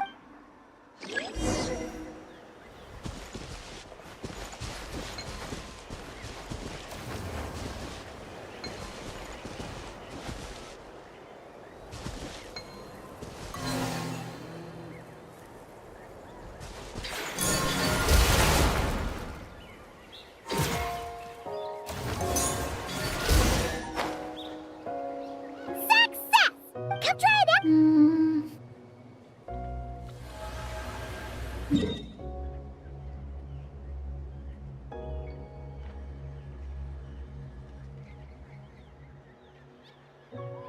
I activated, knotted moonlight vines. They grow. There's a damaged. Oh! So, any news about the terminal shows that a young... That matches what your buddy said! Look! There's that Mega Kohenki again! And it's flying up that big tree! Let's hope you're right!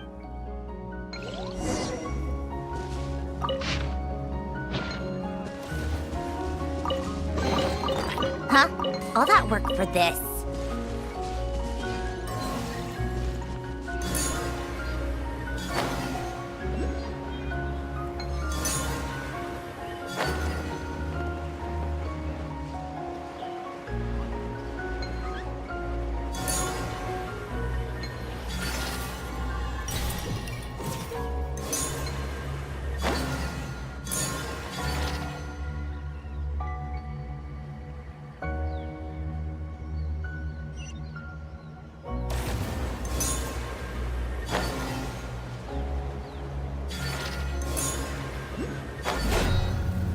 How tiresome. Now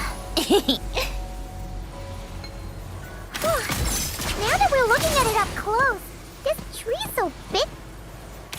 Look! There's a door over there! Oh, looks like...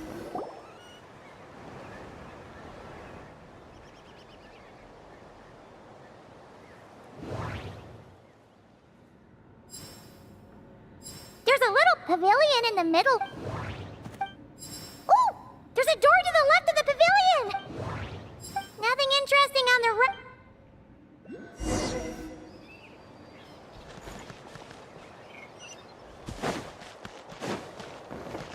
Take a break, pick up the pace. How tiresome.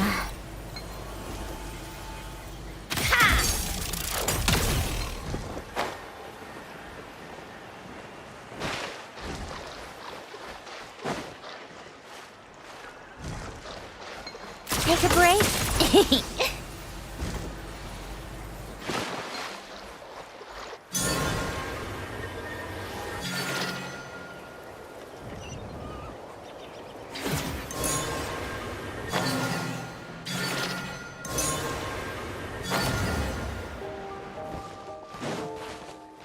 Come on, keep up. Pick up the pace. Security check in progress. Unidentified life forms detected. Oh no! We're trapped!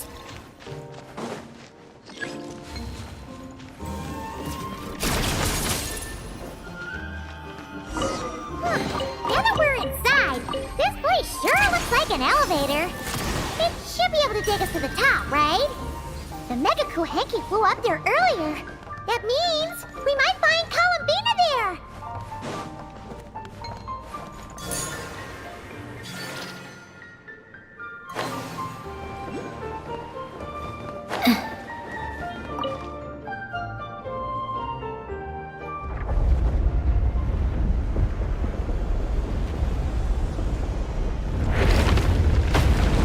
Insufficient energy detected. Sky mount startup failed. Please check the power system. Huh? Skynaut must mean this elevator, right? Looks like they're really struggling for energy up here on the moon. We need to find out where we can get some more.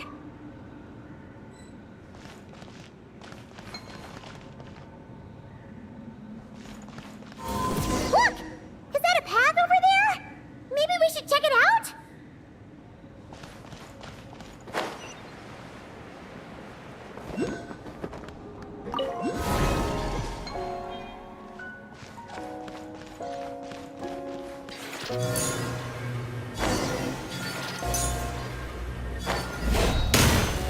tiresome.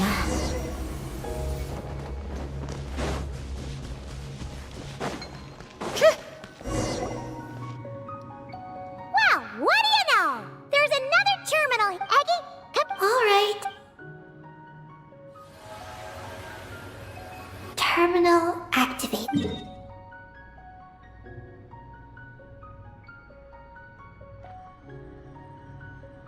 Paimon has a feeling we're gonna found it.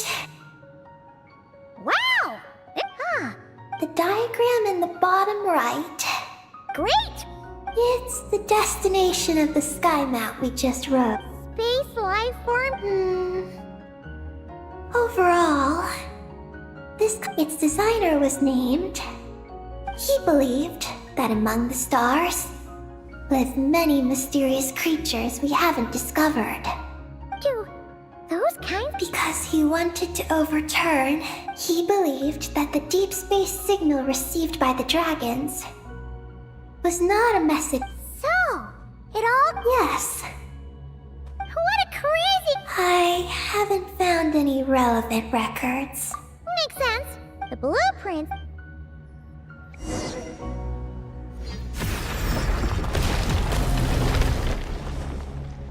Take a break.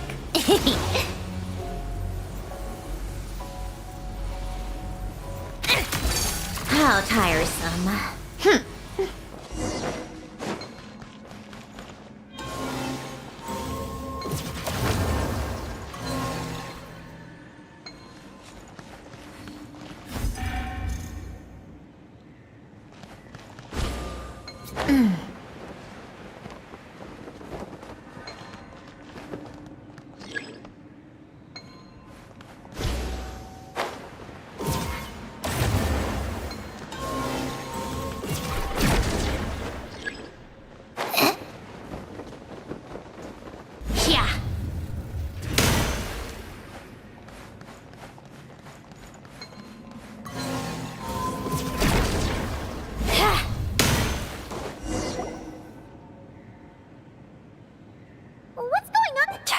Records a spot.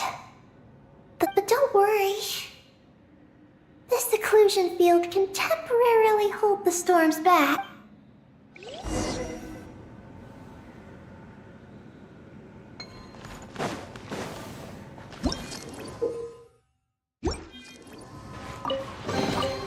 Huh? All that work for this?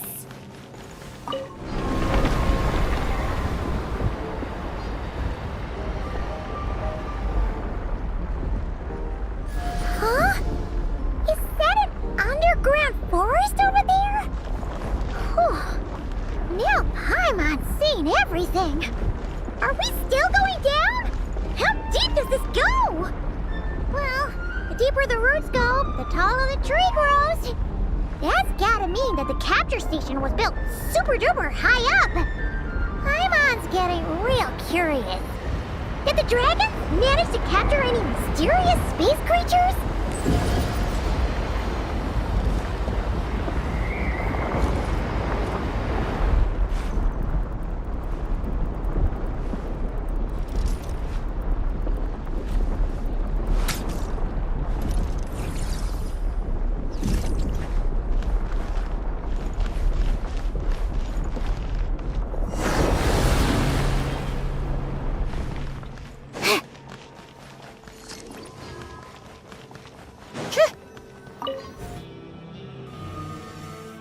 Turbine 1, auto-diagnostic.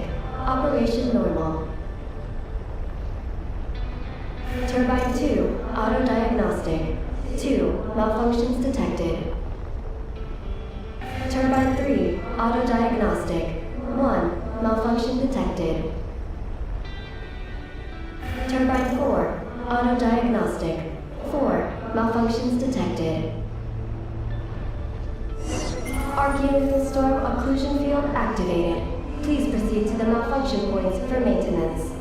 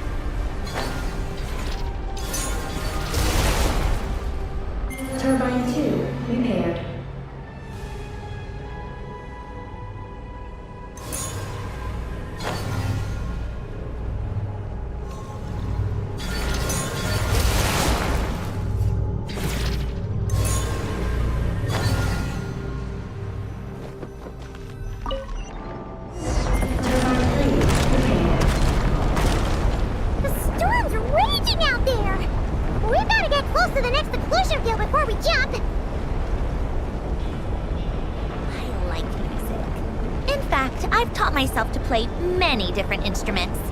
You don't believe me? Now's our chance!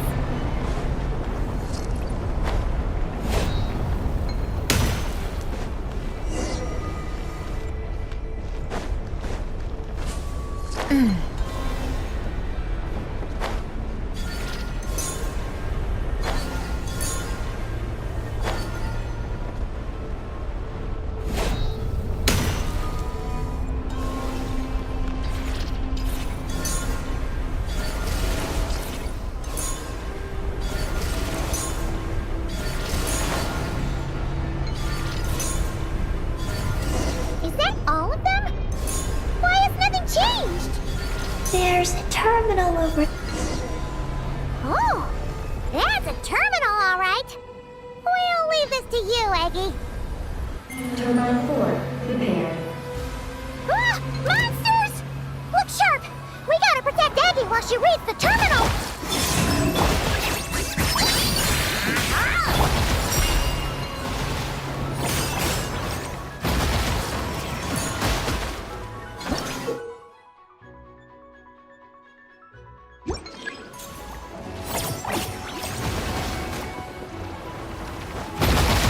Smite the dust! Wayne. Dumb, Louie! Like it or lump it! Be cleansed!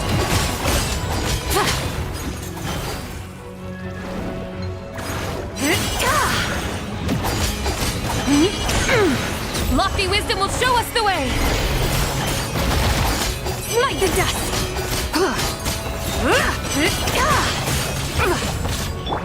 Surge. Eggy, the Traveler's beaten those monsters. How are things on your end? This is... Project... Huh? Is that recorded in this one, too? Nothing about the project. But there's a supplementary note. To my mentors. Yin and his beloved... Sounds like something an academia student to Mr. Alhaitham. Thank you for your Paimon saw one on Alhaitham's death. That's all it said. Aww. It's fixed.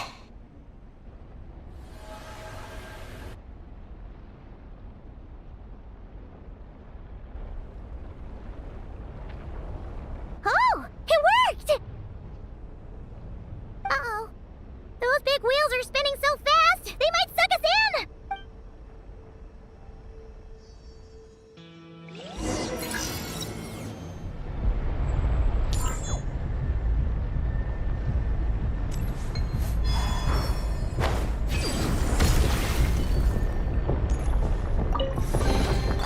You keep them. I no longer need offerings.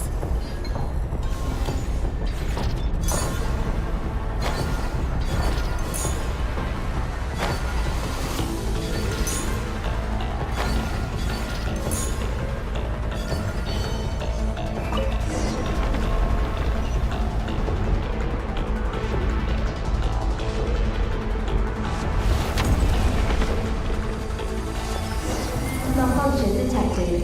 Please proceed to the emergency passage to exit the facility. Oh, come on! The elevator's broken! Are we really gonna go this way? Be careful!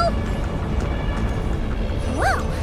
The big wheel sent those monsters flying! We should definitely make sure not to touch those! Oh no! The wheels are speeding up again! Woo! Eyes up! Look out! Talk about a lucky break! This makes getting up top so much easier! Take a break. Pick up the pace. Oh, so many monsters! But never mind them. Those wheels are coming in hot!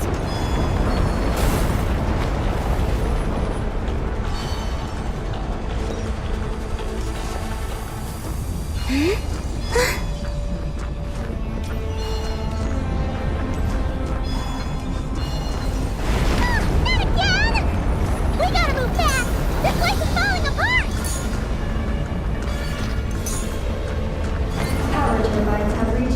maximum speed.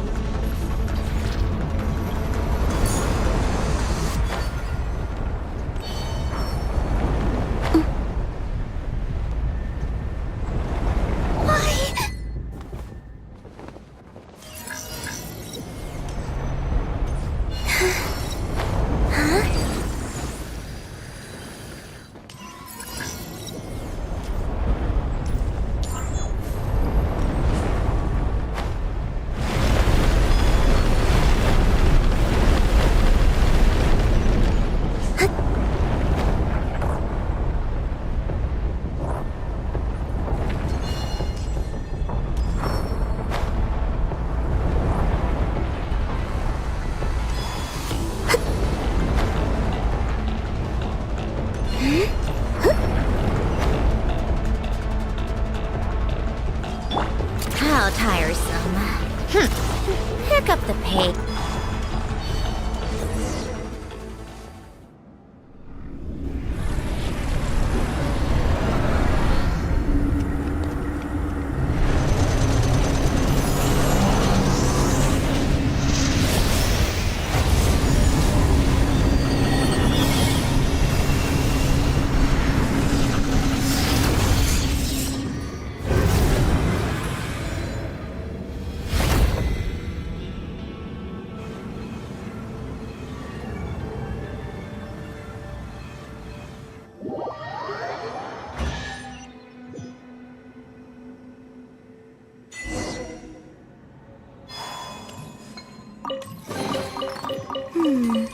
Did they run from home too?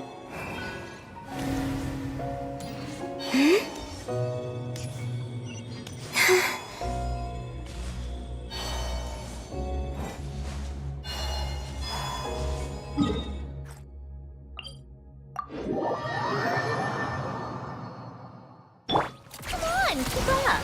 We should be able to start the elevator now, right?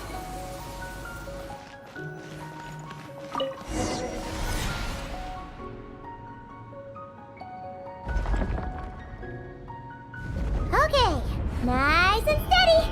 We shouldn't fall this time. Paimon's been wondering what this space life form capture station looks like. And if the dragon researchers ever caught any space creature. Speaking of which, Traveler, do you think the dragons would have mistaken you for a space creature and captured you for their research if you'd arrived back then? Never mind. Best not to dwell on such scary thoughts. Dragons don't eat humans. What's so scary about them? Aggie, are you going through a rebellious phase? You're talking back to grown-ups like a little bird who's learned to fly. You're not a grown-up. And I am not a little bird. Nor do I have wings to fly with. Hey! Keep that up, and Paimon's gonna confiscate all your snacks!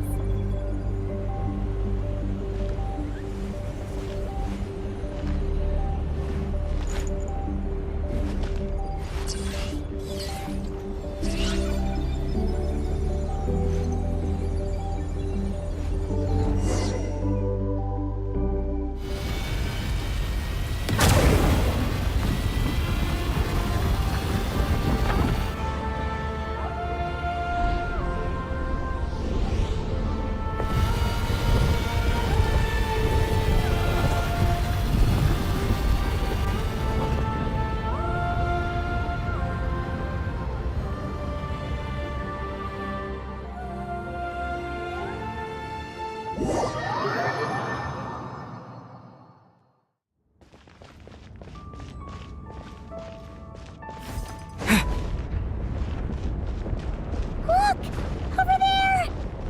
It's Teyvat! This is Paimon's first time seeing it from afar! It's beautiful! Are we about to enter outer space? So, the space lifeform capture station really is in space! Wow! Good going, Ungi Ungi!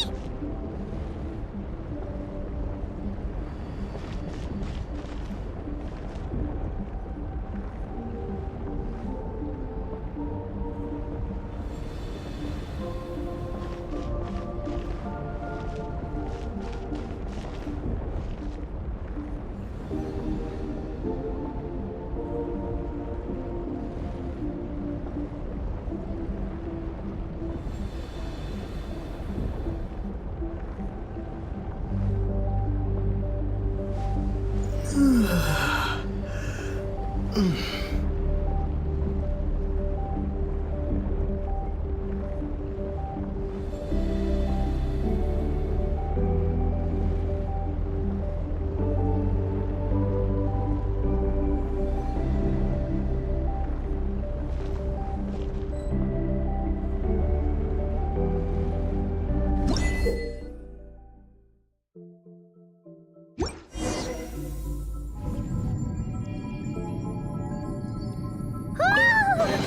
floating! Looks like we really did get sent into space! Let's search this place carefully first.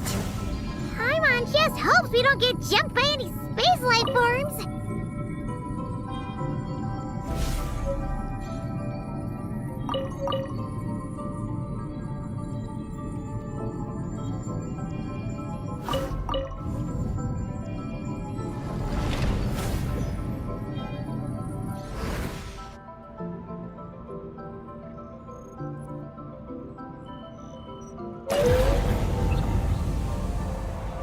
Maggie, how's everything going? Ungi's left, you say? Then let's... one moment. We appear to have guests.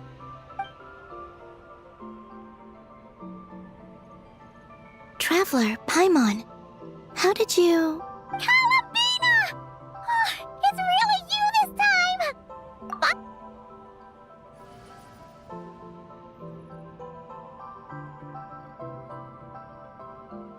Of course not. I'm glad to see you.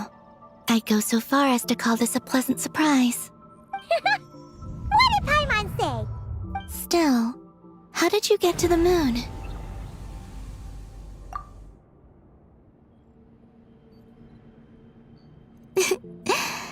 I suppose that's the moon's gravity for you. It was even able to pull your journey into its orbit. Paimon wouldn't have stumbled into this situation if it weren't for Egg. Eggy? Is that your name now? My name is... She's Ninin, aka Eggy. Please don't blame her, Paimon. I, too, am partly responsible for this. Oh, Paimon was just kidding. But why would you say that? What exactly happened between you two anyway? Let me see. After returning to the moon, I had an idea. I wanted to tidy this place up and then invite my friends to come visit. So, you were going to throw a moon party! Yes. So I spread my power throughout the moon, checking every corner to make sure it was safe. Soon, I discovered some things I did not understand. Ninin was one of them. I still don't know what she and her kind are. Eggy? Isn't she, well, a completely different color, but that's no big deal, right? But the power flowing through the bodies of the Kuhenki here comes from a moon of an earlier era. Beyond that, there are other things hidden with... Nothing to do with the moon? No wonder you said she isn't a Kuhenki. Maybe this is what caused her kind to develop such unique behaviors. What kind of behaviors? I discovered Ninin in an underground forest. She was very weak and unconscious at the time. After bringing her back to the surface, I found that she began subconsciously consuming her kin. Wait! Yes. Kuhenki would never do this. I believe only certain... You weren't fully conscious at that time, and perhaps I should use the word... merge. They gave them... Well... Yes. I had my concerns as well. So, you did that to... Don't worry. That only happens I lent her my power so the Frost Moon Scions wouldn't worry if they suddenly discovered a Black Kuhenki, but couldn't... Though, I didn't expect you... I am sorry. I don't know what your mission is, I'm afraid. But if the moon's gravity... You said that she... Oh yeah! We ran into other... Could it be because the power of the ancient moon... That sounds... That said, Eggy couldn't absorb anything from the terminal... No. That's due to the upheaval in the lunar sea. It kicked off an As it happens, I'm on my way to take care of that. That won't do. Paimon still wants to attend your moon. Maggie, You mean the Mega Kuhenki we saw mm-hmm. Her name's Maggie, and the Lunar Sea is her home. It's thanks to that high concentration of energy that she's taken her current form. Oh! So, there are... Yes, but Ungi's been very irritable lately. He got into a fight with Maggie, the aftershocks of which... Oh dear! Companions are supposed to get along, not fight! Take the Traveler and Paimon, for instance. I respect my elders. And you are great teachers. In that case... That alone won't be enough, unfortunately. So I plan to extract the ancient moon's fount at the center of the Lunar Sea, which lies at the heart... Oh! And that will not only calm the... I believe so. Alrighty then! When do we head... I had been monitoring Ungi's movements before you arrived.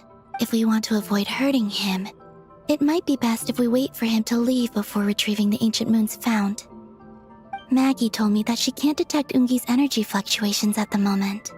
That means he must have gone somewhere else. Huh? Wait! Aren't we wasting time dawdling around here then? Not to worry. Please. I want to... Maggie? Sure. Maggie. Hello. My name is Ninin. Is yours... Maggie's Getty? Maggie's Getty? Wait a minute! Isn't that the name from the terminal just now? So, she turned into a Mega Kuhenki? I don't know what to make of this either. What's wrong? You look shocked.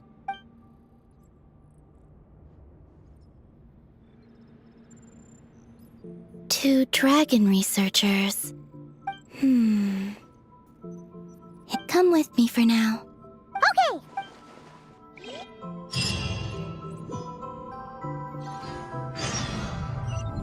Maggie, please show my friends the way.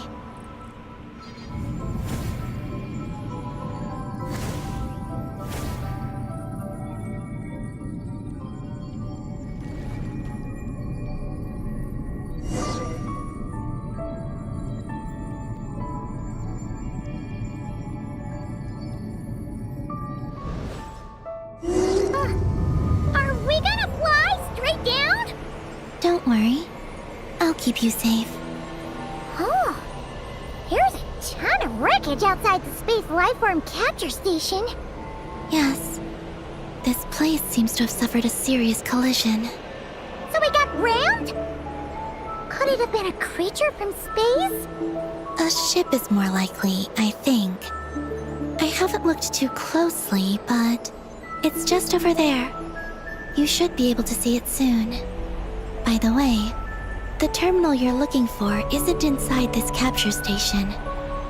It might have been knocked into space as well.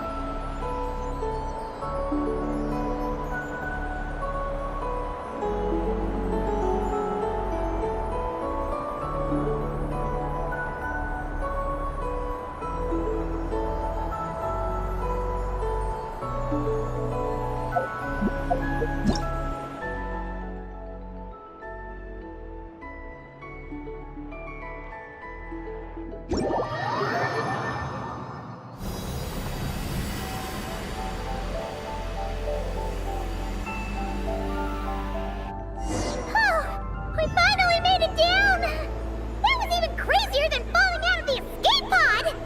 Stay close to me. We're about to accelerate. Ah! Not again!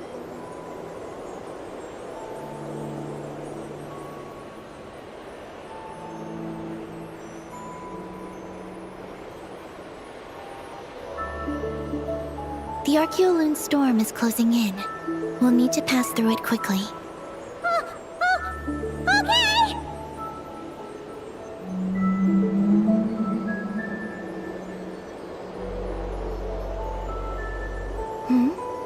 Maggie seems to have sensed Ungian's presence. What? He's back so soon? We'll need to be more careful from this point on.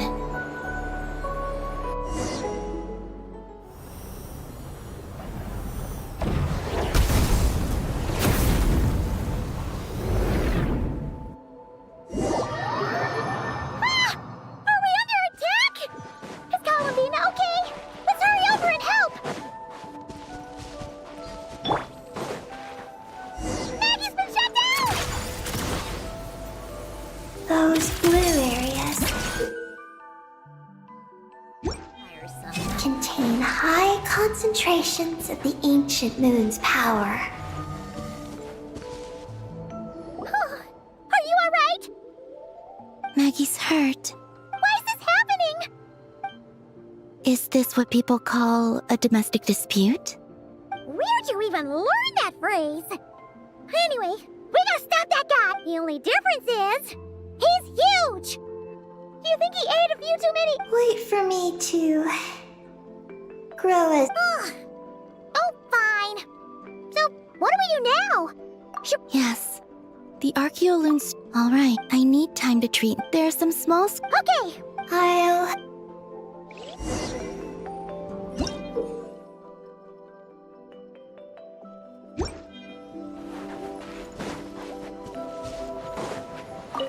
Oh! Are these the Kohenki Columbina sent to help us? Looks like they're pointing the way. Let's follow their lead.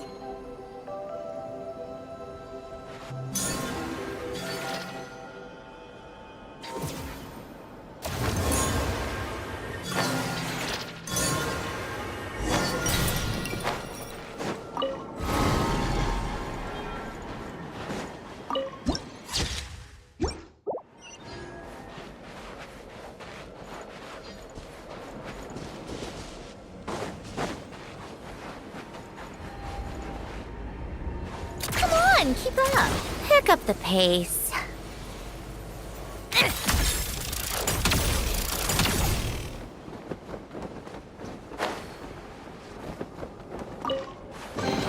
Huh? All that work for this?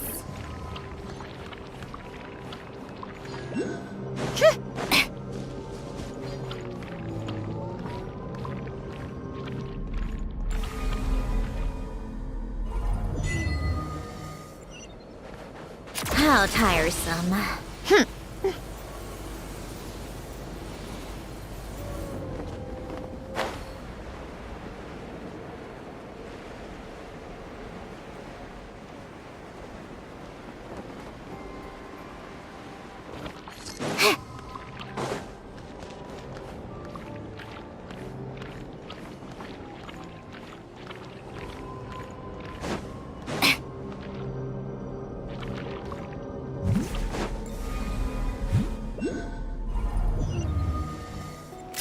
Keep up.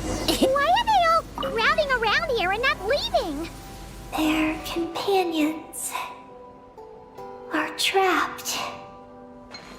We need to rescue them first. Huh.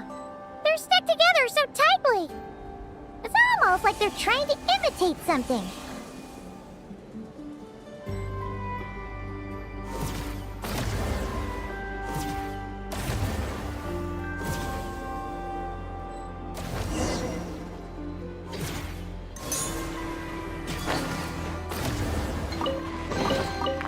So, what's inside? Not that I care.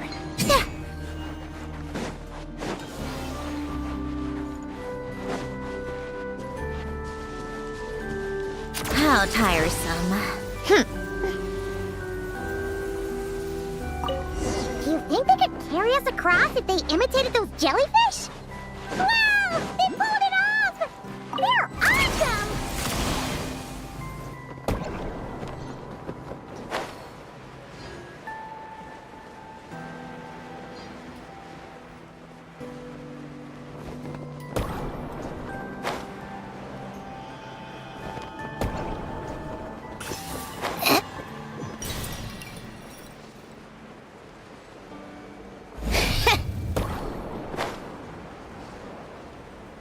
Looks like monsters are attacking the Kohenki over there! Huh? Did those little guys turn into a shield to protect the other Kohenki?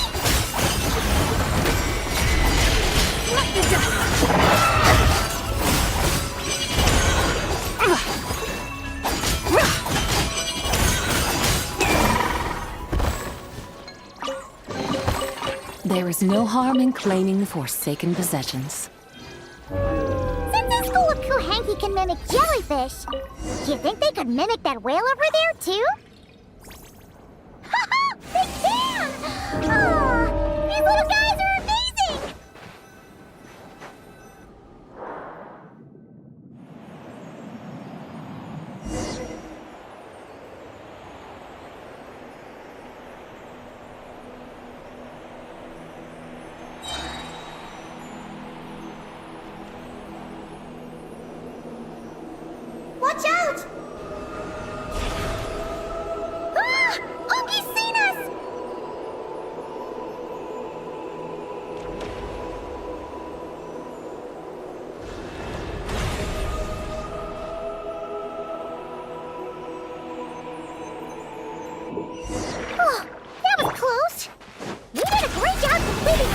No.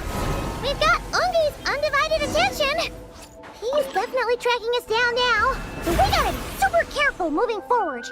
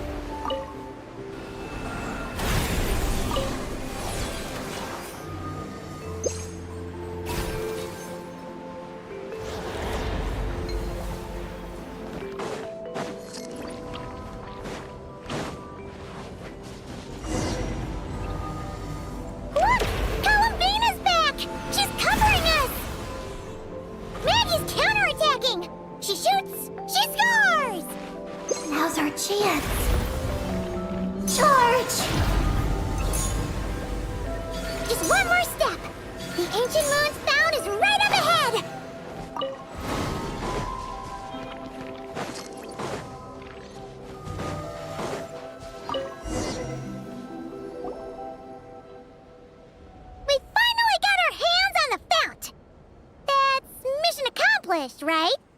I sense... So, you don't No. This is an energy entity. Ungian and Maggie's this lunar sea. Lunar Villa? It's, Hide the moon? Whoa! The exact principles are Luceline successfully experimented with them. Oh! That's right. A massive veil generator. That is because before the veil could take shape, an entity from beyond the stars pierced it, only deep underground. Wait! A being from beyond the star? No one anticipated the entity's arrival. Luceline had designed the... So... Look out! Oh no!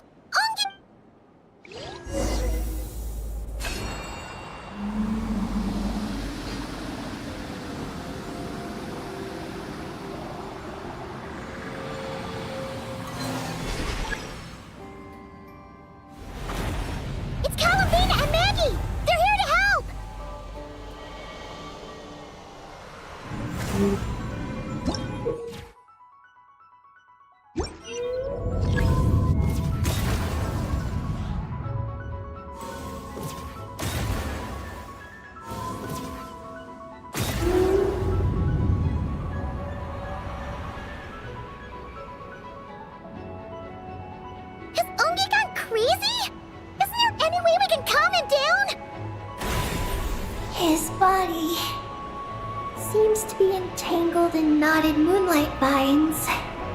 Is that what's driving him nuts? Traveler, could you try removing the vines? Up there! Look out!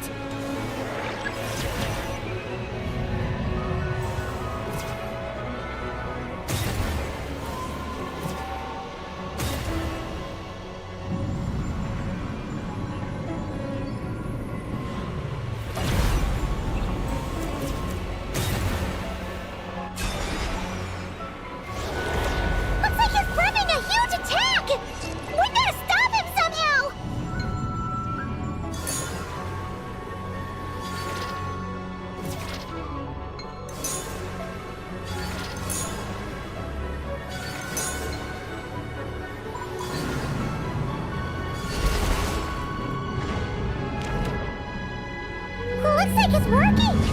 Come on! Let's get rid of those vines! I've got you.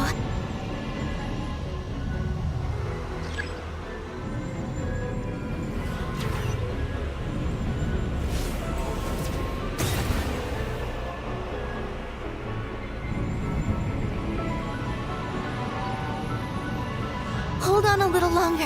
Maggie's shaking him off.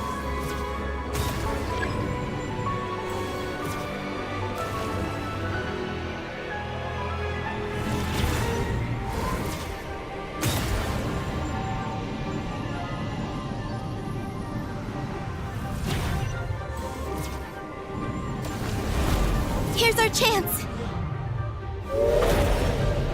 Look! More vines! Quick! Clear them out!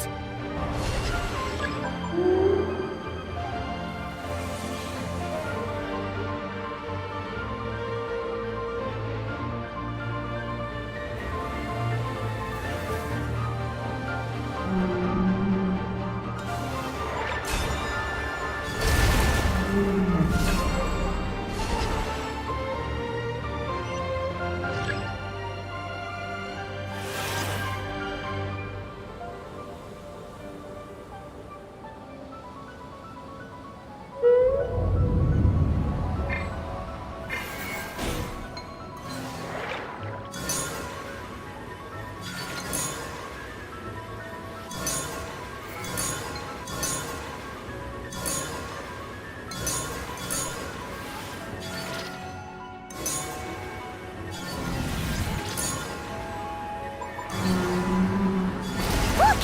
Vines are sprouting from Ungi's head! Quick! We gotta remove them! Huh? Is Ungi running away? Oh, where'd he run off to? Down below. Keep up with the little ones.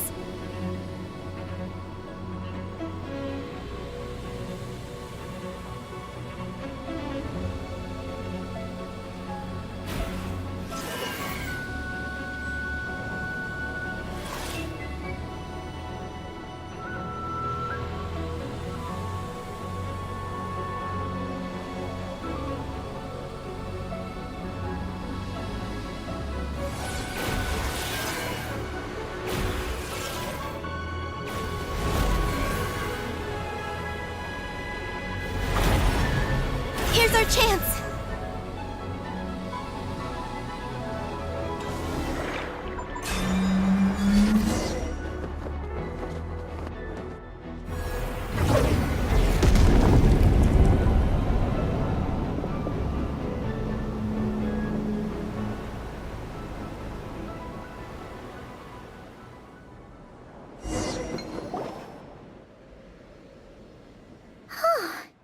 He's still in pain. It's because of the he and I. His body has information. Do you remember how there were... You mean... he was the... Yes. But you'll be putting... Paimon, she was born on the moon. And she did everything possible. I don't think she... But Callum, Paimon's worried...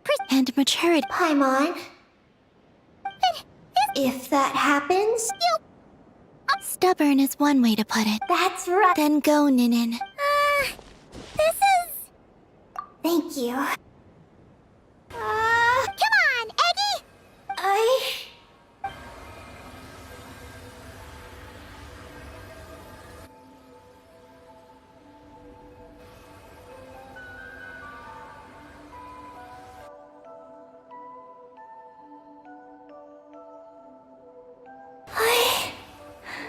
Looks like... Thank you. All right. What happened? I'm curious too. It all comes back to that mysterious signal from deep space. But, even so... Wait! He finally did it?! From the depths of space. Far, far away from the moon. So far away that but Ungian, the life scientist... Wait!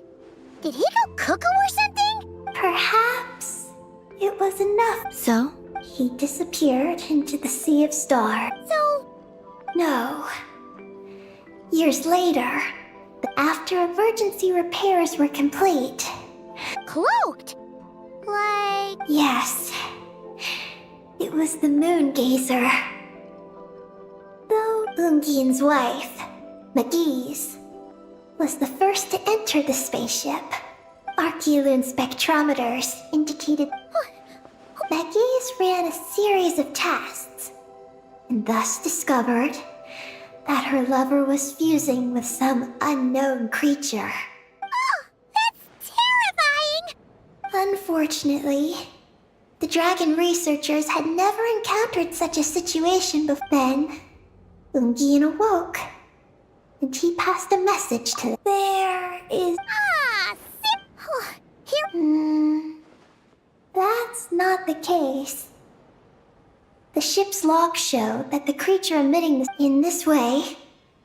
What a surprising turn of events. It seems that So?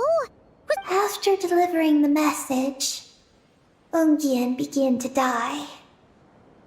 But one that could convert a life form into... Oh! So... To an extent... She saved his body, but... Ungian's conscious... From then on... She devoted all... Then... She requested justice with Ungian. So this is your... If that's the case... I think that Luceline may have been... Did he also establish a research facility somewhere? Oh? Did you...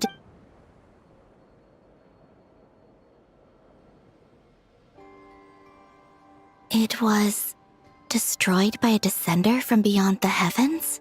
In that case, I fear the great ruler of the firmament, a veil that could obscure the moon. Yeah, like some sort of... But his research institute has already been destroyed. My guess is just the opposite. Huh? Why As you can see, apart from the lunar sea itself, none of their survival doesn't seem in line with... So, you're saying that Luceline Yes. He might have struck a bargain using the fruits of his research, and fall... That makes sense. I do know of one other place on the moon. If Project Moongaze... However, Ninin, is there something among your kind? Oh, that's true. Now you mention it, Heki's buddies all... Don't worry.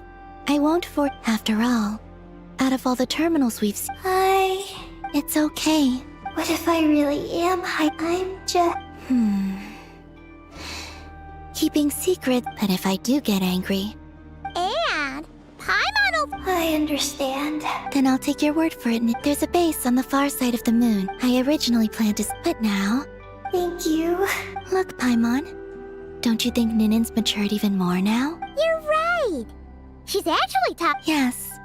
He taught me that. Well then. Follow me when...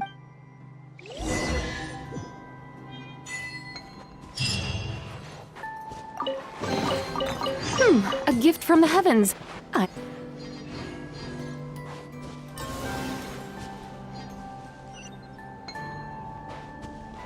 Are you ready? Let's go then.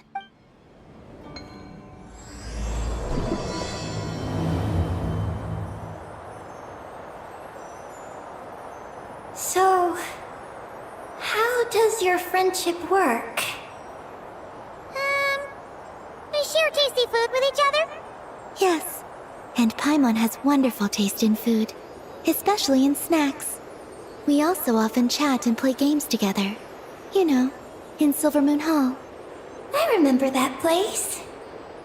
It is beautiful. And there are other Kuhenki there. Though I neglected to make friends with them. That's because you had your mission on your mind and nothing else. It's okay, though. We'll just get Columbina to introduce you once we're done. I can do that.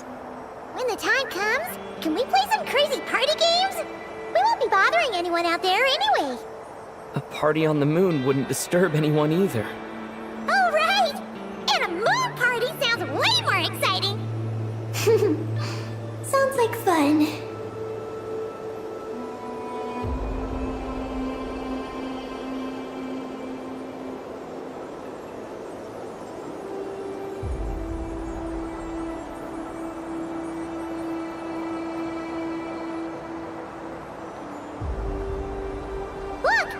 Looks like there's something up ahead! We're almost there.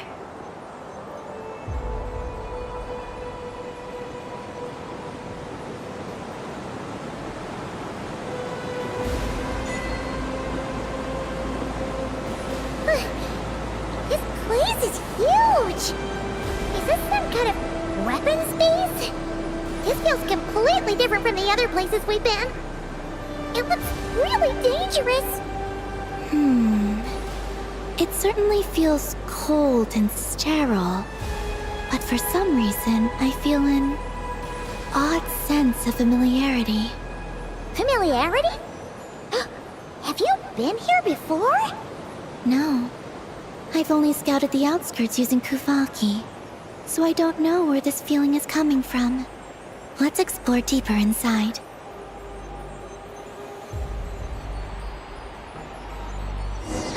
Something's coming! We gotta scoot!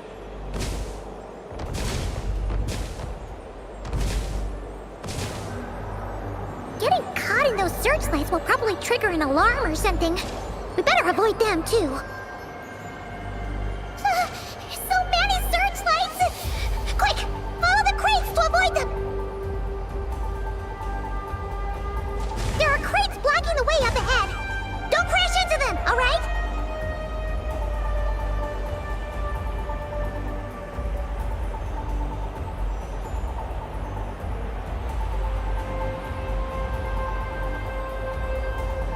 There are too many searchlights up ahead. Let's find another way around.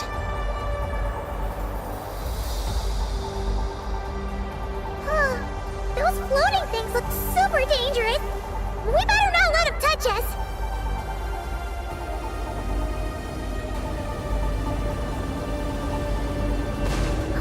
And another searchlight! Good thing there are more crates here, too! Quick, let's follow them!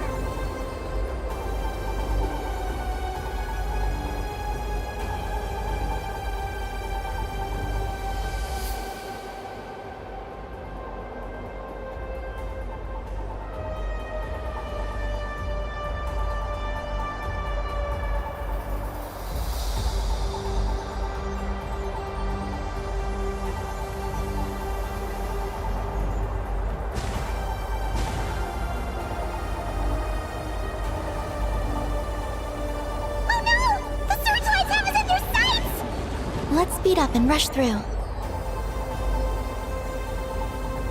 Look! Is that the entrance?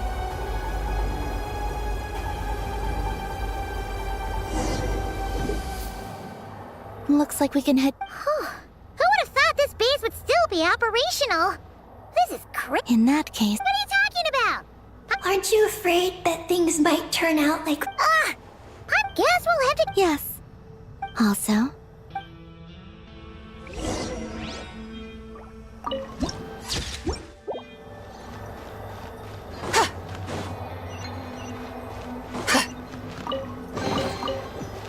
A gift from the heavens. I shall gladly accept it.